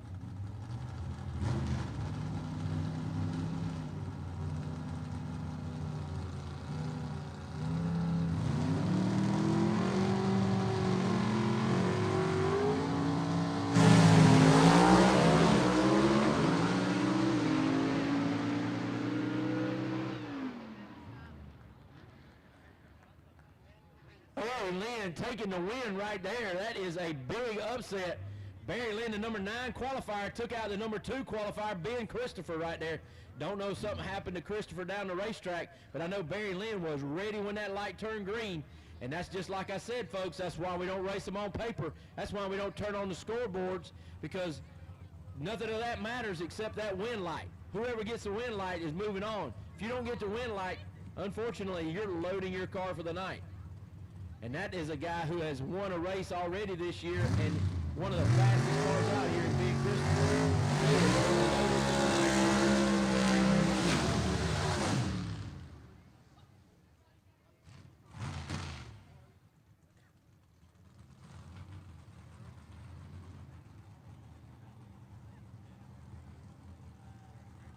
All right, now folks, I never thought it, I thought it was just going to happen in qualifying, but here it is under the lights at Gulfport Dragway. 2 41 Willises, 2 beautiful race cars. One blue, that is Brad Henry out of Knoxville, Tennessee. And the other one, a beautiful maroon, that is Alan Pittman out of Greenville, South Carolina in the Pittman and Sword entry. The Pittman and Sword entry in the quick time performance lane on the right side. Henry in the Larice Motorsports lane on the left side. Dean Fulton, 451 cubic inch motor underneath the hood for Pittman. Pittman, the number 4 qualifier. Henry, the number 7 qualifier out here today at Gulfport Dragway. Get your cameras out. You won't see this much.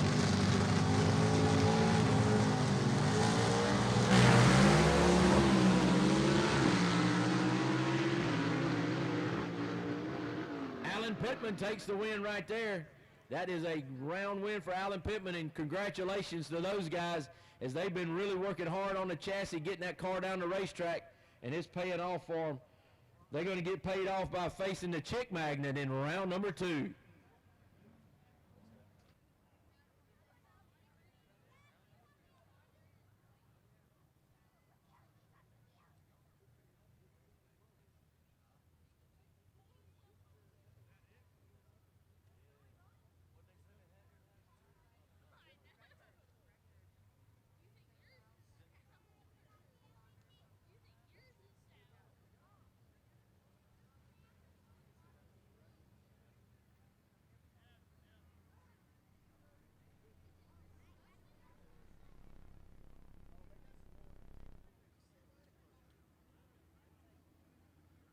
All right, I want to talk about another one of our great sponsors. One Way Technologies is a company that offers CNC ported cylinder heads and race engine developments.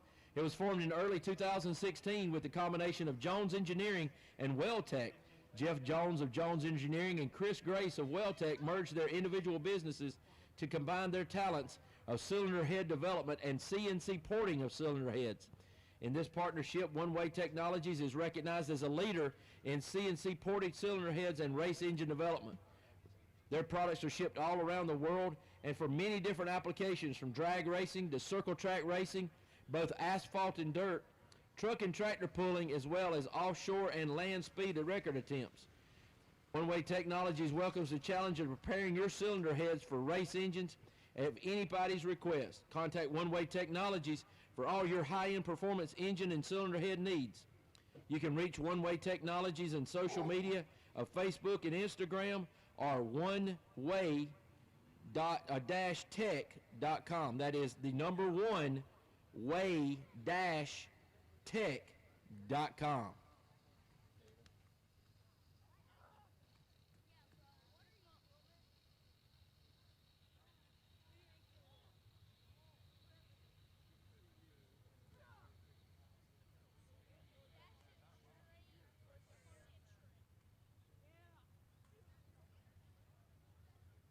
All right, unbeknownst to me, folks, we had a 50-50 going on. A lot of you guys knew about it.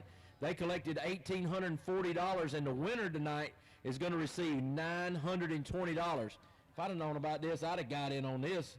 That's more than I get paid coming down here. Hey, the winning number here it goes. If you bought a 50-50 ticket, the winning number, 502236. That is 502236. If you are the winner, you just won $920. Come to the tower to retrieve that and make sure you have your stub of that ticket number.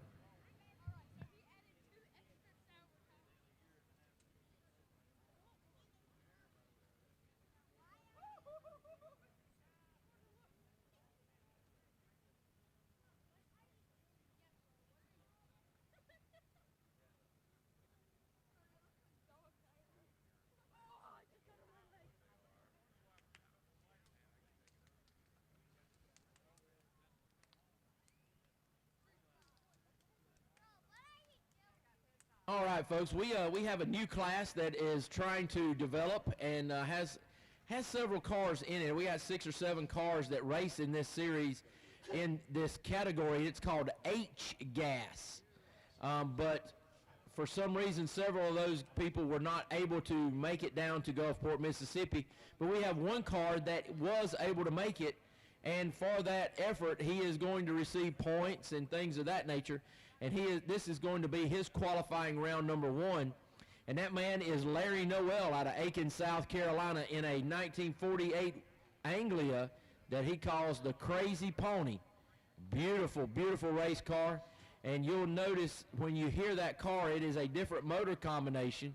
They have 4 cylinders and 6 cylinders. You can also run a flathead V8 in this category if you want. And if you're interested in building something for this H-Gas category, check out the Southeast Gasser website where you can go under rules and see how you can build your car.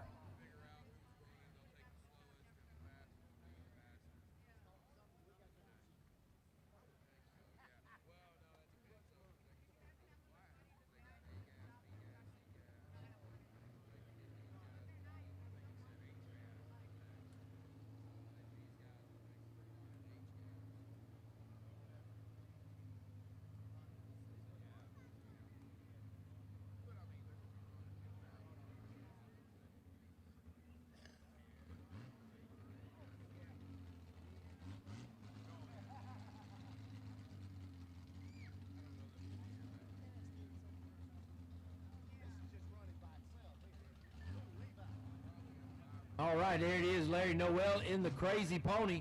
He's going to be in the quick time performance lane as he goes down this time.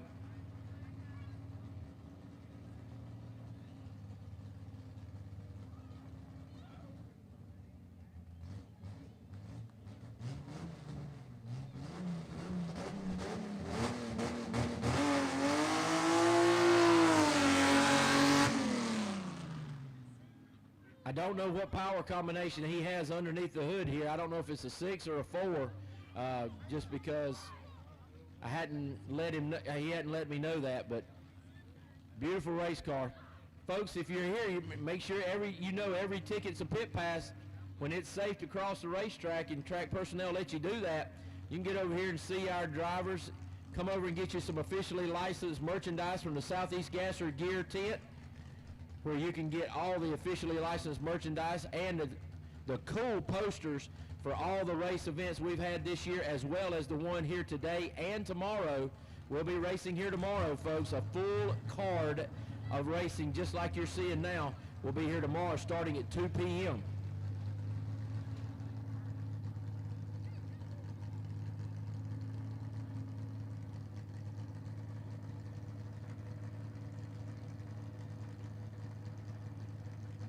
You are looking for that Southeast Gasser gear and merchandise. You can find them underneath the summit tent just to my right of the tower. If I'm looking down under there on my right, go down there and see Stephen and Holly Smith, and they can get you all taken care of.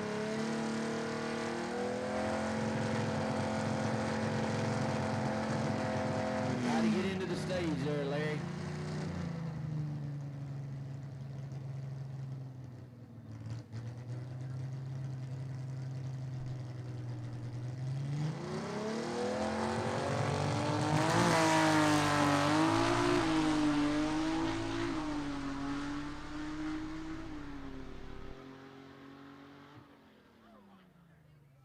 Cool looking little ride right there. That's what our H gas category looks like.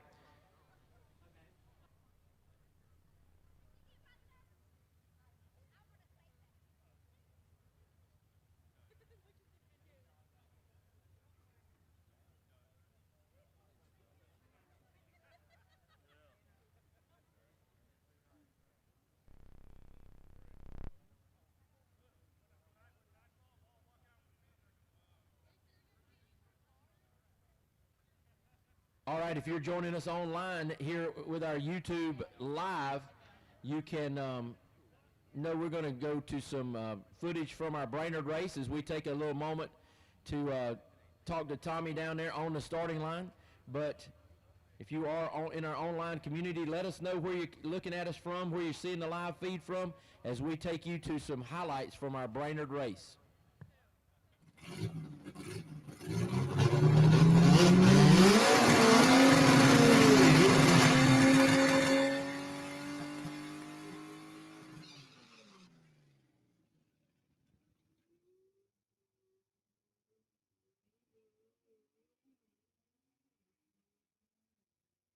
Going to beat Kobe Welch in that quick time performance lane. For the second time in 2025, the little powwow machine has come out in H-Gas, and Colby Welch has won again and possibly proven to all the competition that this is the combination to beat. I think it definitely is a tough combination. There's a good spot for this Pontiac in this class, and we're having a lot of fun with it. I think we're going to keep working on it and moving forward, and try to push these guys in the class to see what they've got. But I think it's a good combination. We had a successful day. Kind of found out today what didn't work. Had a few setbacks, but luck was on our side. We made it here to a final and made a good pass. How are the other projects coming along, Mr. Welch? This coming Monday, an A-gas car I'm working on and really excited to get in is going to the dyno. So we've got a few weeks, if we have a successful dyno session, get it where we want, spend some time testing and see if we can bring it around to this next race here in Tennessee. Colby Welch in H-Gas was the top rumbler in the Rumble in Ringgold.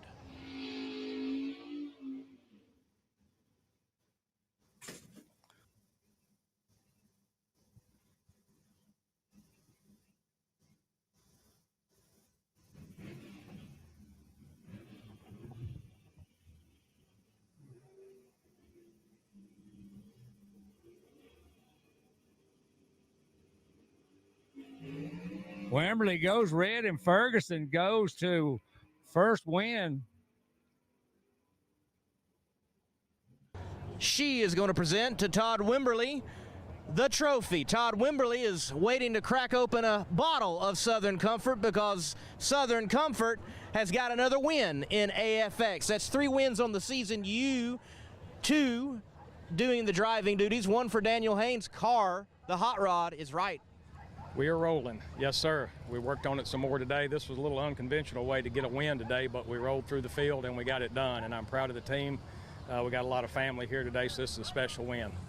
It is unconventional, but nonetheless, rules are rules, and a win is a win, Todd. Absolutely, we will take them any way we can get them, man. They're hard to get, you know that.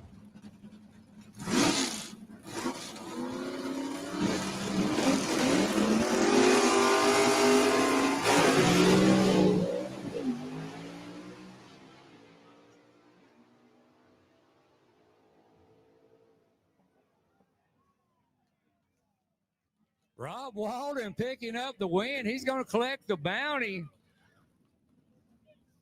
Rob Walden just picking up his first win in Superstock, and he's going to claim the bounty. This is the car that has won in Superstock, and it is not a Chevy 2. It is not blue and silver. It's white and red, and it is drove by Rob Walden, knocking off Jerry Dean, who has been absolutely dominant and did it in the final. That's it, man. We worked our butt off last night. We broke the drive shaft, broke the rear end and the transmission. I had to drive back to Atlanta, get a new drive shaft. My crew, we worked all night, didn't go to bed till after 1 in the morning. But we're here, and we made it. I've been racing with SEGA since 2019, and this is the first class win I've had. I've won in AFX several times before it was a class, but we're here and happy to do it. Loving it. Massive win for Rob in a class that has been strangled by Mr. Dean.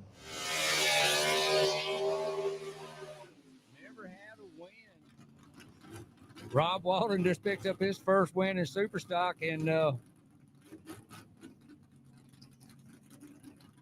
collect the bounty. It's been mountain on Jerry Dean.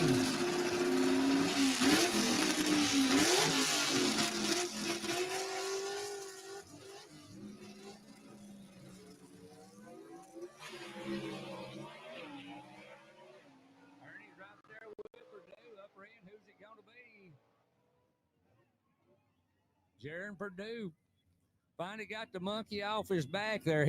Every time he comes against Ernie, he's always getting upset and all this stuff. The car is known as the Stud Muffin, and the driver is a stud as well. You come into this event, you're tied with Ernie Smith atop the points board for SEGAS. Charlie Lee coming out with his little fastback Mustang, first time out with this car.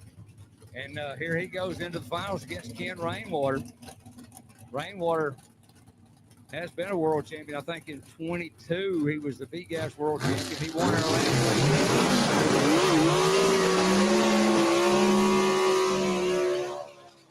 Tennessee final here in BGAS. Last night, Rob Walden out here broke on his first pass down the track and worked.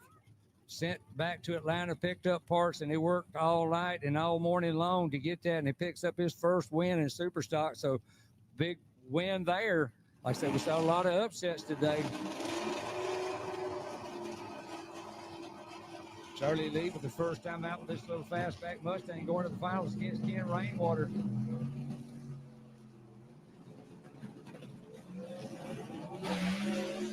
Charlie Lee out on him. Charlie Lee going to pick up the win. Don't know what, something happened to Rainwater down there right before the 600-foot mark. And we have a new winner in BGAS. It's not Ken Rainwater. It is not any one of the young guns. It is this man. And who are you in victory lane? Charlie Lee Jr. The win today over stiff competition. How did you get it done in a class where we routinely talk about Rainwater, McKee, Odin, Stott, and their performance thus far this year? I mean, I've been running with these guys for several years. Today was our day. I mean, we've picked it up a little bit. I couldn't do it without my dad. You know, he's 83 years old. He builds the motors. That's what got me here. Family right here at SEGA getting the win in B-Gas for Charlie. Howard's been running that lane all day long, and Chase had the lane choice. And he put Adler over there in the Larice Motorsports lane. Chase over there in the T6 and 7.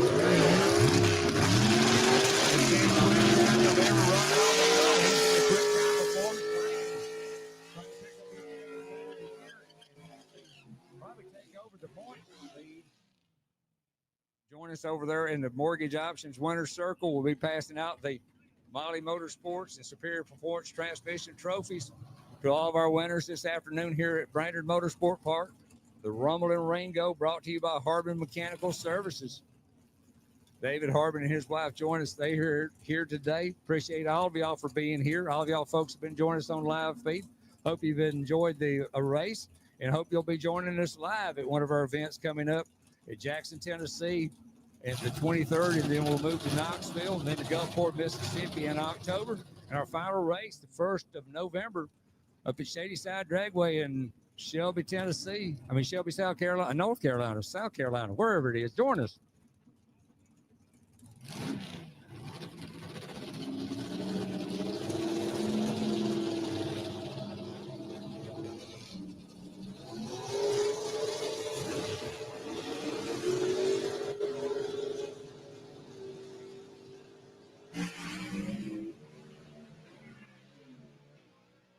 Problems for Chase Howard and Barry Adler picking up his first win.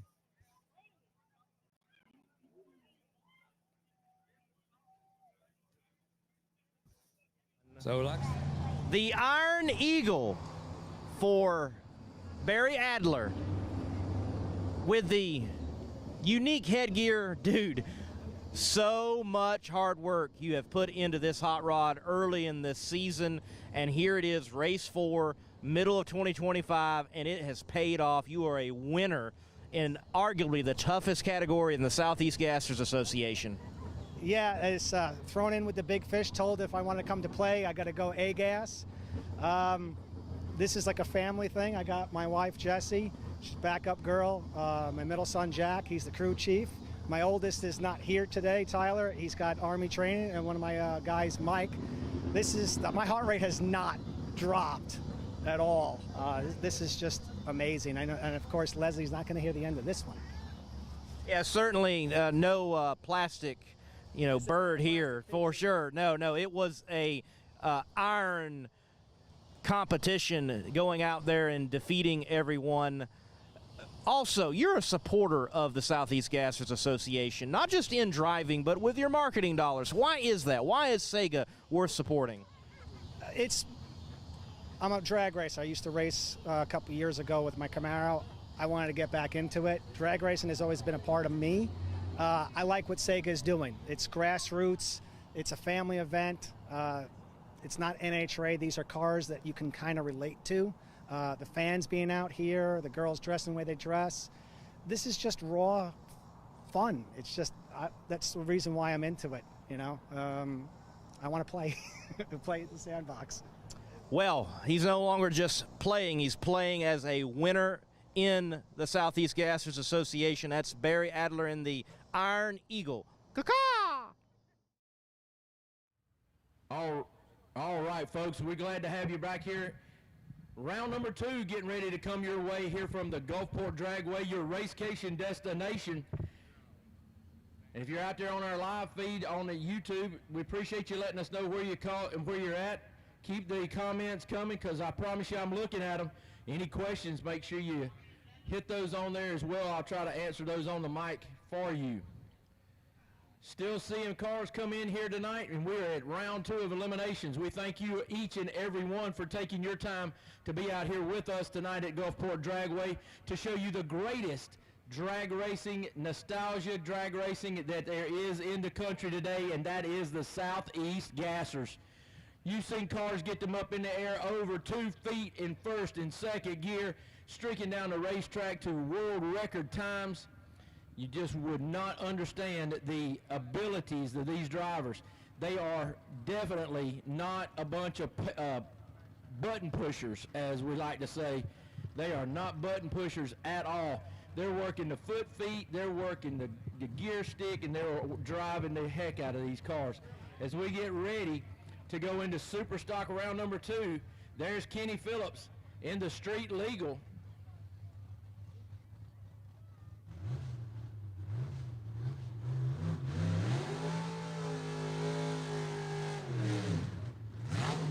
He has a bye right here by virtue of the number of cars that we have entered here today. So he will take a bye run right here. Will Kenny Phillips out of Campobello, South Carolina, in his, I think that's a 64 Chevy called the Street Legal. 65. I'm being corrected, but I like being corrected because I like being right.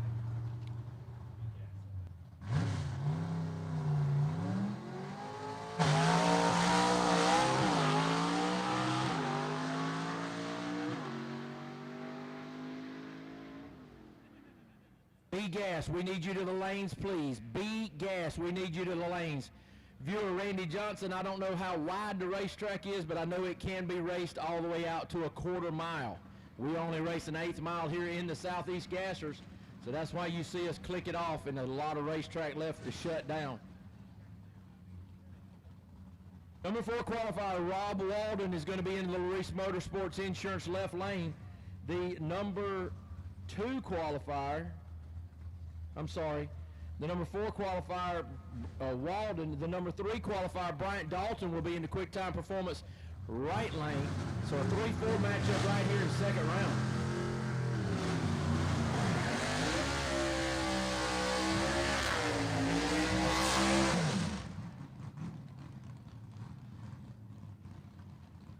Winner of this one going to receive the 3rd bye. So the winner of this one will get a bye all the way into the championship. So all the way to the final round. They'll have to win the championship, but they'll get a bye to the final. So big round right here. Holy moly. Rob Walden needs to pay a little more attention to our backup girl out there. Christy Burchett just about lost a left leg.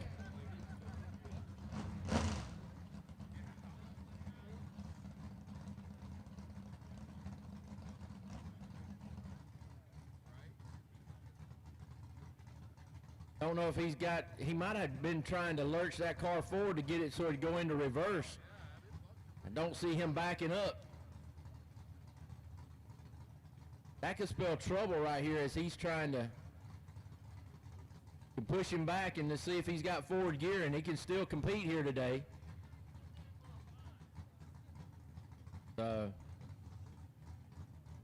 Looks like the car actually broke. I'm seeing the official out there in front of the car signaling that Bryant Dalton Sr. has a single. So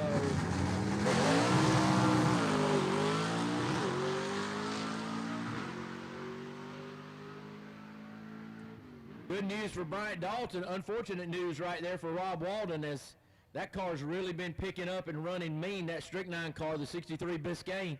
But unfortunately, going to have to be pushed off the starting line, and now Dalton takes the round win there, and he gets a bye in the next round, by the way, of course, the way the bracket is broken out. So he'll go all the way to the finals. That'll help him secure his number 2 point standings, at least for one other night, as we are having a double event right here at Gulfport Dragway. 2 complete races in 2 complete nights. So we'll crown a champion here tonight, award points for those, and we'll do it all over again tomorrow, just like it's a brand new race. Gates will open at 10 a.m. Qualifying will be at 1.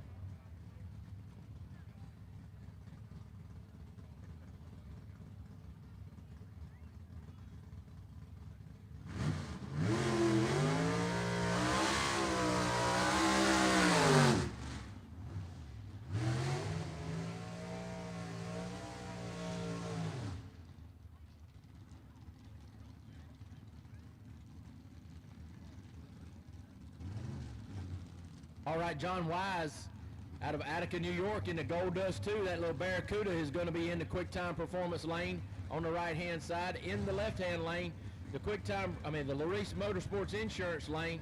Going to find Jerry Dean, the last Rebel 2, out of Lacey Spring, Alabama.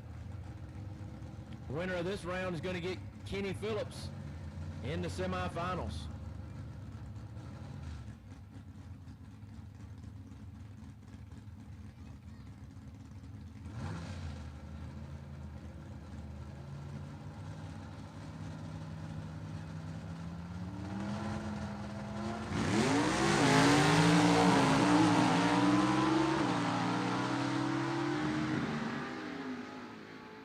All right, somebody sounded like it popped out of gear. It sounded like that might have been Jerry Dean.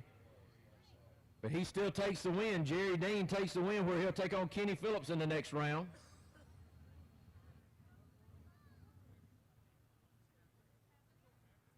B gas, we need you to the lanes, please. B gas to the lanes, please.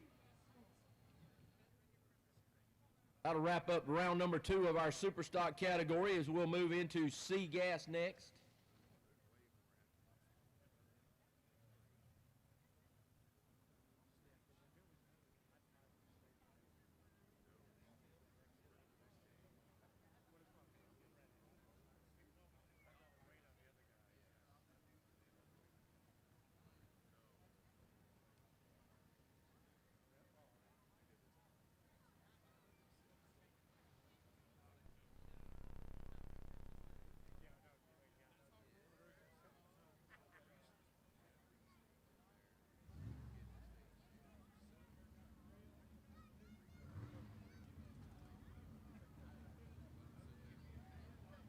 All right, C gas coming your way.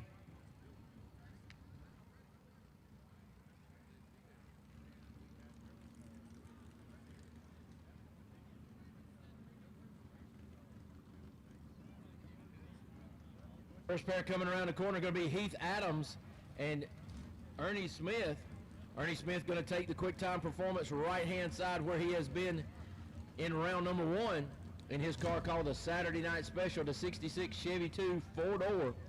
Heath Adams out of Greenville, South Carolina in the Rusty Bullet, that 53 Chevy will be over in the Larice Motorsports Insurance.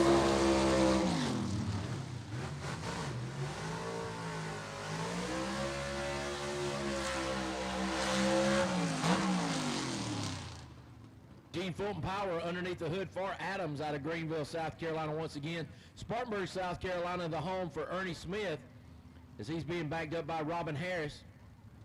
Wings, etc., Boiling Springs, Priority Heating and Air, and Woodfin Towing. Just a few of the sponsors on the side there for Ernie Smith.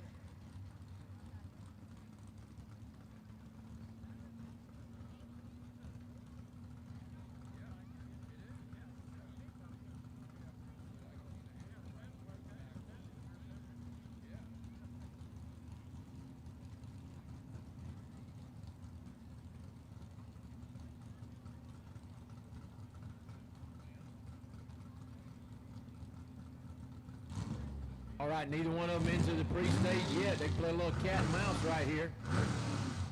As they clear everything out of the carburetors, let's see who's going to go in first. Looks like Smith goes in first. They're waiting on Adams.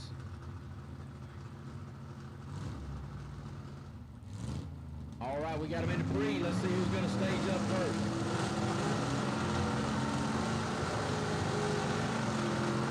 All right, here we go. Looks to have the advantage, and Heath Adams takes Ernie Smith and puts him on the trailer right here in round number 2. Good win for Heath Adams right there as he is trying to always go rounds, but that is a good win for Heath Adams right there.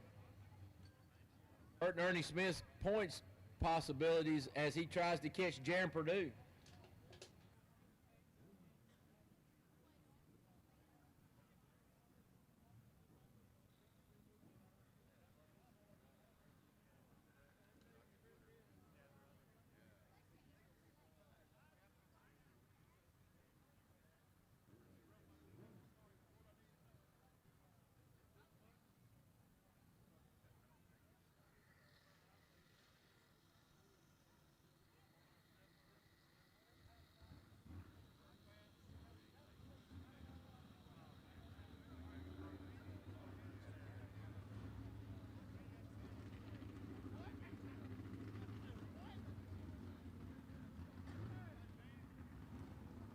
A gas to the lanes, please. A gas to the lanes, please. Next pair up, the number 2 qualifier here today, Jaron Purdue. Going to be taking on Bill Wilson, the number 7 qualifier in the second pair out here in round number 2. Purdue in the 62 Chevy 2 wagon over there from Peebles, Ohio in the Larice Motorsports Insurance left lane. Bill Wilson going to be from Gaffney, South Carolina in the 49 Studebaker Trouble. The Troublemaker.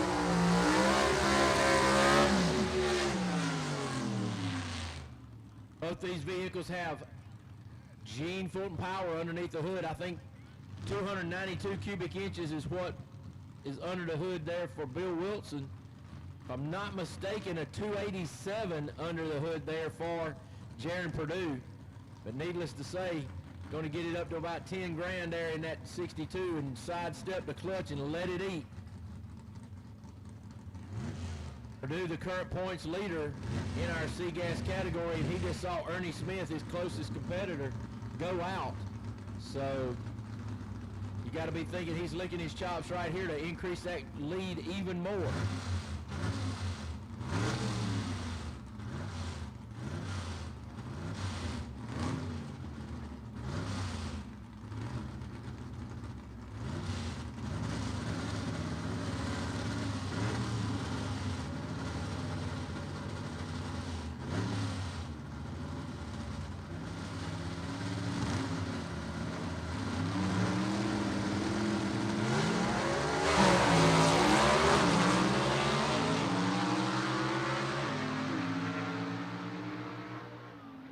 Purdue start to finish right there. That was a pretty convincing win by Purdue.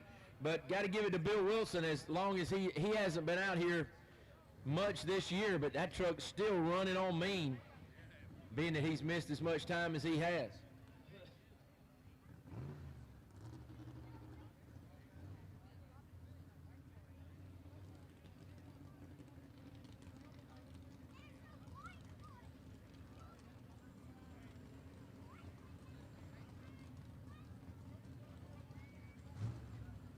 All right, number 3 qualifier, Tim Hall, going to be over in the Larice Motorsports Insurance left lane in his 67 Rambler, the Scalded Dog out of Abbeville, South Carolina.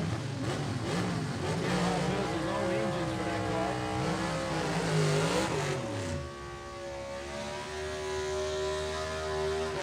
Number 6 qualifier, Tony Tashenhorse out of Columbiana, Ohio, finds himself in his 63 Chevy 2 in the Quick Time Performance lane. Ross race engine underneath the hood for him, 302 cubic inches, as Heather Peak brings back Tashenhorse.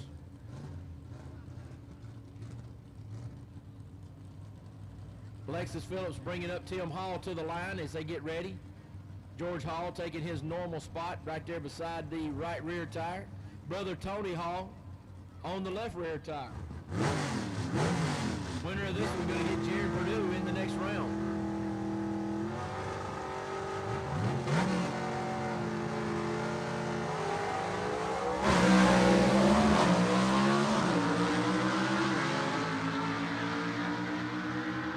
Tim Hall continues that scalded way in the Scalded Dog, scalding the competition here in round number 2.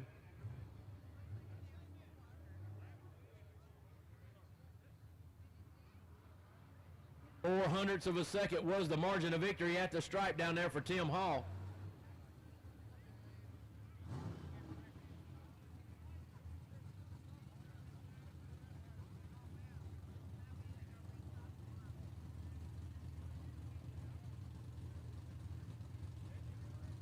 All right, Todd Oden, number 1 qualifier here today, won in round number 1, so he gets a bye in round number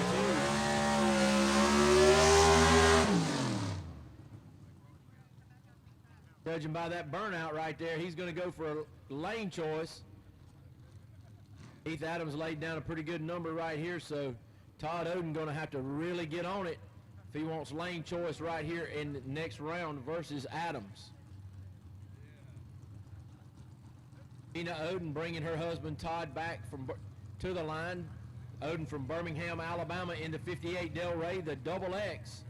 One-Way Technologies providing the horsepower underneath the hood there of Todd Oden's ride. Crew chief and cousin Joey Reed right there at the driver's door, giving his driver some last-minute instructions.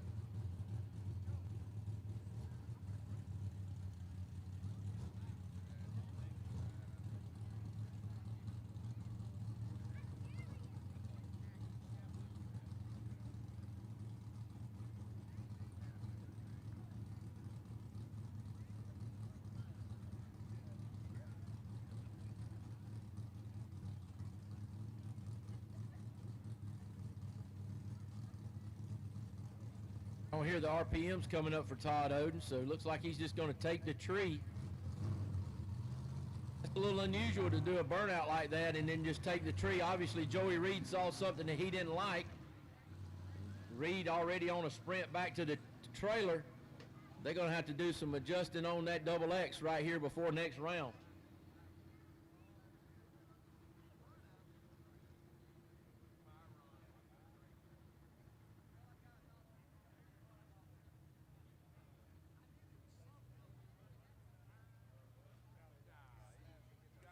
That'll conclude C-Gas as Todd Oden takes that right turn down there past the scoreboard and moves the double X off the racing surface. And we'll move on to B-Gas.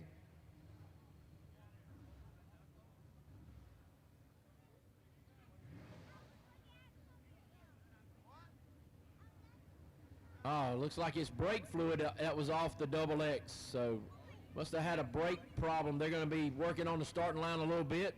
Get that brake fluid up. So that's probably the reason that we saw Todd Oden just go ahead and take the green light right there and the win. Fortunate for him that he had to buy a run right there. They'll have to fix that brake line. So that's actually good because you're not going to see the performance drop off right there. You'll see a good drag race coming up in the next round of our semifinals of C-Gas.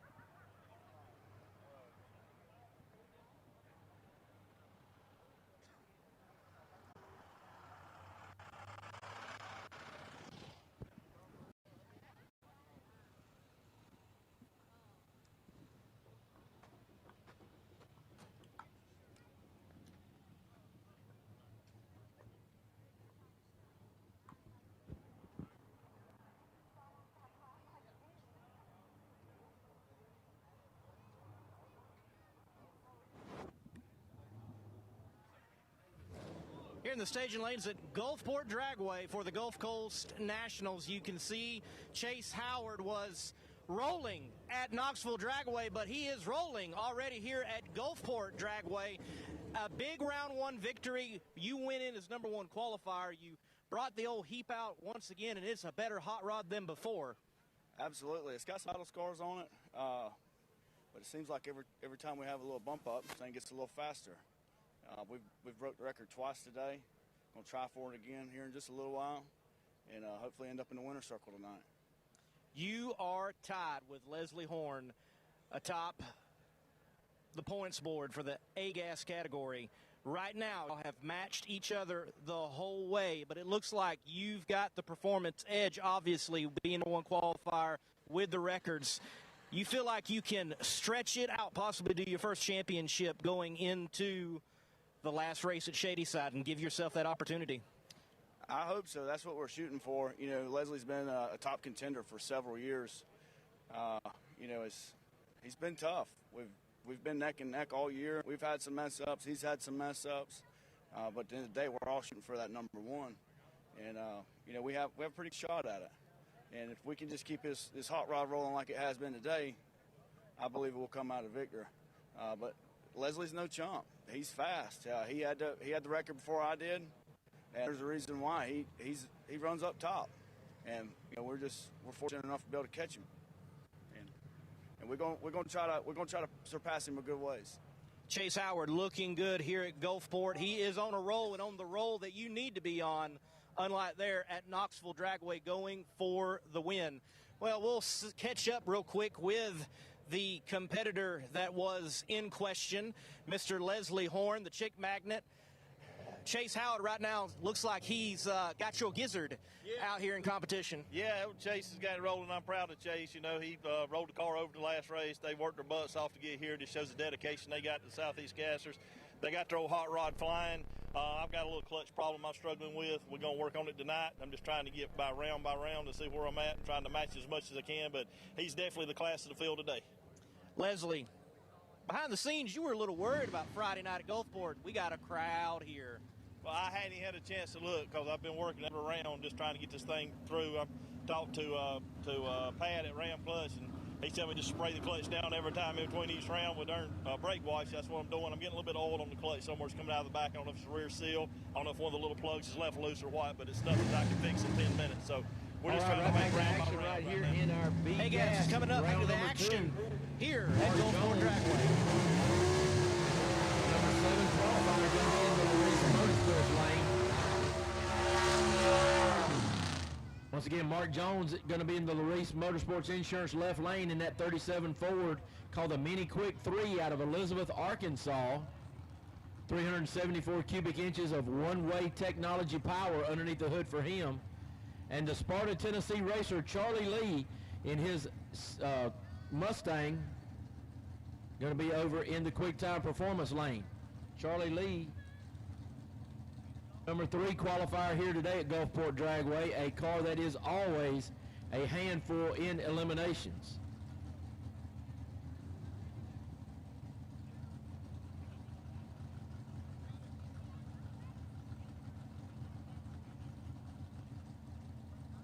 Both cars already rolled into the pre-stage.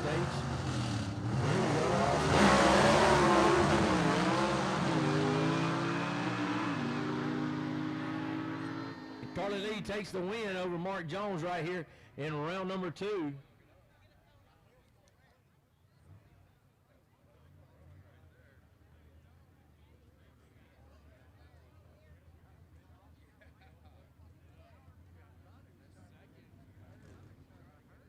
Good run right there for Charlie Lee, as he is going to run Ken Rainwater, who will have a bye here in just a moment. He'll be the 3rd car out, as the second pair gets ready to roll in right here.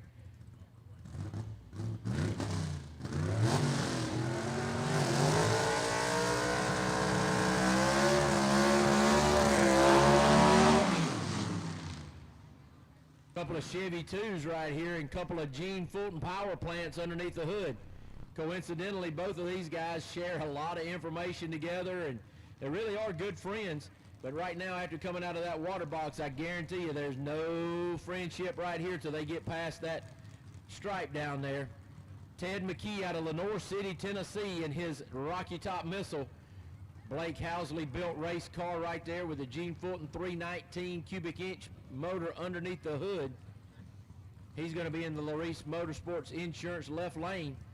And occupying the Quick Time Performance lane is going to be Wayne Swafford out of Fingerville, South Carolina, in his Billy Edwards built, Brian Harris prepared race car, also with a Gene Fulton motor underneath the hood. Swafford has missed a whole year of racing after a terrible auto accident he had.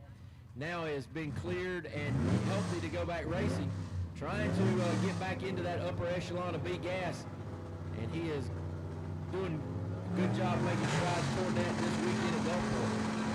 But standing in his way is Ted McKee.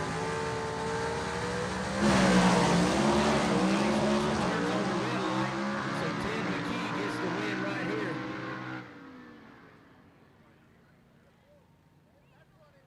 And Ted McKee takes the win, and then by virtue of the way there's 2 byes in this bracket, he gets a bye in the next round, so Ted McKee is in the finals here tonight.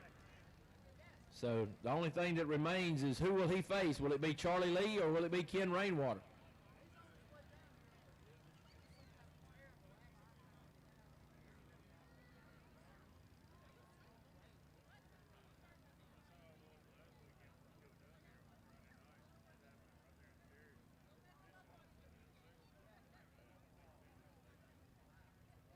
We need all bugs to the starting line after A gas. After A gas, we need all bugs to the starting line. After A gas, we need all bugs to the starting line. Here's Ken Rainwater. He's bypassing the water.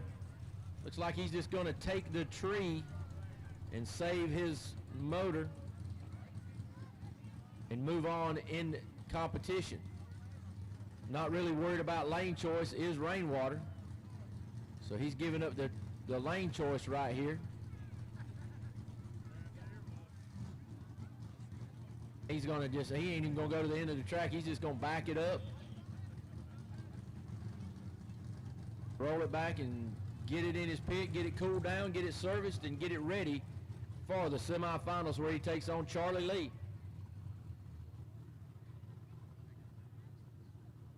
Now, A-gas will be our next category, the second round of A-gas. 6 pounds per cubic inches are these cars. And after this second round of A-gas, we're going to have all our bugs to the starting line for the bug interviews. All our bugs to the starting line for bug interviews.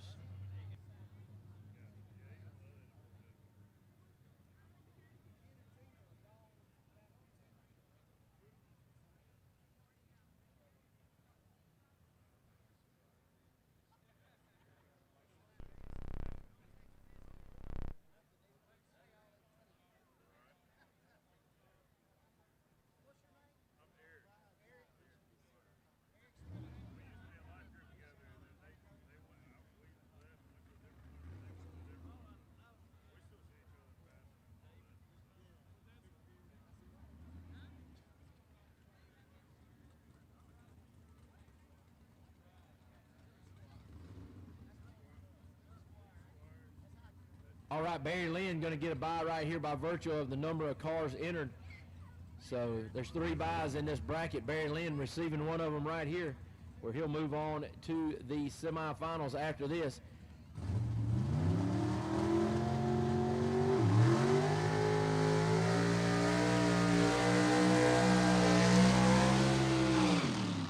Barry Lynn not going to break his routine. He's going to do a long smoky burnout in that 477 cubic inch par race engine underneath the hood of that 65 Chevelle wagon.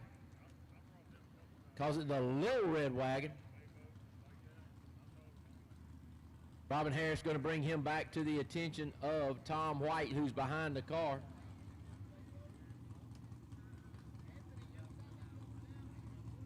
You got to know Barry Lynn's going to make a run for ET or some kind of tuning or something he's working on the car right now, in hopes to get it better to take on the winner of the Chase Howard-Greg Stelz matchup that you'll see coming your way here in second round of A-Gas.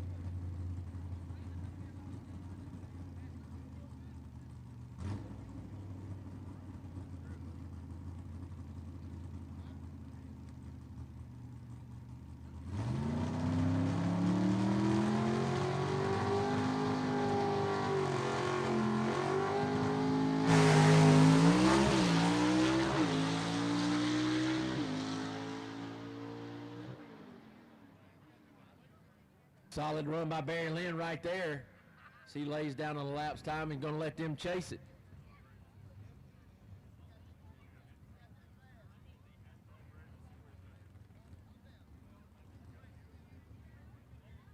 Very interesting matchups right here, as you got Leslie Horn taking on Alan Pittman. And then the next matchup is going to have the #1 qualifier and record holder right now, Chase Howard, and Greg Stelz going at each other.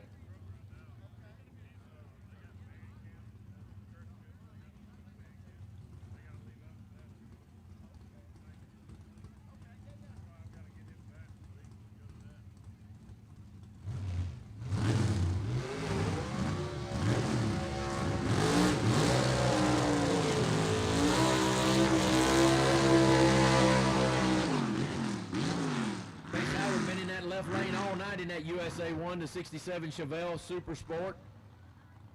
Going to stay over there again. He's already set to reset the ET record.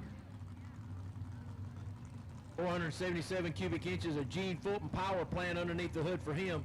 His brother Trent backing him up to the attention of Scotty Cannon. Leah Stelz bringing her husband back, Greg Stelz, who is sitting in the quick time performance right lane in his 57 Pontiac called the Joker out of Waupaca, Wisconsin. Peltz looking to go deeper in races than he's used to here in the Southeast Gassers as they continue to improve that program with an in-house motor program that he has going on there at Greg's Speed Shop in Waupaca, Wisconsin.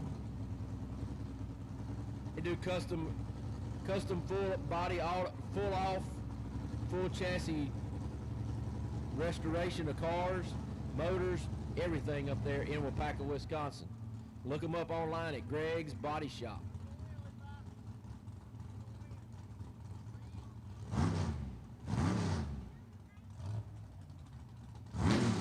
Big time matchup right here for the Joker. If he could knock off Chase Howard, that would be a monumental win for him. Nobody wanted to go in first, I don't think. There we go, both of them hit at the same time.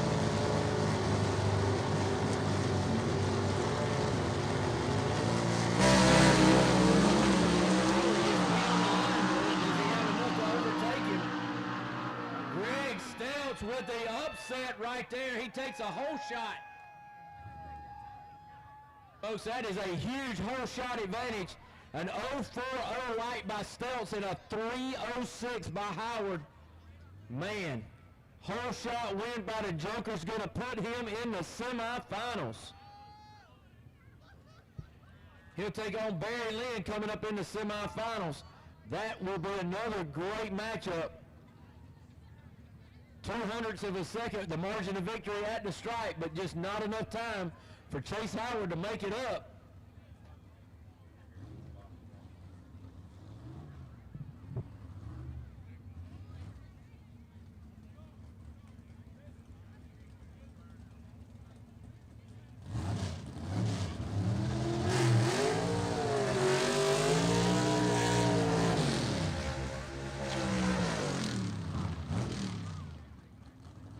Big time matchup right here. Leslie Horn, the man who's #1 in points, just saw his closest competitor get eliminated.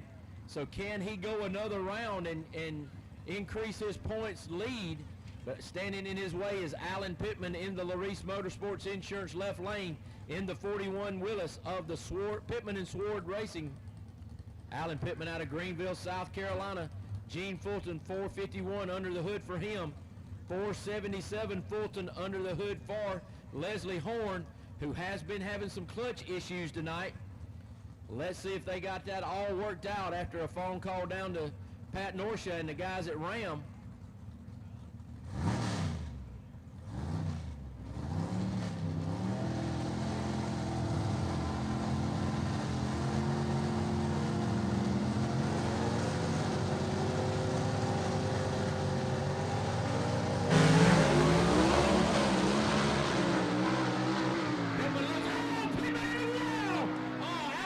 Scrapes the wall out there in third gear. That car pulled hard to the left. Man, Alan Pittman scrapes the wall right there. And folks, he has had that car in some very precarious situations and saved it from worse than that before. But Alan Pittman tried to stay in it because he looked to be ahead of Leslie Horn at that point. But scraping the wall right there allowed Leslie Horn to drive by him.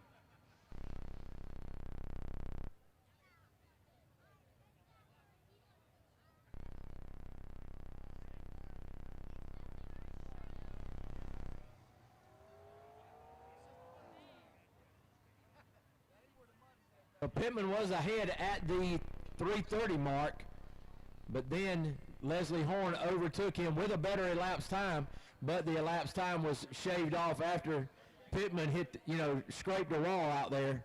So big time scraping the wall of that beautiful race car, but Alan Pittman trying his best, the former World Pro Modified champion, to keep that car in competition and get to the finals.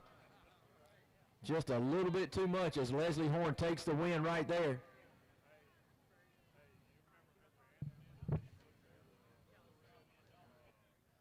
All right, I need all our bugs to the starting line, please. All the bugs to the starting line, please, for bug interviews.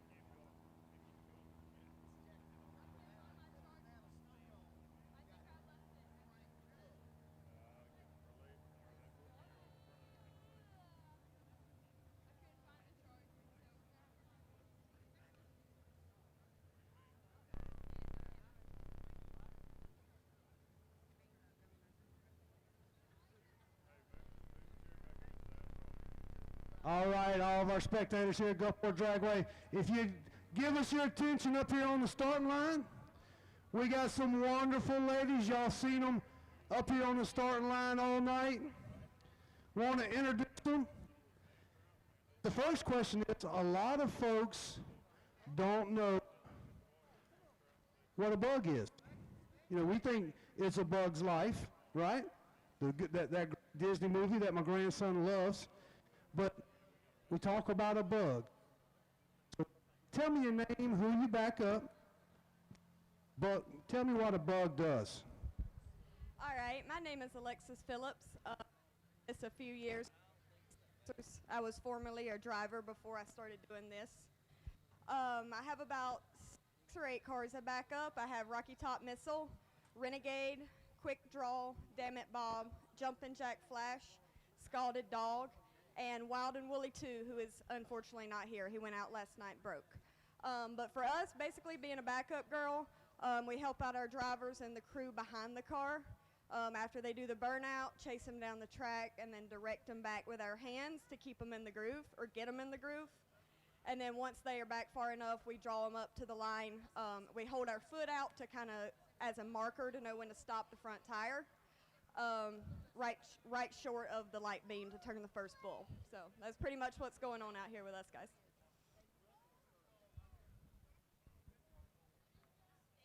Hey, my name's Robin Harris. I'm from Chesney, South Carolina, and I back up Leslie Horn, Chick Magnet, Ben Christopher, Happy Days, Barry Lynn, Little Red Wagon, Greg Adams, Brad Wimley, Brian Dalton, Wayne Swafford, Don Wilmot, Ronnie Poppy Jones, and Dusty Baker.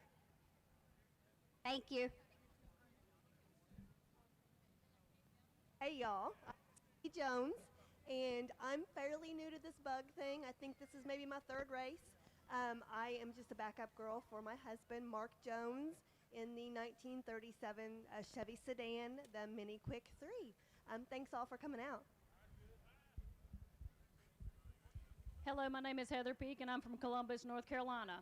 I back up the Rusty Bullet, Georgia Shaker 3, Pittman Sword, Wasted Wages, and Jaron Purdue, the current SEGA points leader. Hi everyone, I'm Leah Stelz. I back up the one and only Joker, all the way from Wisconsin.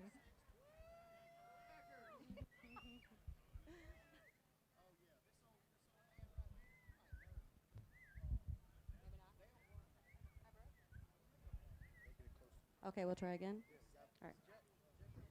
Hi, my name's Keely Lear. I back up my fiance, Kenneth Phillips. He drives Silver Streak 2.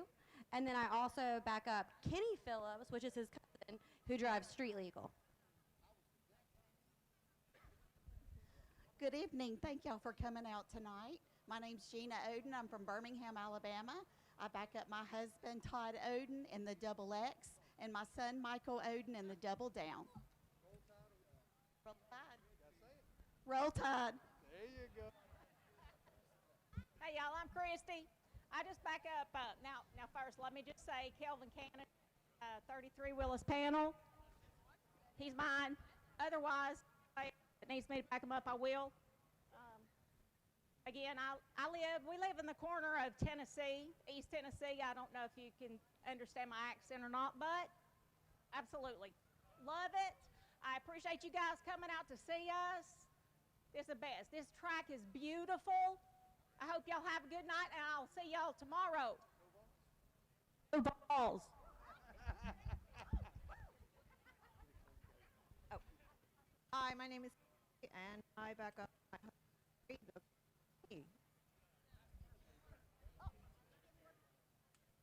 Oh. My name is Sam, and I back up my husband. All right, ladies. Hey, let's all give a big hand for all of our bugs up here. It wouldn't be SEGA drag racing without these ladies. They do a wonderful job, and they're a great part of the show. Thank you, ladies.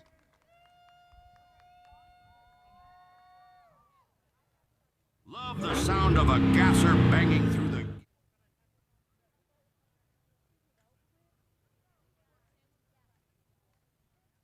We need H gas and super stock to the lanes, please. H gas and super stock to the lanes, please, at this time.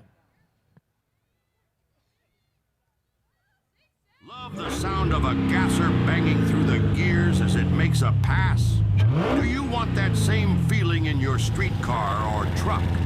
We've got the exhaust systems and parts that bring that iconic rumble straight from the golden age of drag racing. With a QuickTime Performance electronically controlled exhaust system, you can have race car loud with the flip of a switch or a push of a button. Give your ride that gasser sound it deserves.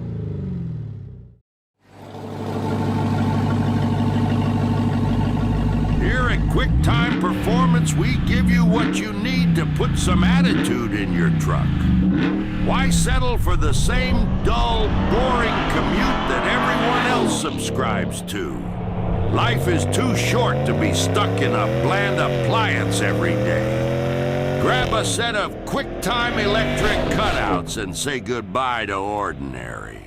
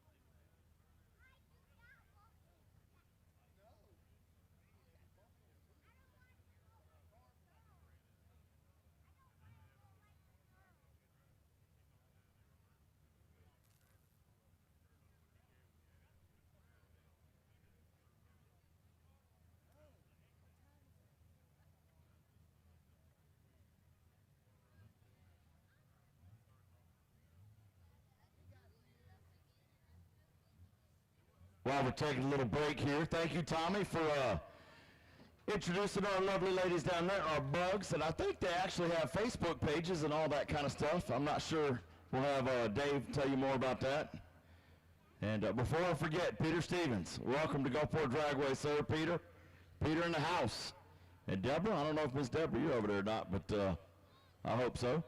So, Gulfport Dragway, it got started back in, I'm going to say they broke ground in maybe 70 or 71, and we opened in 1972. It has been a long time, and for those of you that have been down in Gainesville, at the Gainesville track down there in Florida, this is pretty similarly laid out.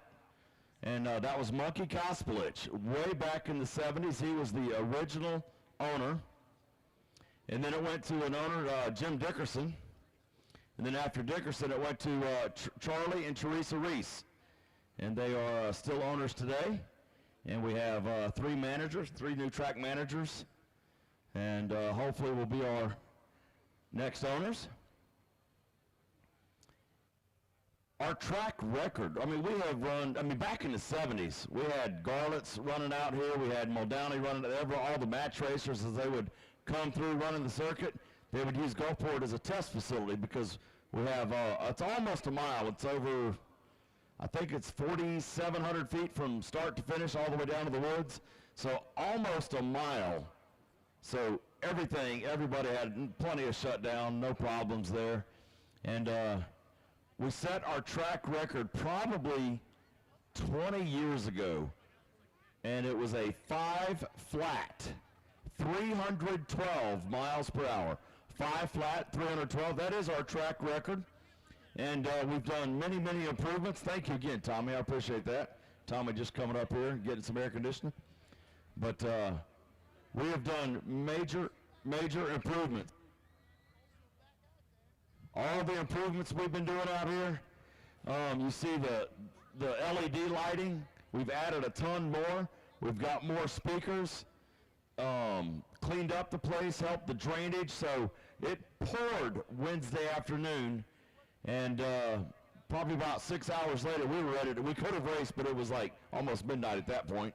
So we couldn't race Wednesday night, but it was drained off. Everything was dry. We got a great timing system here. We got backups to backups to backups. We got 2 or 3 of everything in case something goes down. We change it on the fly. You guys never even know. You don't know what goes on behind the scenes with our radios and everything like that. The bugs are still getting, look at Jeff, our starter Jeff out there getting his picture taken. But race fans, we sure love to have you. We've got our, during Memorial Day, we have our motorcycle Memorial Day blowout. That's always fun. During June, we have our Scraping the Coast event. That's always huge. And, of course, Cruising the Coast right now going on all week. And we got the gassers here. We got big, big money bracket races. Tommy was telling you about that earlier, that 100-grander. And the biggest junior race on the coast. I need super stock and C-gas. Super stock and C-gas. To the lanes, please. Super stock and C-gas. To the lanes, please. So we just had our Ford versus Chevy last weekend, and it was the 36th annual Ford versus Chevy here at Gulfport Dragway. And I think Scraping the Coast this past year was the 21st or 22nd. So when Gulfport Dragway forms a partnership, it is a friendship first, partnership second, and it is solid. Pretty much everything's a handshake now. We've been doing it so long, everybody knows what to expect. And we just have a great amount of respect for our partners, all of our sponsors, and all of the people that come and rent the track. We got a lot of track rentals, and so we just like to give back and say thank you. We cannot say thank you enough on behalf of Gulfport Dragway for a family. It has become a family, and it is literally a racecation destination. And, you know, we coined that loosely. Somebody just threw it out there. And for years, for decades, I've heard people say, all these racers, you know, they love coming to Gulfport. There's shade, there's electricity, we got power sources everywhere. And, you know, you go to a party and a race breaks out. That's what they say. You know, everybody loves a party. And, hey, happen to have a race car in the trailer, let's go racing. So we are certainly glad to have Gulfport have that family atmosphere. It is safe. And, yeah, they may not like each other for an 1/8 mile or a 1/4 mile, but after that, or even before that, if you need help, man, they'll take whatever they got. If they got a spare intake in the trailer or carburetor, they're going to take it off and give it to you.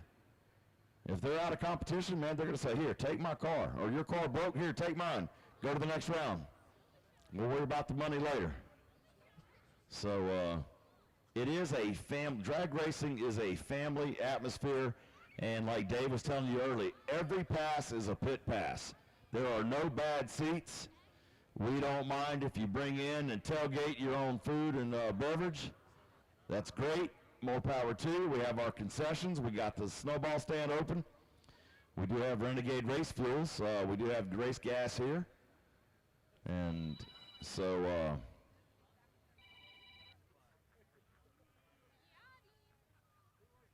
we do just thank you, man. You just look across. Look at everybody lined up for a 1/4 mile on each side.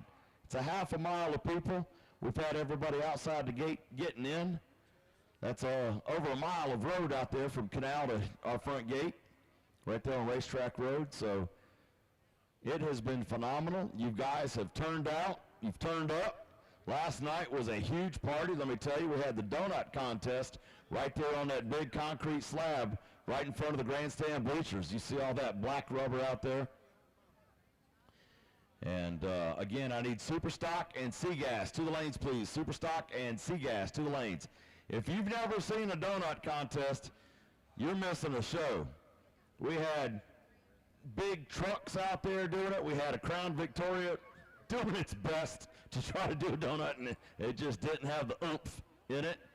But some of those rat rods, they were out there. We have it in a mini rat. She was out there in a little go-kart, little 10-year-old girl out there spinning around doing donuts. But the rat rods, they blow them till they pop and burn them till they blow, shooting off fireworks out of it. Full Throttle Grill is open in the center of the pit area. All the hot food, the cold drink, and I think it's dollar beer tonight. Is that right? Maybe, maybe not. No, I could have that wrong. I got to look at the flyer. Don't quote me on that for the Busch Light. To have Super Stock and Seagas in the lanes. B-Gas, you're on standby. B-Gas on standby. Should have Super Stock and Seagas in the lanes.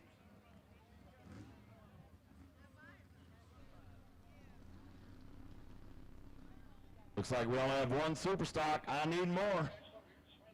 Boys and girls, we need more of you. Super Stock and Seagas to the lanes.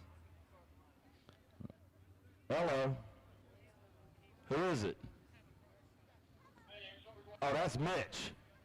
Yeah, he tried to call me. I silenced you. I sent you the voicemail, Mitch. Mitch, I'm sorry.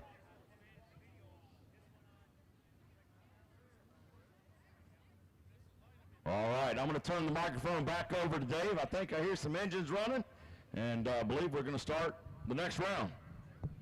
Thank you, Monty. Really appreciate that great history on Gulfport. I didn't even know some of that stuff, but we are so glad to be here. Going to bring you some more of that H-gas action right here. I got some more info on what kind of vehicle, what kind of motor that is being run in that car. Larry Noel, he's got a 248 cubic inch Ford 6-cylinder motor that's built by Steve Norwood in that 48 Anglia right there that he calls the Crazy Pony. This is his second qualifying attempt right here. So he's already made one qualifying attempt. He's about to make another qualifying pass here in the Crazy Pony. And I'm telling you what, folks, he does a tremendous, I think Larry paints his own cars.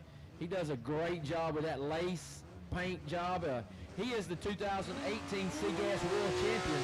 He had a 56 Chevy that he ran in Seagas. Won the 2018 championship with it. Took a couple of years off. H-Gas really intrigued him, so he thought he'd put this one together. A 48 Anglia, and he calls it the Crazy Pony. The car that he campaigned to a win in the Seagas championship was the Crazy Horse. So this is now the Crazy Pony.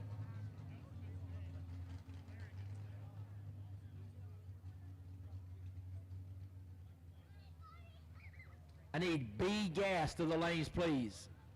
So Super Stock and C should already be there. I need B gas to the lanes. We're in semifinals, so let's get them moving, guys.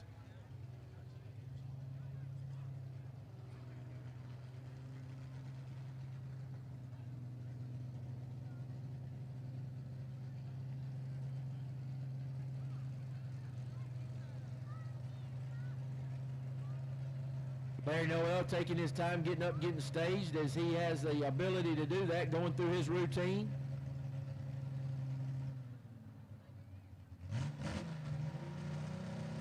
.248 cubic inches of Ford 6-cylinder right there on the line.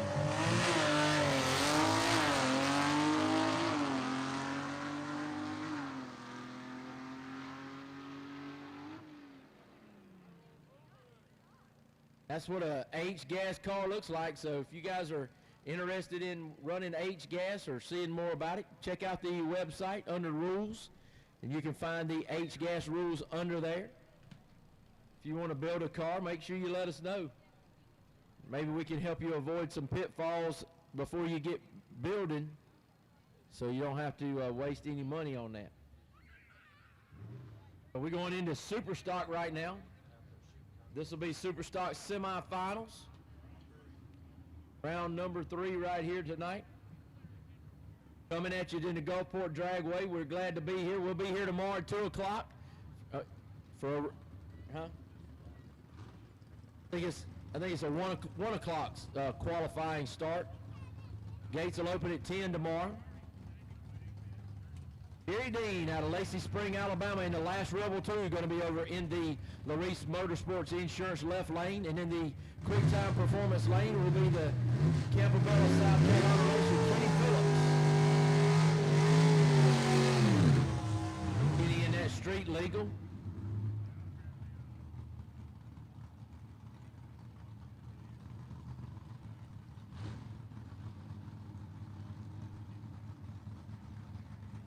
Whoever child that is out there near the guardrail, we need to get that child back. Please get that child back.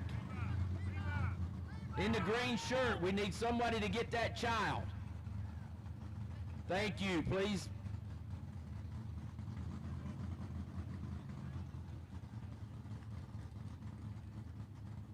Safety is paramount here. We can't have that happen. Thank you so much, folks.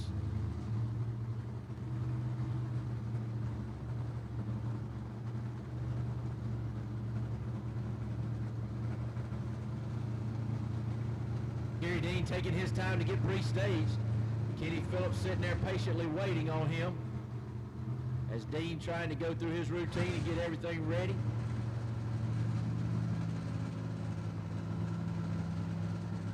All right, there we are in pre-stage and stage. Here we go.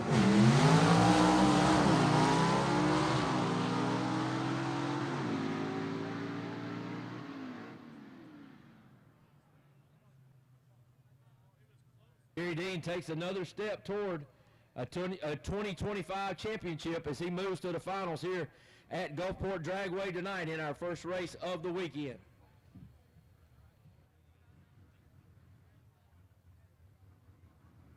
Bryant Dalton Sr. will have a bye run. This will be the last bye run of the bracket right here.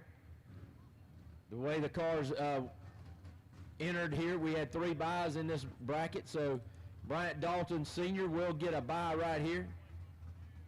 Don't know if he'll run for lane choice or not, but looks like he's going to take it through the water box like his normal routine.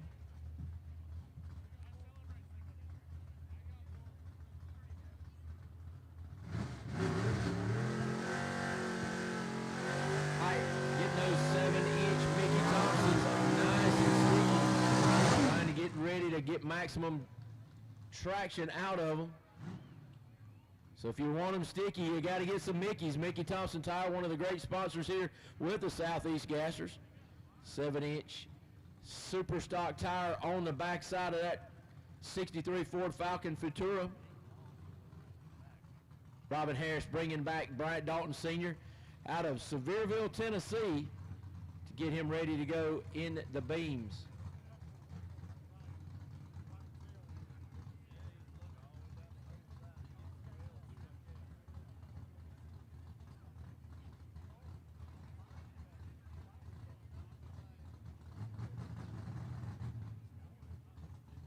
B-Gas, you need to be in the lanes. B-Gas, you need to be in the lanes now.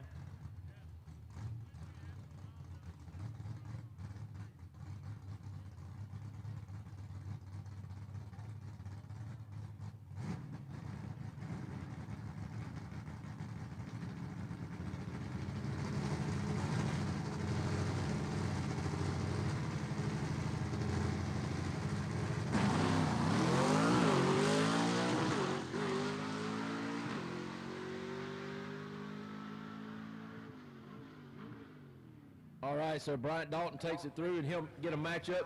The number 1 man in points versus the number 2 man in points. Jerry Dean being that number 1 man, and Bryant Dalton Sr. in the Dalton gang, the number 2 man. Well underway for the Southeast Gassers Association. It is race 1, the Double X. Put it in the double work of Todd Oden at the wheel. Todd, your championship defense this year has, well, been abysmal. This has got to feel good to be in the semifinals with the potential to go into the final round here in Gulfport, Mississippi. Hey, it really does. The car's running great. We qualified #1, had some adversity to overcome. Hopefully we can get through and just keep hammering away at it. We love this. We love Gulfport. Love Gulfport. Todd Oden about to put the helmet on, fire up for SEGA here at Gulfport Dragway. And gas to the lanes, please. There is the aforementioned matchup. Jaron Purdue going to be in the Larice Motorsports Insurance left lane in that 62 Chevy 2 wagon. Gene Fulton Power underneath the hood for him. And Tim Hall out of Abbeville, South Carolina in the Scalded Dog 67 Rambler going to be in the Quick Time Performance right lane.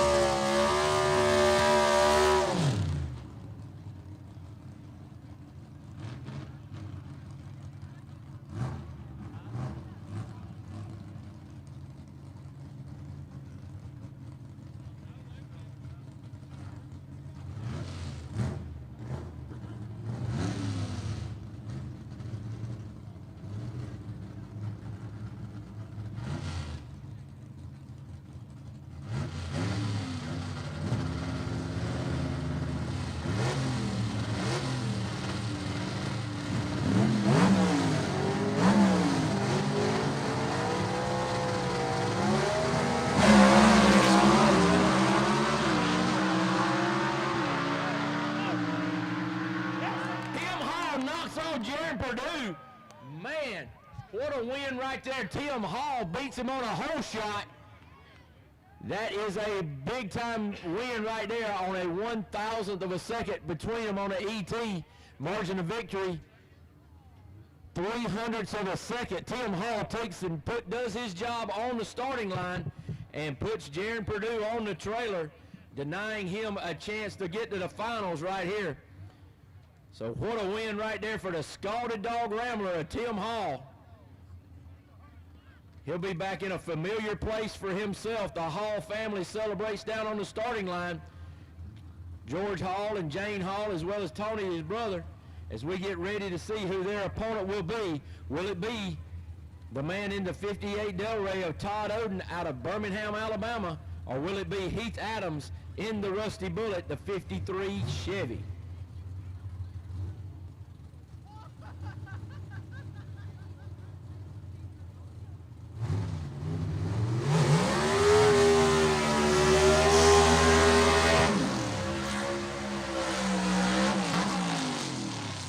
Heath Adams over in the Larice Motorsports Insurance left lane out of Greenville, South Carolina in the 53 Chevy with Gene Fulton Power underneath the hood for him. One-Way Technologies providing all the horsepower for the 1958 Delray of Todd Oden that sits in the Quick Time Performance right lane. Oden has favored this right lane all day. His wife Gina bringing him back. Heather Peak bringing back Heath Adams right here in the right lane. Joey Reed behind the car.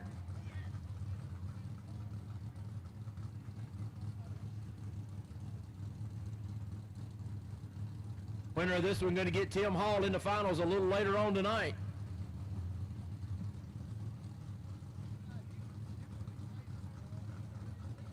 Joey Reed with one last temperature check of the tires, making sure they're where they need to be there on the big double X, the 58 Delray.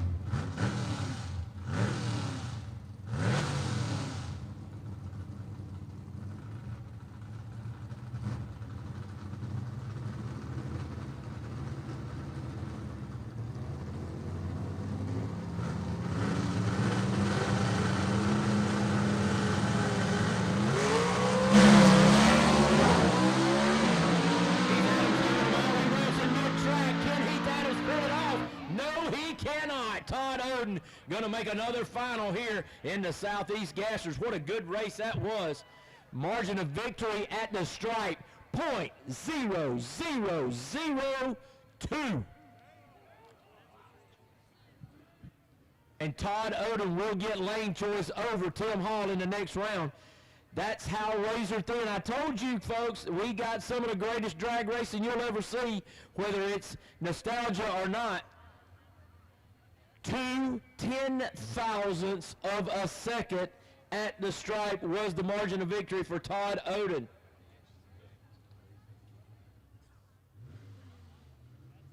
Folks, I'm going to go ahead and let you in. I'm going to let the cat out of the bag. You know in the finals we're going to turn on the scoreboards. Tim Hall's elapsed time was 6.0079. Todd Odom's right behind him, 6.0041. That's what's coming up in your finals. It is going to be a show. Tim Hall and Todd Odom have faced each other a plethora of times, but never could it be closer than it is right now.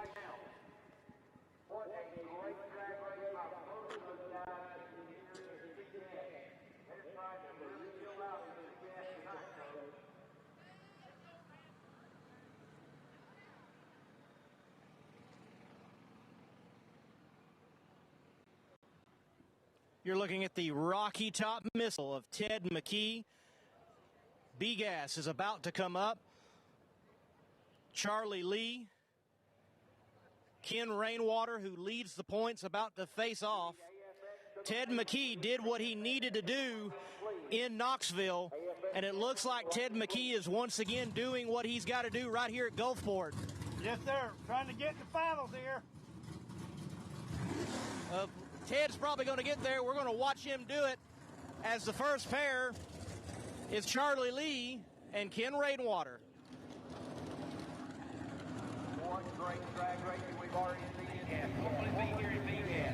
The number 1 qualifier, Ken Rainwater. The number 3 qualifier, Charlie Lee. Getting ready to match it up right here in one pair to semifinals to see who will take on Ted McKee in the finals.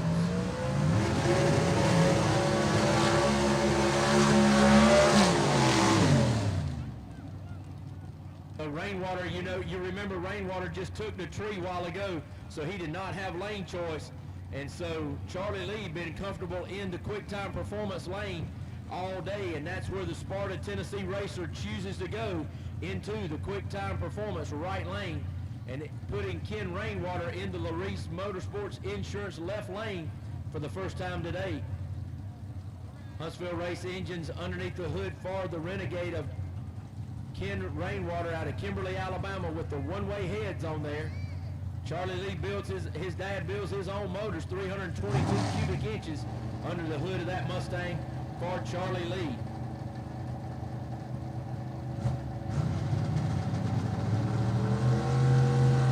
And Ken Rainwater take this round win and maintain his points lead.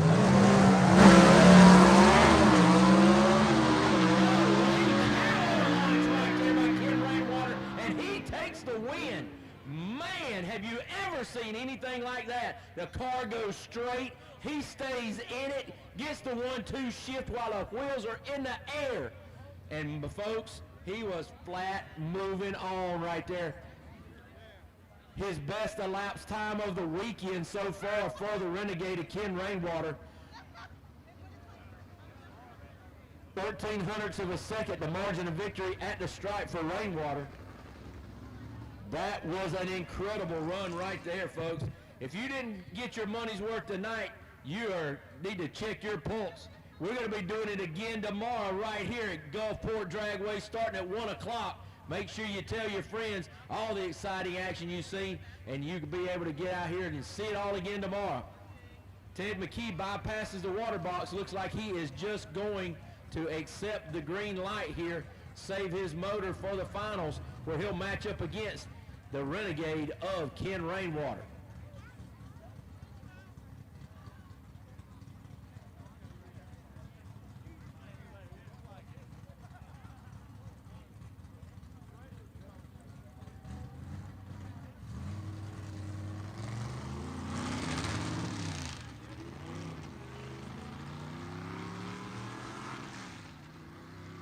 Ted McKee will take the win right here by virtue of having that bye right there, and he saves his equipment. He'll go back, cool it down, fuel it up, and service it, and get it ready for the finals.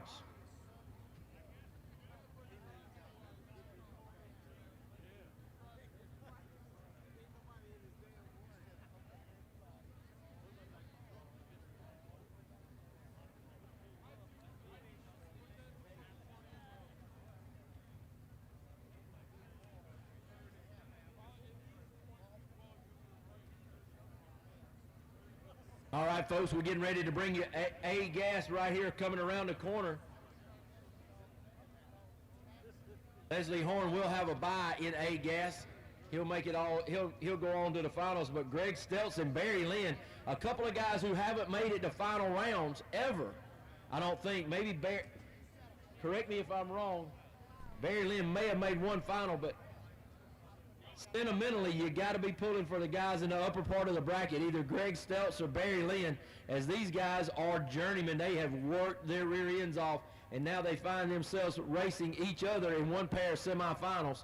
And Leslie Horn with the bye run, he will move on to the finals.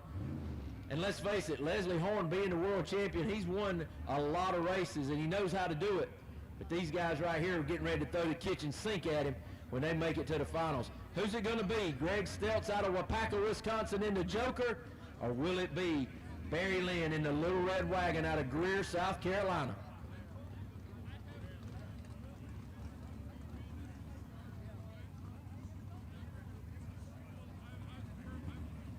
Barry Lynn been in that quick time performance lane where he'll stay.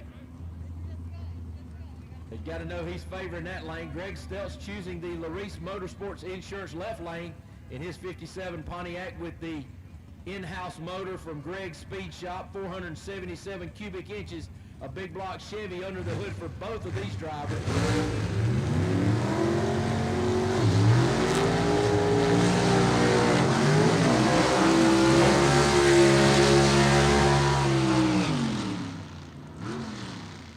Farther than I remember Greg Stelz ever going in competition here. Got to be thinking, does the nerves get him, or can he calm his nerves and overcome that, and also overcome that Little Red Wagon that sits in his way in the other lane?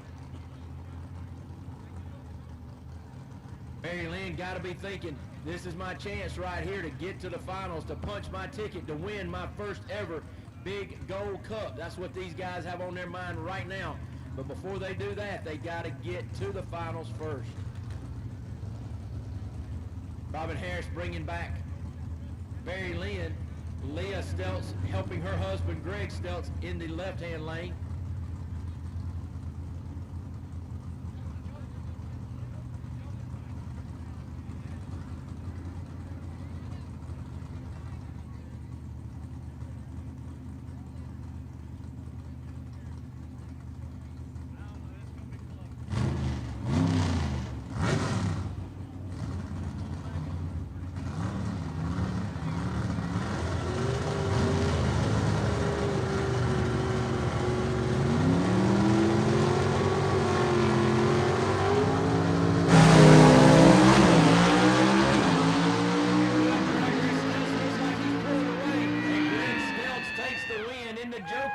And the Joker makes it to the finals.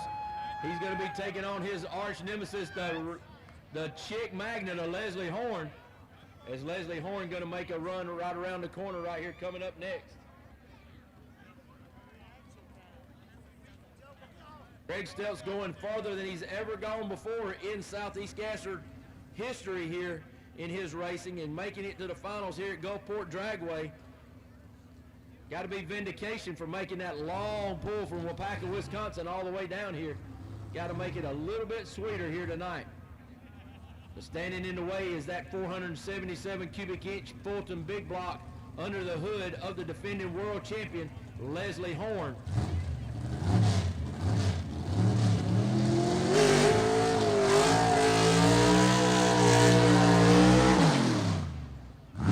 Like Leslie Horn going to try to run it out right here now. I think he might have that clutch problem solved. I don't know. Robin Harris going to bring him back to the attention of Brian Harris, car chief for Leslie Horn. Carburetor Bob over there, Bob Zabo, also helping out as part of that Chick Magnet crew.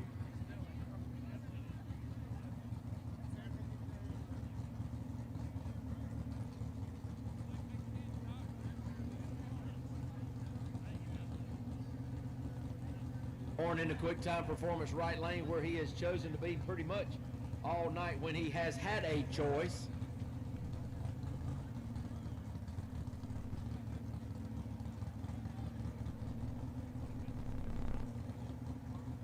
Just to let you know, folks, that margin of victory in that race that you just saw just now, 2 thousandths of a second. 2 thousandths of a second was the margin of victory for Greg Stelz at the stripe.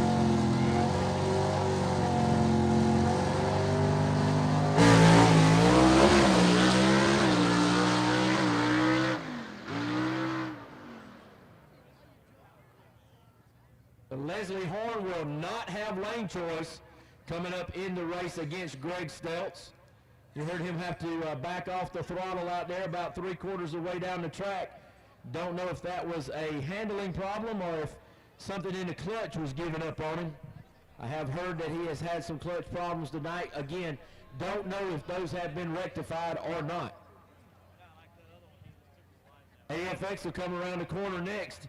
But folks, as we get into our next round of racing, it will be finals. We'll turn on the scoreboards. We'll let you see the elapsed times and the miles per hour, as well as that beautiful green light that all the guys are trying to turn on. The most important thing down there, and that is a win light. No matter what the elapsed time says, what the miles per hour is, they just want a win light.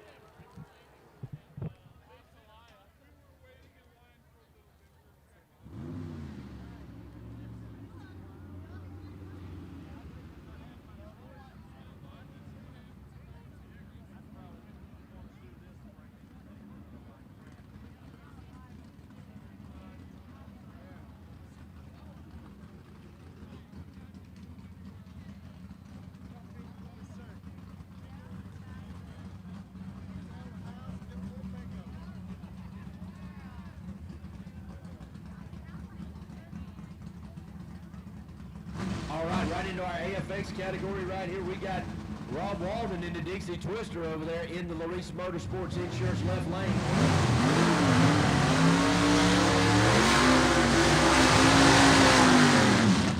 He's going to be racing current points leader right now, Todd Wimberly.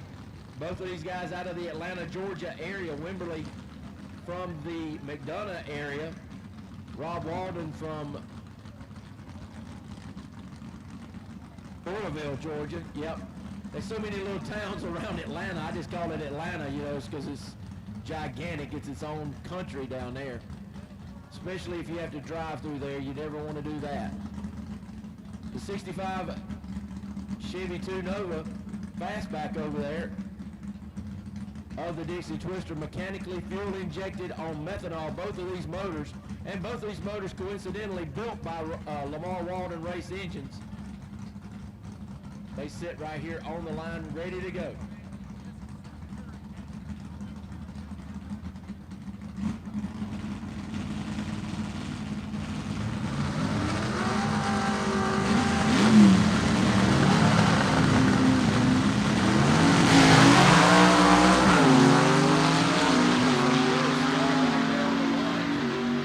And Wimberly takes that launch and takes it to victory right there.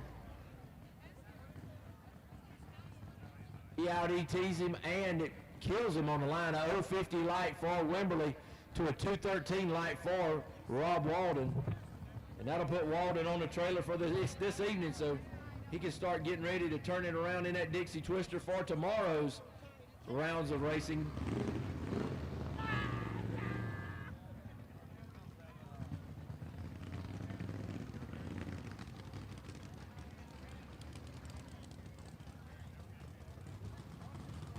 All right, Randy Jensen in the big Dodge right here, going to be in the quick time performance lane. He'll be taking on Alan Platt, the #1 qualifier here a little earlier tonight in the Georgia Shaker 3 with that Blair Patrick 427 cubic inch FE motor underneath the hood for him.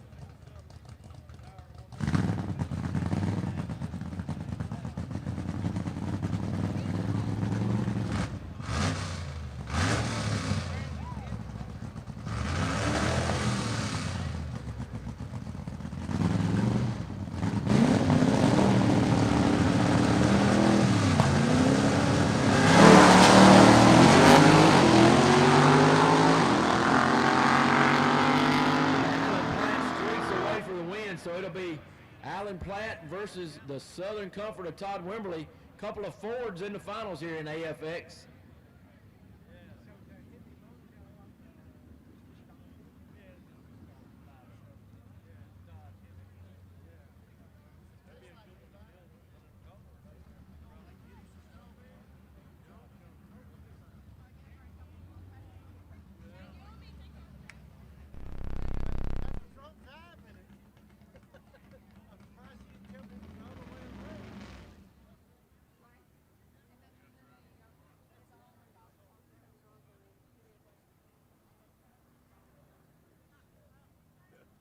All right, if you're on the stream watching us on live on YouTube on the stream, you're going to be seeing a video come up. But what we need to know, what we need our finalists to know is you got 15 minutes to be in the lanes. 15 minutes to be in the lanes for our finalists. 9 o'clock is the time you need to be in the lanes, finalists. As we get both cars into the pre-stage and ready to go.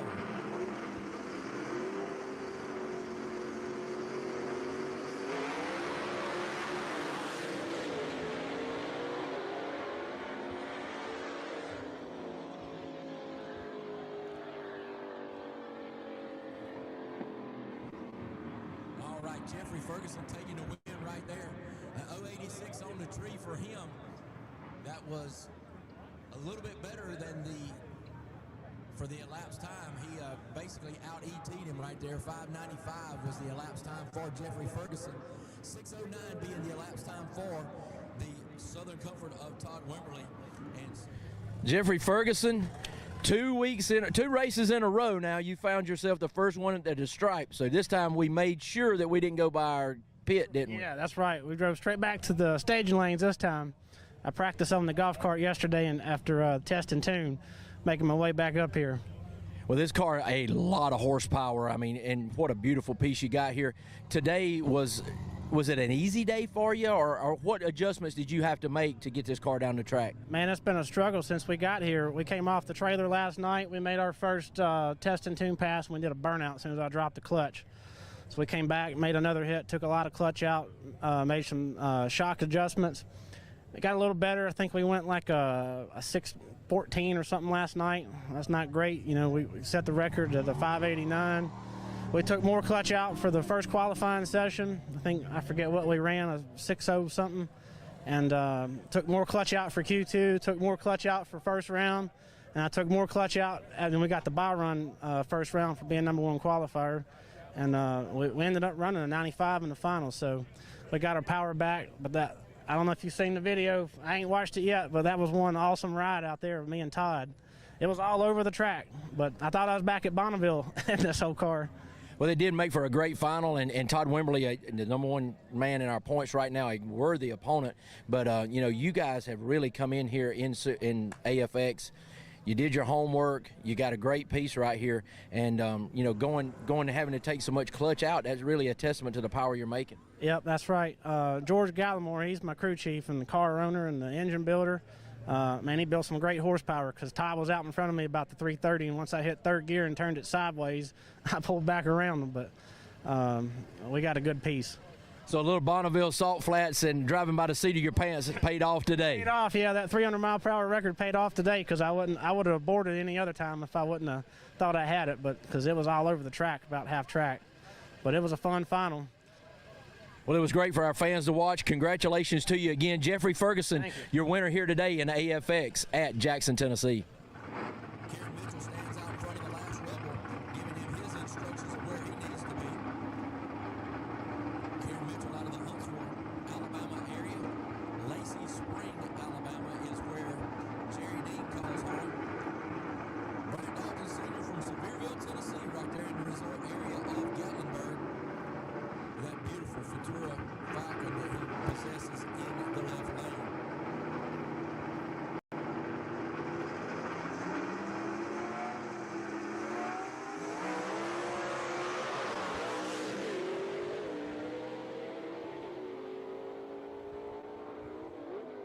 So Jerry Dean takes another cup home with him.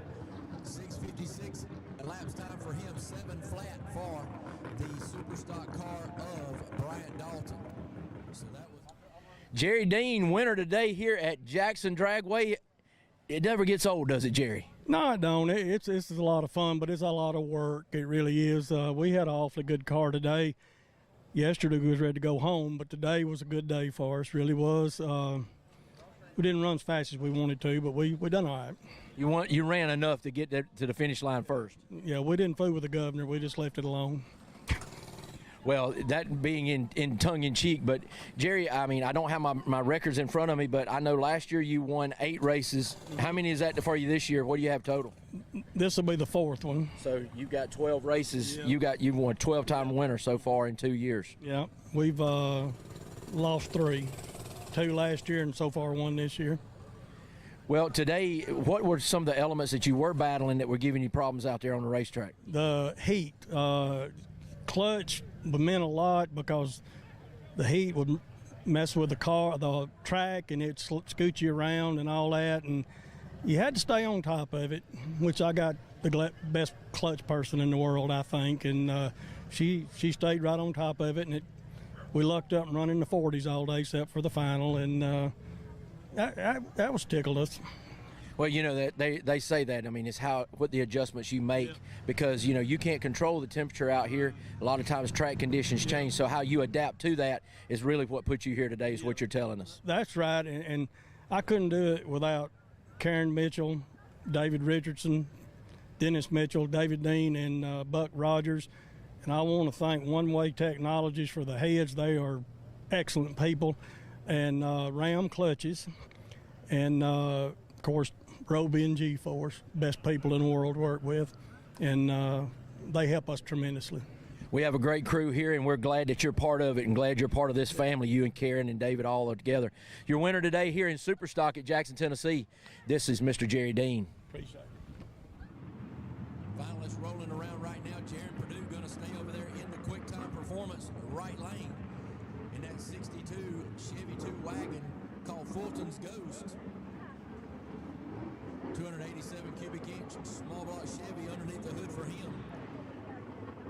He's going to take on the Clover, South Carolina racer Alfred Adams.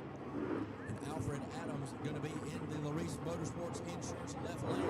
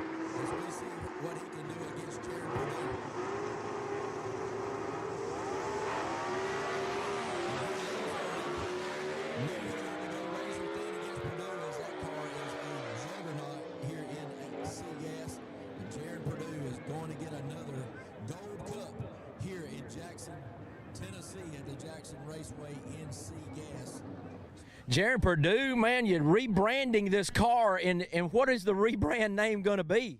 We're going to call the car the Ghost of Fulton's Past, you know, in memory of the white wagon.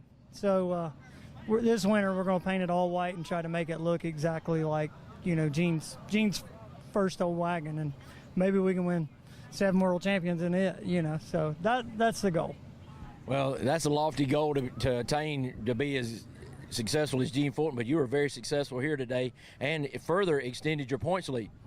Yeah, that was a big deal. You know, the way the ladder fell, you know, if Ernie would have been on the other side of the bracket, it would have made a big difference. And you know, that sucks. It's racing. It is what it is. But I was, you know, obviously I'm glad for my sake that it worked out the way it did. But it's still going to be a chase. Like, it's not over yet.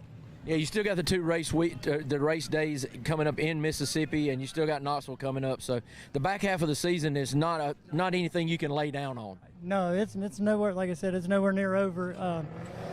2 races in Gulfport. Obviously, we'll be busy for that for sure. But then you got big hitters like Todd Oden and them guys. They're not going to lay down. They're going back to do work. I hate it for Todd, man. that guy is such a good guy, man. He's top notch, along with everybody in the Southeast Gassers. But man, I just wish that demon would leave him, and I hope he gets that stuff straightened out where he's not having bad luck. And like I said, it sucks. And you know, this weekend was a letdown anyway. You know, losing Ron Allison. He's just an absolute great dude. And it's, you know, it's heartbreaking to lose somebody, especially somebody in our class, and that was so supportive of the Southeast Gassers. And you know, it's going to be a tough deal for all of us. But you know, hope Colby and all his family and everybody gets through this deal. And you know, Ron would be, you know, pleased that he left the way it happened, I think. But it's just never a good deal, no matter what. But I think he left doing what he loved. So. And what a credit to you and your crew as, you know, winning here at the same event. So, class act you are right here, Jaron Purdue. Thank you so much. Winner today in our C-Gas category at Jackson, Tennessee, Mr. Jaron Purdue. Thank you. That car called the Renegade. Mechanical fuel injection on that car.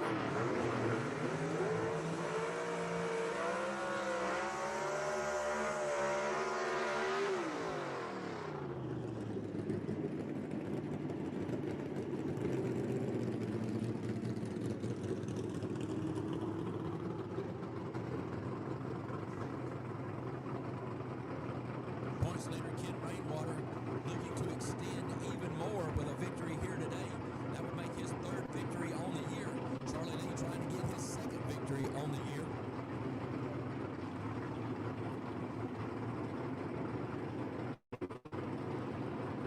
Lexus Phillips bringing up Ken Rainwater. Charlie Lee uses his own judgment as he comes through the line.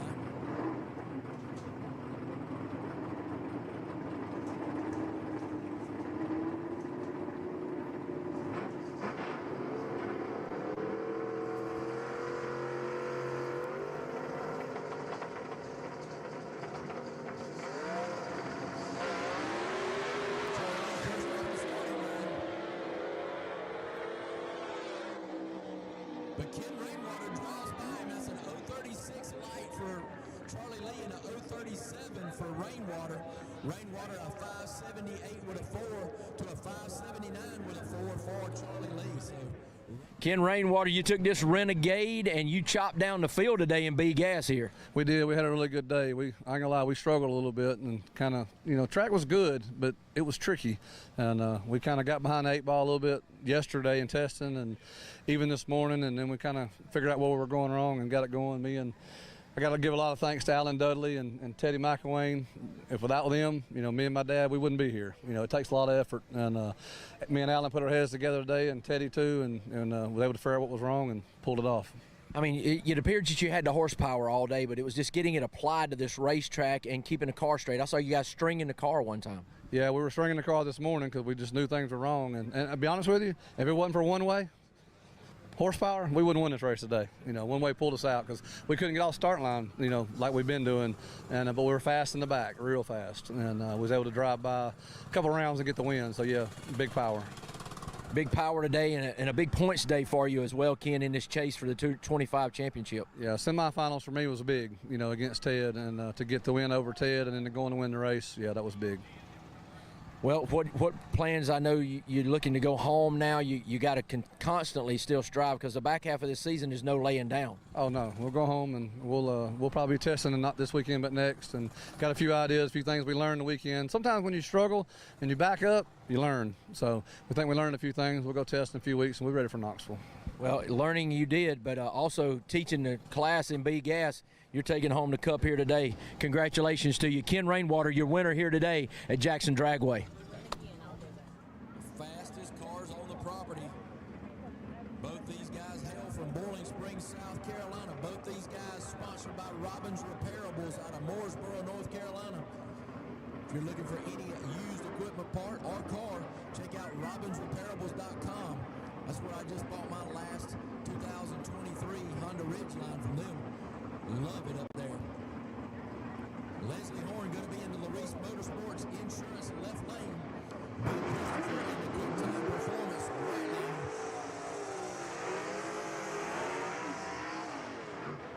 A little bit of a preview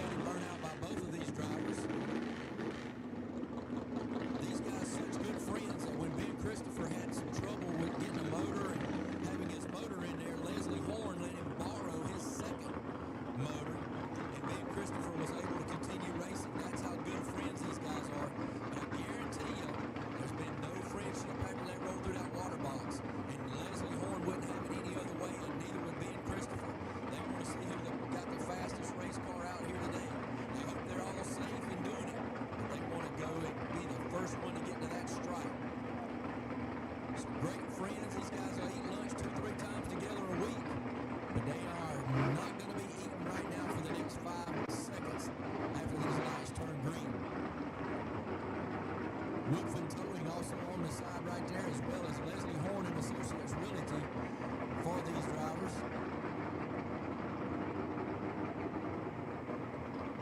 Jason Line Power over in the right-hand lane with Ben Christopher, Gene Fulton Power. Both of these guys sporting 477s underneath the hood. Who's going to be the first one to stage up first? We still aren't into the pre-stage yet. Christopher goes into the pre.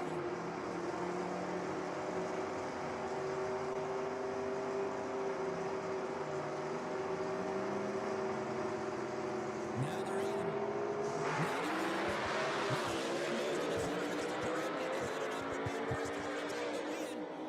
Ben Christopher takes the win. And that is a lot of vindication right there for Ben Christopher. Christopher runs a 5:23 with a 7 to a 5:31 with a 9 for Leslie Horn. So that race right there, Horn got a little bit out of shape, and Ben Christopher took advantage of it. Ben Christopher, happy days are here again for you, my friend. After a long season, you have finally busted into the winner's circle. Yep, it was 7 times. Leslie spanked me, and I finally got rid of the monkey. Finally. Feels good. I don't know if it was a monkey or an 800-pound gorilla on your back. Well, he's been tough to beat, so it's just been work and everybody helping me, and just very humble to be here. Just thankful to also. Well, you have stayed persistent and stayed working hard, and that's what it takes, and you know that in racing. You've been doing it for a long time, but the vindication is here today. You know, how did it make you feel when you went across that finish line? Did you get a fist pump in? What happened? Oh, yeah. When I went to third and went to fourth, and I didn't see him, I already started fist pumping, and nothing's on video, though, but, you know, I guess I'm just so used to doing that, drag racing over the years, that, you know, it just comes natural for me. So, yeah, I was already celebrating before I crossed the finish line there. So your car performed so well today. I mean, the work that you've put in has got this car straight. The motor's performing. Talk about your new power plant. Yeah, first I want to thank God first and foremost for giving me the ability to come and do this. And yes, definitely Jason Line has definitely stepped my game up. There's no doubt. Roby at G-Force. You can see all my sponsors here. I hate to not mention any of them, but I got a lot of sponsors, Woodfin Towing, and just they're so thankful, so thankful. Well, you're right. The J-Line Motorsports power has really stepped your game up, and you've been equal to the task. Your winner here today at Jackson, Tennessee, Mr. Ben Christopher in A Gas. Thank you, David. So here with the winning crew chief here today in A Gas, Richie Pugh. You know, you've been known as a man who likes to take care of birds. Well, going back many years ago, there was a guy that raced with the series here. His name was Dean Harris, and his rival was Jerry Birch that drove the Freebird. Well, Dean's motto was caged the wild animals. So that's what we're going to do. We're going to put the chickens and the War Eagles or the Iron Eagles in the cage. And we got the man to do it right here and got the car to do it. And Ben has worked his tail off to make this car work like it does. So I'm very proud to be part of what Ben does every week. Well, you guys have got a winning combination now and you're finding in victory lane. So congratulations to you guys, the winning crew chief, Richie Pugh, right here in A Gas. Jamar Jones making it look easy. Galen, a little nervous down there. He's going to do one-handed. 3. Oh, here we go. We'll count down. 3, 2, 1, go! Ooh, man. Got the roll off there. Britt.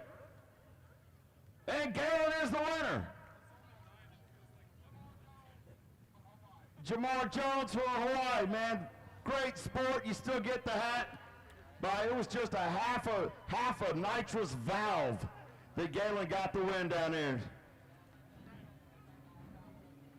And pay attention. We may do this again. So stay tuned. Waiting on one more car. We are missing one car. We're not waiting on one car. We're missing one car. We're not going to wait on you. We're missing you. Everybody getting lined up. Our finals coming out shortly.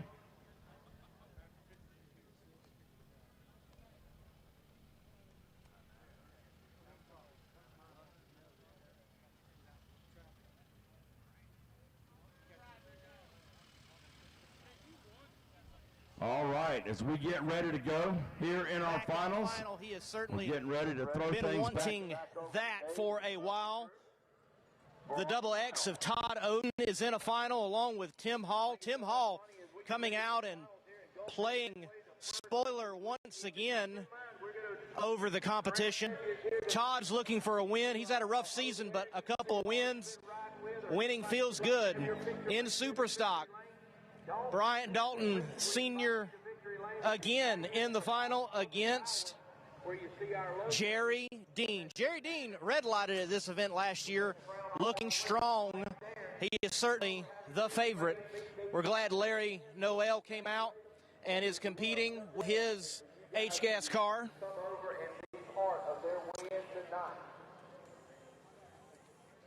Ken Rainwater in this Renegade red Chevy 2 in the final of B-Gas. We're waiting on Ted McKee to get in the lane.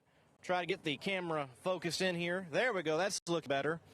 The Rocky Top missiles pulling in right now as we're prepared for finals of Southeast Gassers Association action here at Gulfport Dragway for the Gulf Coast Nationals. Race 1, Friday night, under the lights. And the finals are about to get underway. The Rocky Top missile of Ted McKee, second in points. Ken Rainwater, first in points. Major final round here. Leslie Horn doing what is necessary to still stay ahead in the championship. Lee, it's been a challenge tonight, buddy. It's I don't know, it seems like everything's falling my way. I got on the side of the ladder without Chase. Chase was by far the fastest car here tonight. He messed around. Something happened there when he run Greg. Greg right around him. I come up, I had a buy run the next round, went to get in my car, wouldn't start. Solenoid went out on it. So we sat there and we tried to get it started. Couldn't get started. I didn't think I was even going to make it up here to do my buy round. And then Bob whacked it with a hammer and it fired up. So I let it sit up here and run and went through at 220 degrees. And then it drove through the clutch. I've been getting old on the clutch all night. And so we just have to see if we can get through one more round. One more round. It's the final round. He is looking for a win. And Greg Stelz, he is in a final round. I think, is it the first SEGA final round for Greg Stelz? SEGA final round, yes. Congratulations. Let's also make it a first SEGA win, Greg. Yeah, we're hoping. Our engine's hurt. We got a couple pistons that not supposed to be in there, and we have a cam that is one lobe's knocked off. And I'm just treating the shit out of them. Plain and simple. It's the only reason we're here, because we ain't running the numbers. We're just treating them. And we're pretty happy. Chase just beat the world record. And we knocked them out. And we knocked them out because we treated them. We're just doing our job, what we have, That means anything is possible. Yeah, we're hoping we can get it done. Anything is possible. 2 H-Gas now with Larry Noel. He's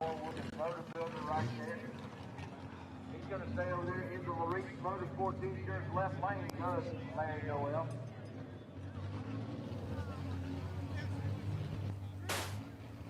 Larry Noel pulling into the Race Motorsports Insurance left lane here to take it here in H-Gas.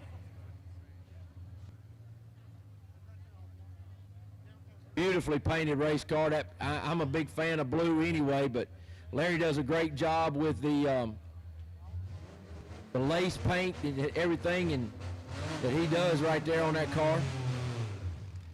He was our 2018 SEGAS World Champion, as I reminded you earlier, in a 1956 Chevy that he called the Crazy Horse. Car had a lot of lace paint job on it. If you want to know the equine background here, Larry Noel is in Aiken, South Carolina, and he has made his career as being a manager, if you would, of horse farms or ranches, and done very well for that in the Aiken area. Aiken, South Carolina area is a very big horse area, and so horses being a big part of his life. He had the Crazy Horse. Now he's got the Crazy Pony that he has before you in the left lane right now in H-Gas trim. All right, the scoreboards are going to be on. You're going to see the ETs and the miles per hour, and this is going to be your first example of that in H-Gas.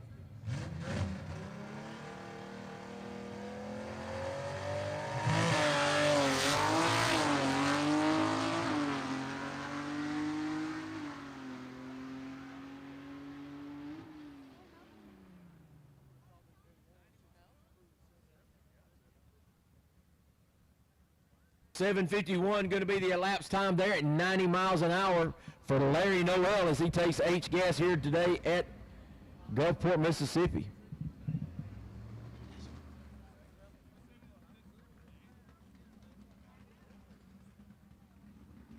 All right, now moving right on to our AFX category. This is going to be Alan Platt in the Georgia Shaker 3. That Falcon is sitting over in the Larice Motorsports Insurance left lane. 427 cubic inches of FE Ford motor prepared by Blair Patrick.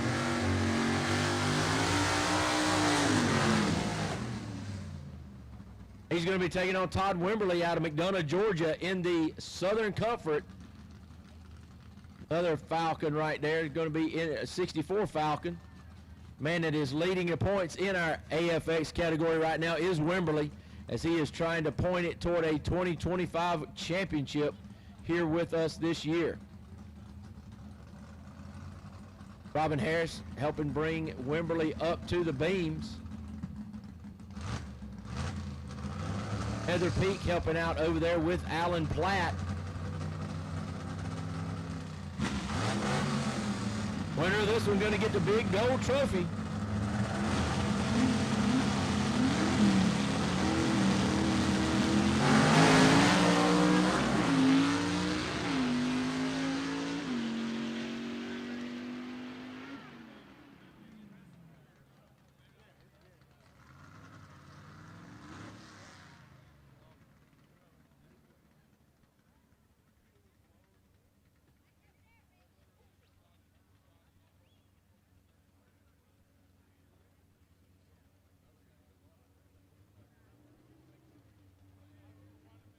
All right, so Todd Wimberly takes the win right there. So Todd Wimberly will stretch out that points lead even more.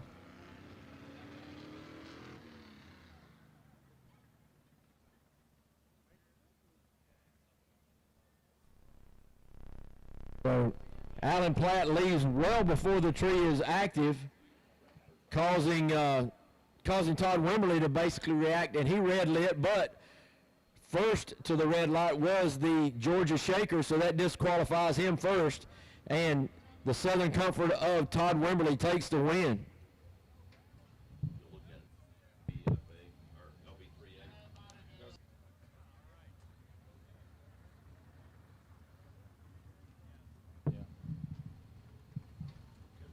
All right, next up we're going to have Jerry Dean and Bryant Dalton Sr. coming around the corner. Bryant Dalton Sr. going to be in the quick time performance right lane in his Falcon. The little Chevy 2, the last Rebel 2 of Jerry Dean, going to possess the Larice Motorsports Insurance left-hand lane. We've seen Jerry Dean miss a shift down there. We've seen Jerry Dean have some problems on the line. That's why we don't race them on paper, so you never can tell right here. Bryant Dalton may have a chance, and if you're looking at it on paper, everything leans toward the last Rebel, but you gotta make sure you get to the finish line first. So we'll see how this one turns out as the Lacey's Spring Alabama driver Jerry Dean coming to the attention of Karen Mitchell, his crew chief. Bryant Dalton Sr. out of Sevierville, Tennessee, coming up to Robin Harris at the lights, getting him ready to go.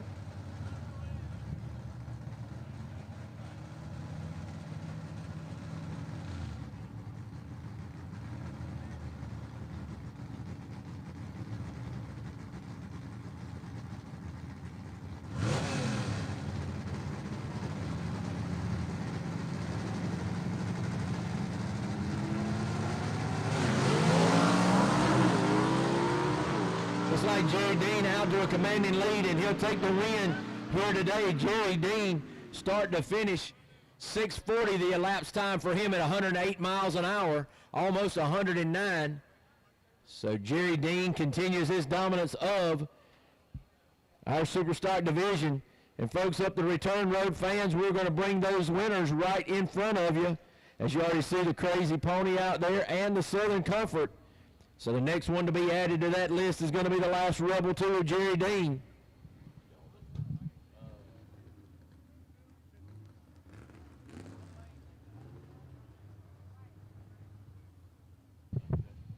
Maybe one of the most intriguing matchups of the night right here so far.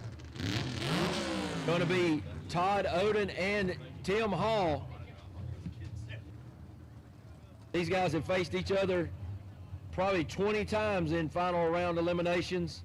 I don't know the head-to-head on it. I wished I did, but it takes too long to look back. But these guys are two of the most decorated SEGA racers that we have. You see 4 world championships on the line right now in front of you.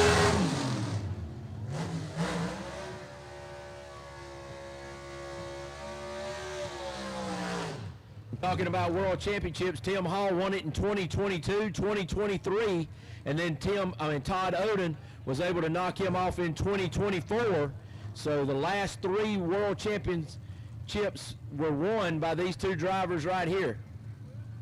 Todd Oden adds another one in 2017 as Gina Oden, his wife, brings him back in the quick time performance lane to the attention of crew chief Joey Reed. Alexis Phillips brings up Tim Hall in his 67 Rambler, the Scalded Dog.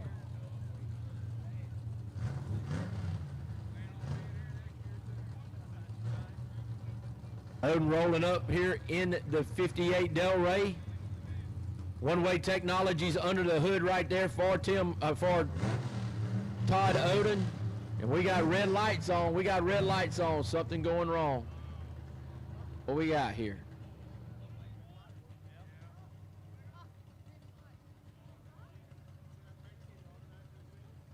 Got some fluid on the track maybe or something out of the double X.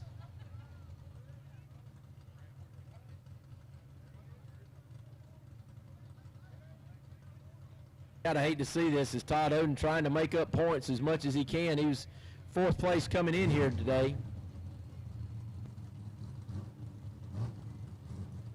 Maybe they're going to let him, maybe not. Maybe they're just going to clean it up. Tim Hall being very patient, showing great sportsmanship, as these guys are friends, but definitely Tim Hall wants to beat him.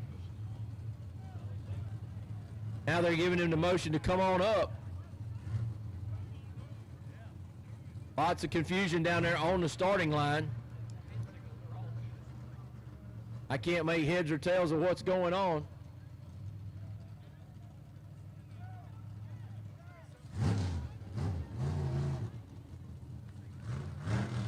All right, so it looks like they're going to let Todd Oden get on the racetrack and take on Tim Hall.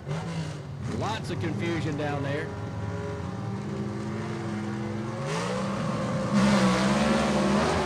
We lead by both drivers right here. This is a good drag race. Who's it going to be? Todd Oden takes it by 14 thousandths of a second. Todd Oden takes the win right there. Wow. That was a good one.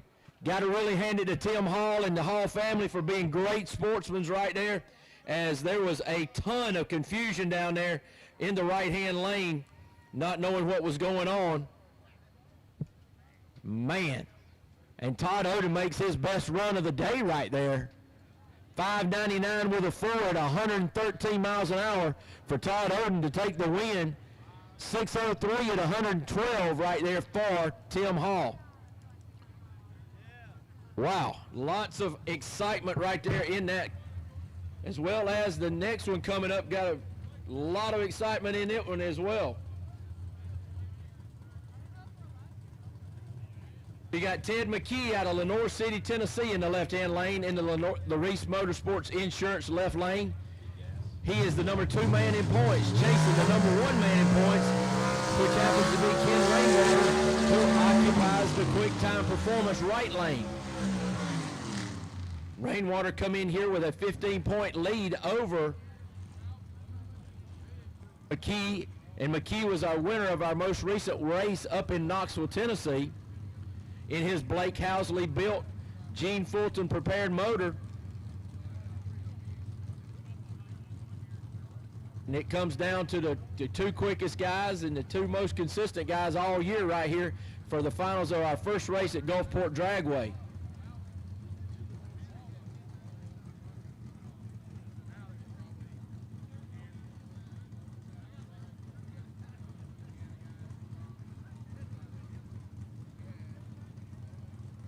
The Renegade of Ken Rainwater out of Kimberly, Alabama, going to be over here in the right lane. Once again, Ted McKee in the left lane. Nobody going in yet. Winner of this is going to either stretch out the points lead or narrow it down very much.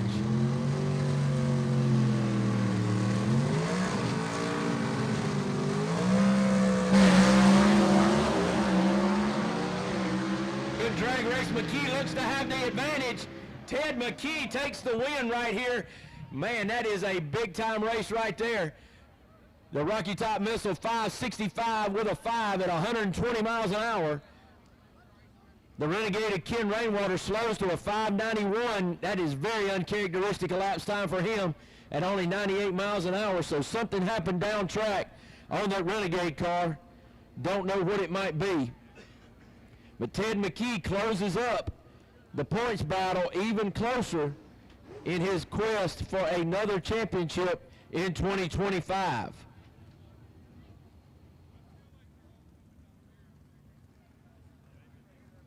What a drag race there, folks.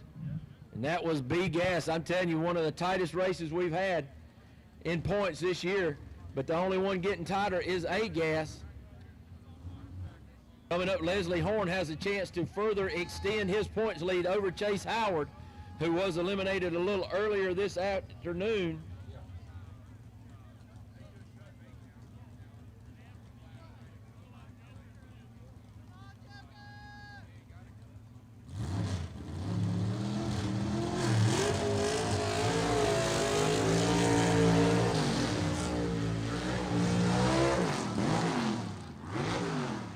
Greg Stelson, the Joker, over in the Larice Motorsports Insurance left lane, that 1957 Pontiac out of Wapaka, Wisconsin, making his deepest run into any bracket that we've had him here, making it all the way to the finals. But standing in his way has been his nemesis, the chick magnet of Leslie Horn, the 55 Chevy with a Gene Fulton 477 underneath the hood. Greg Stelz has an in-house motor program there at Greg's Speed Shop, and he is providing his own horsepower in a 477 cubic inch capacity.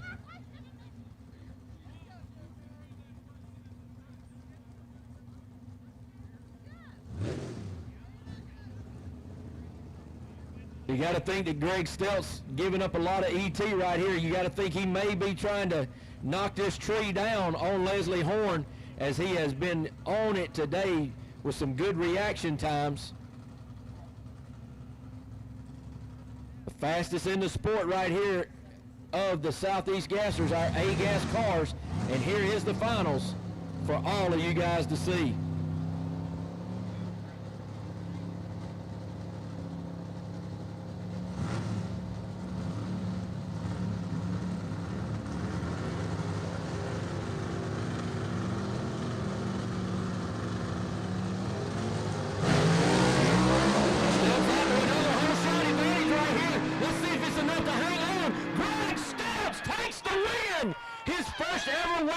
Look at the crowd down there. Greg Stelz puts a tree job on Leslie Horn. Although he out-ETs him as well, he tattooed him to the tree by 200ths. Greg Stelz 532 with a Ford, 128 miles an hour. Leslie Horn 542 with an 8 at 128 miles an hour. Margin of victory 1,200ths of a second at the stripe. Ken Rainwater is going to need a tow back to his pit. So Teddy McElwain and the crew from the Renegade going to need to give him a tow back to his pits. Folks, I want to thank everybody who come out here tonight to Gulfport Dragway. What an outstanding crowd you've been. And we don't take that lightly. We know that you could have spent your money somewhere else, and you chose to spend it here tonight with us. And we know that we brought you the best in nostalgia drag racing. And we hope to bring it to you again tomorrow. Tell your friends, be out here tomorrow. Gates open at 10 a.m. with racing at 1. We will be live on the track at 1 p.m. for qualifying. So, and if you want to have your picture made with the champions, come on over to Victory Lane tonight. And remember, folks, as you leave here, your right foot is a restrictor plate. Let's keep them out of the roads and ditches. and we'll see you tomorrow right here at 1 o'clock, Gulfport Dragway.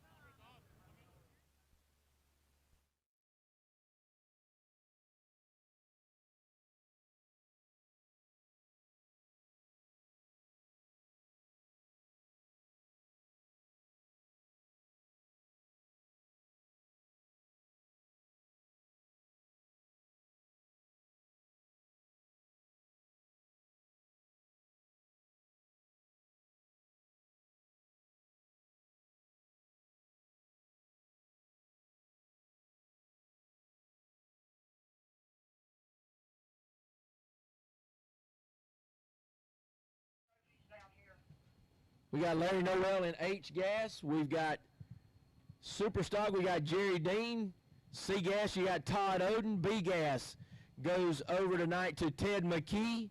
And A gas, as you just saw it, Greg Stelz in the Joker.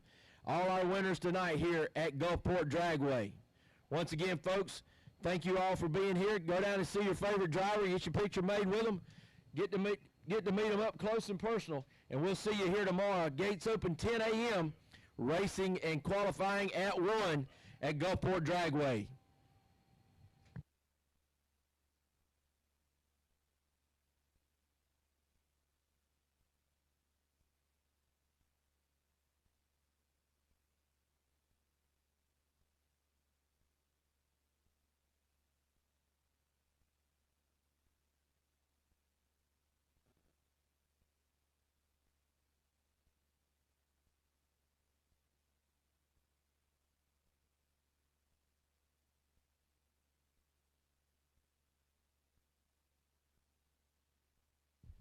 Coming up next, we're going to bring all of our winners down in here in front of the tower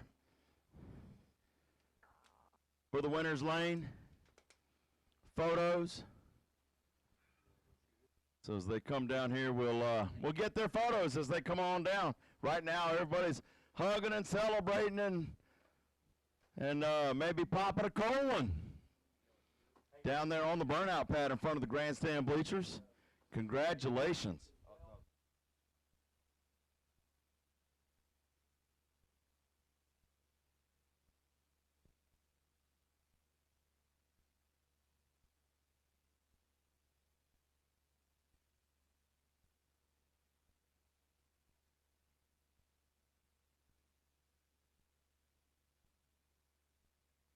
For fans that are in attendance online with us watching on YouTube, we will be bringing you the Winner's Circle interviews here on our live feed, so hang in there as we get ready to get those trophies presented, and we'll bring those interviews to you live here on our live stream on our YouTube channel. Thank you very much.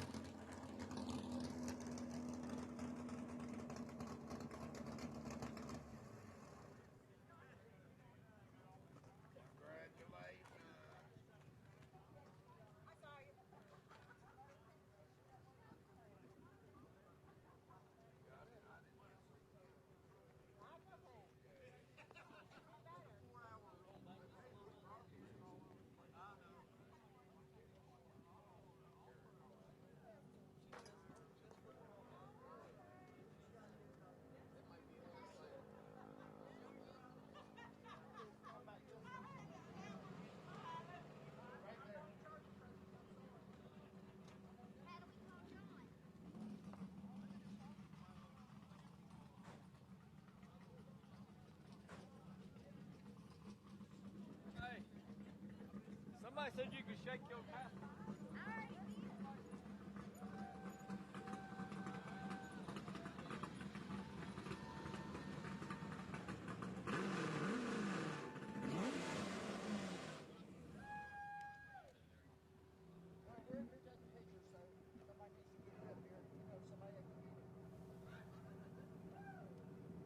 I got Wayne grabbing it, John. Thank you.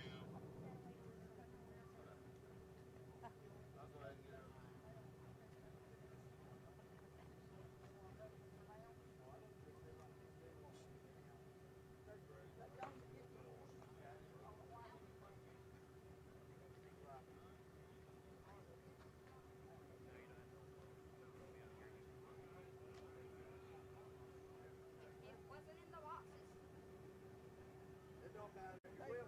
Want to use one of those? They will see it anyway. They're showing the picture. Oh, what? If they blow it up?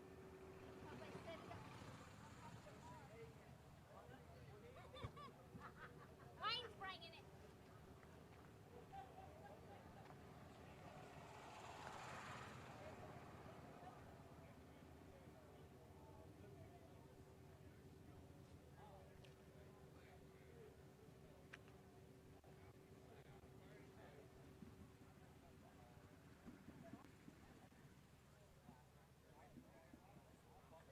You want to do your interview first and then do I have no clue. You went in such a long night for you. You switched or you changed? You look good doing it. Yeah. Thank you. I had to change. Oh, yeah. That other one was just so uncomfortable, and I couldn't get the tassels to keep staying down here. I'd have to flip them every time. I was wondering why you changed out of it. Oh, it just was not. Yeah.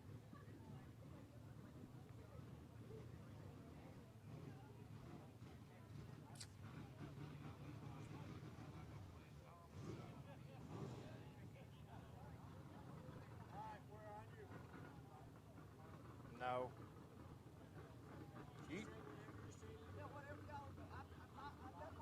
Okay, take photos. Okay. Go ahead, get photos.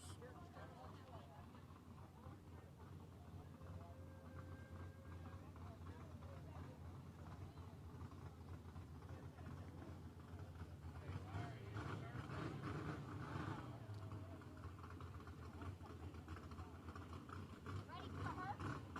Oh, interview? Yeah.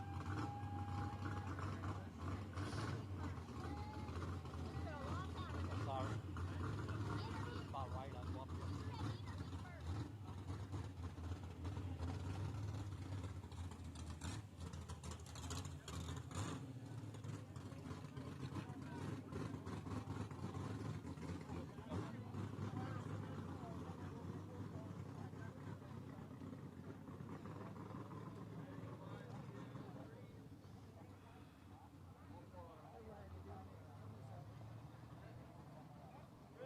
Whenever you're ready to jump in. Ready? Yeah, whenever.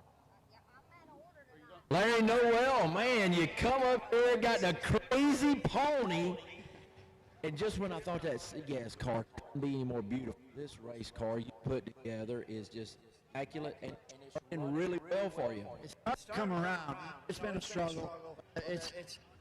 We're happy. It's pretty. It looks the part. It's loud. It ain't fast, but it's okay. We're having fun. Well, Steve Norwood put you together a pretty good motor right here for the class. Yeah, I mean, it's making horsepower. We're just having trouble getting it applied to the track, but it's starting to come around now. Well, and that's a big variable in the whole class, this being a new class, and getting that power to the track is always paramount in any class, but with it being so relatively new, you know, there's a lot of tricks and trades that you haven't figured out yet. Well, honestly, Ram Clutch is figuring it out. They're telling me what to do. I'm doing it, and it's helping the car. Well, congratulations, Larry. I know you've been working tirelessly on this car, you know, and I just keep marveling at the paint. I mean, I just love the lace that you always put in there. But, man, you did a great job here today on this long trip down to Gulfport. Yeah. Maybe you can even double up this weekend. That'd be nice. I think that's the plan.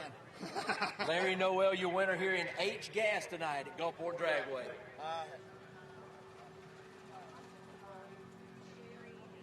And then we'll do the You gonna take a picture with her first? No, we already did that. Yeah. We just got to do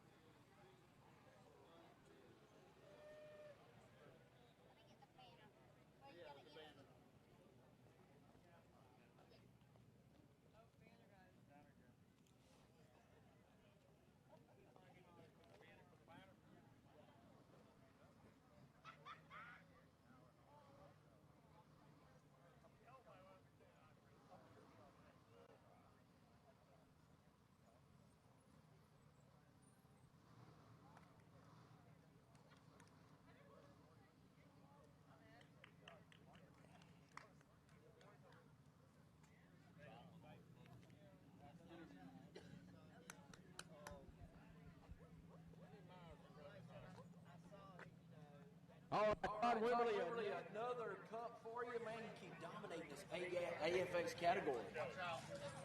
Well, I don't know about dominating, but we're trying. And we're trying not to think about points, but we're looking at that championship, and this definitely helps. And we can just keep a little pressure on Dixie Twister tomorrow. I think we'll be in good shape coming to that last race. Yeah, you definitely have a chance to really run the weekend right here. If you could double up this weekend, might not even need to do anything but show up at Shadyside. Well, I don't want to say that, and I'm a little concerned about Allen. I don't know if you know it or not, but we're running the exact same times today. So if we got to face Allen again tomorrow, that's going to be a tough show if he gets it together. It is, and that's how tight the ETs are here in this AFX and all of our categories. I mean, the racing is razor thin.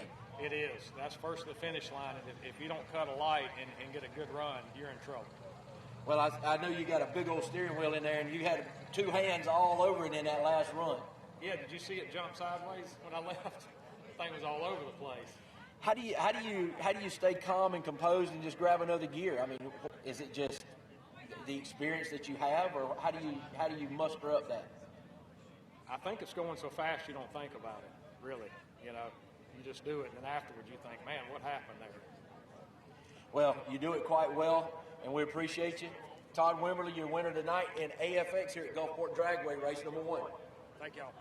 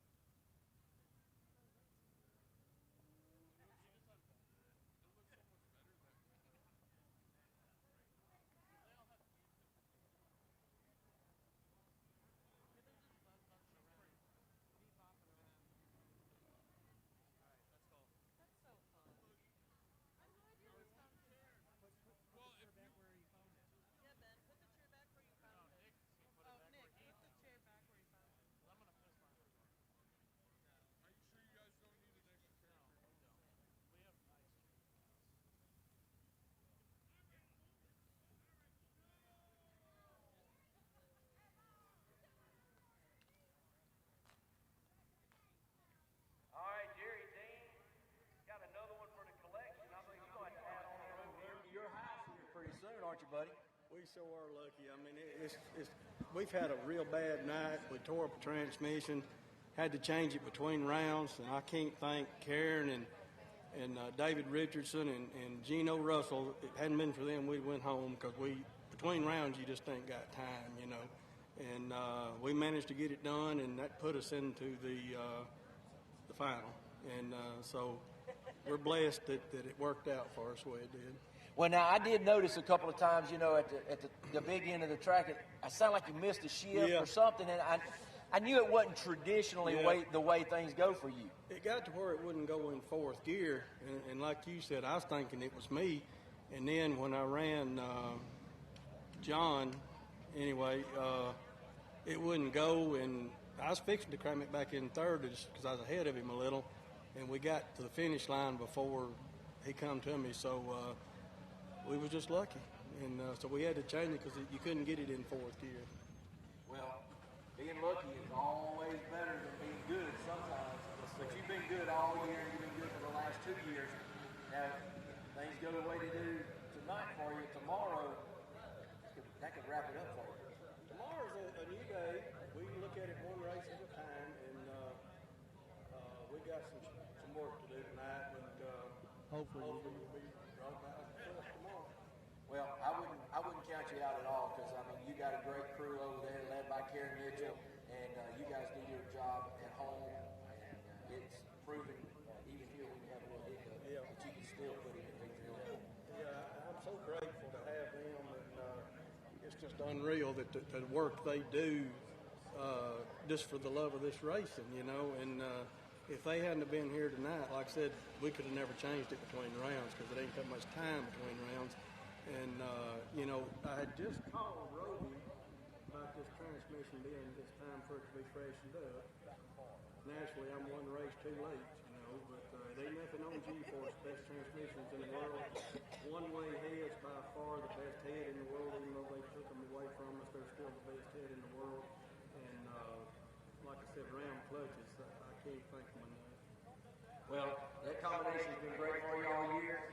And it pays dividends for you tonight here at Gulfport race number 1. Jerry Dean, Super Stock champ, Gulfport 1.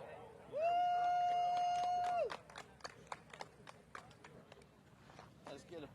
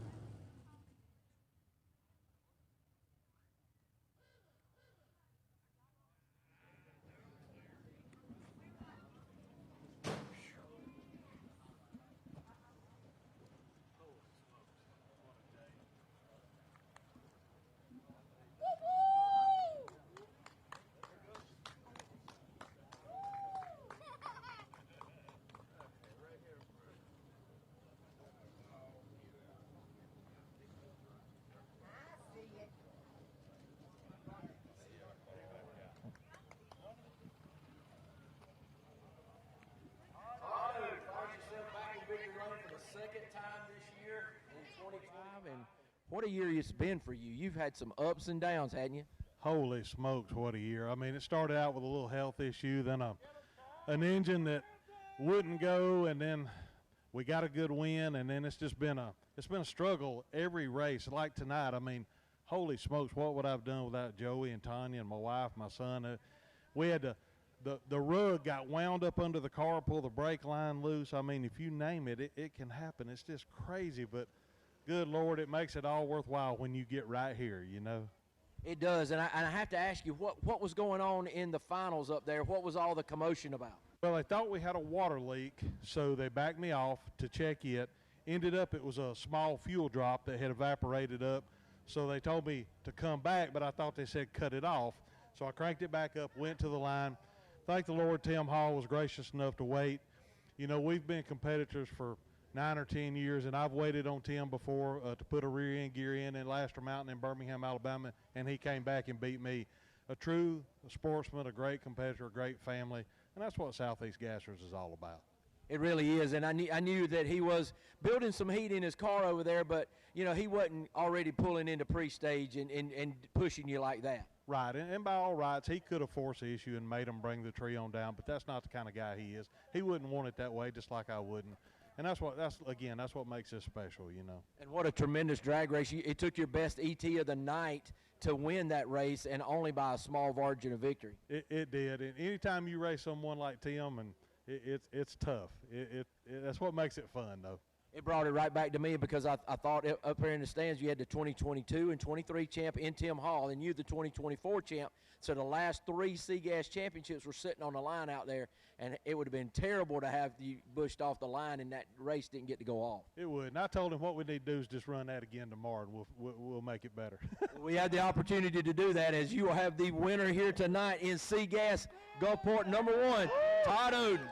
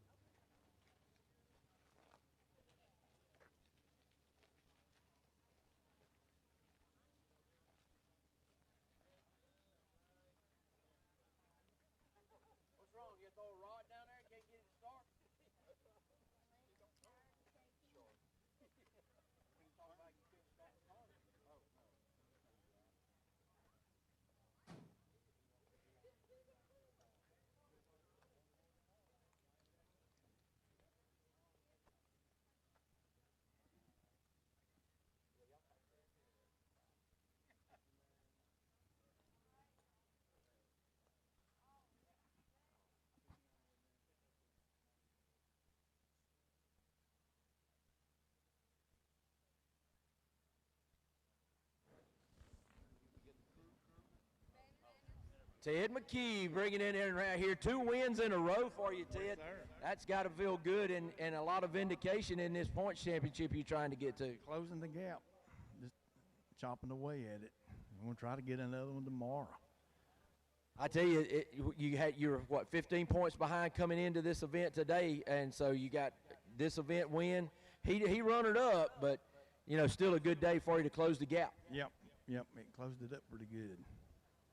Yeah, I can't help thank my crew enough, man. We worked our tail off this weekend. Got to work some more tomorrow, though. And who's that crew? Going to give him a shout out. Bo Hughes, Jimmy Hare, my fiance, Kim Carmen, Jim's wife, and Bo's wife. Well, good deal. So now you got your Blake Housley race car, your Fulton motor. I mean, you got the right combination to make another run for another championship right here. But, you know, 2 races remaining in the season. How you feel? I feel pretty good. The car, I feel good about the car. It was working good today. And ran some of your best elapsed times late in the day as well. Oh, yeah. That's the quickest I believe the car's running all year. We've been working on the clutch, getting it dialed in, so it done pretty good. Well, congratulations to you. Going to try to take another step tomorrow at Gulfport number 2, but your winner here tonight in B Gas in Gulfport number 1, that is Mr. Ted McKee.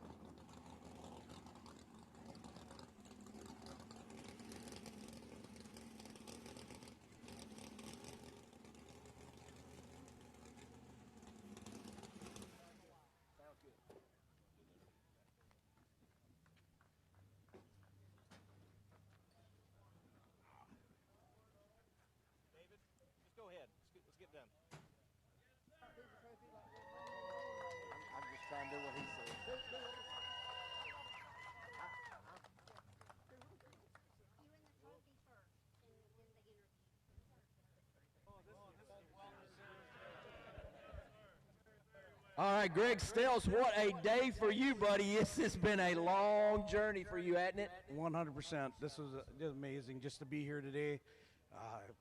Engine's junk, but we made it. Well, that's an in-house engine, isn't it? That's right. It's a patch together. We couldn't get our parts. We ran really slow today. We just treed most everybody we raced today, and we got lucky. I tell you what, you have done your job with dropping that clutch and getting that car down the racetrack, and the cars really look like it's going straight for you. Oh, yeah, it's really running that way. It's running well. When we get our engine back in, she's really going to run. Well, that's Greg. Now I got to ask you: did you came into here and you said, "I'm going for the world record elapsed time"? Did you think you would win a race or get the elapsed time record first? Well, I figured we'd get a race first, but the record is still, that's all I really care about. It's cool to get, but I want that record. I tell you what, the cup is cool to get. I really think that's probably the bigger part of that. But you know, I don't run these things, but you know, the 3-year journey that you guys have been on, the culmination of that here today, and knowing that you're going to be right back here tomorrow on the same racetrack, you know, you could go 2 for 2 this weekend. Yeah, right. That'd be really lucky, but no, we'll do the best we can. That's all we can do. But that's why we don't race them on paper. That's right. We learned that today. Carburetor Bob said put them dyno sheets up in the wall. That don't mean nothing. So it was awesome. I'm glad we won. Well, Greg, you know, we want to congratulate you. The hard work, all your team and crew have been, you know, these 20-hour pulls that you make to get to some of these races. You've been a stalwart of support for the Southeast Gassers, and it's awfully great to see you get this vindication here today. I appreciate it, and I appreciate the SEGA family and the SEGA fans. They're the best. We're right here closing it up on the live feed. Greg Stelz, your winner here in A-Gas. Great job, Greg, and want to thank all our people out there that watched on the live feed. And we will be bringing you tomorrow's action starting at 1 p.m. Central Time, 2 p.m. Eastern Time. So tune in to the live feed. Make sure you go to the Southeast Gasser Association YouTube page, like and subscribe, so you will be notified anytime we go live. We'll catch you tomorrow on the live feed here from Gulfport, Mississippi, and round number 2 of our racing this weekend.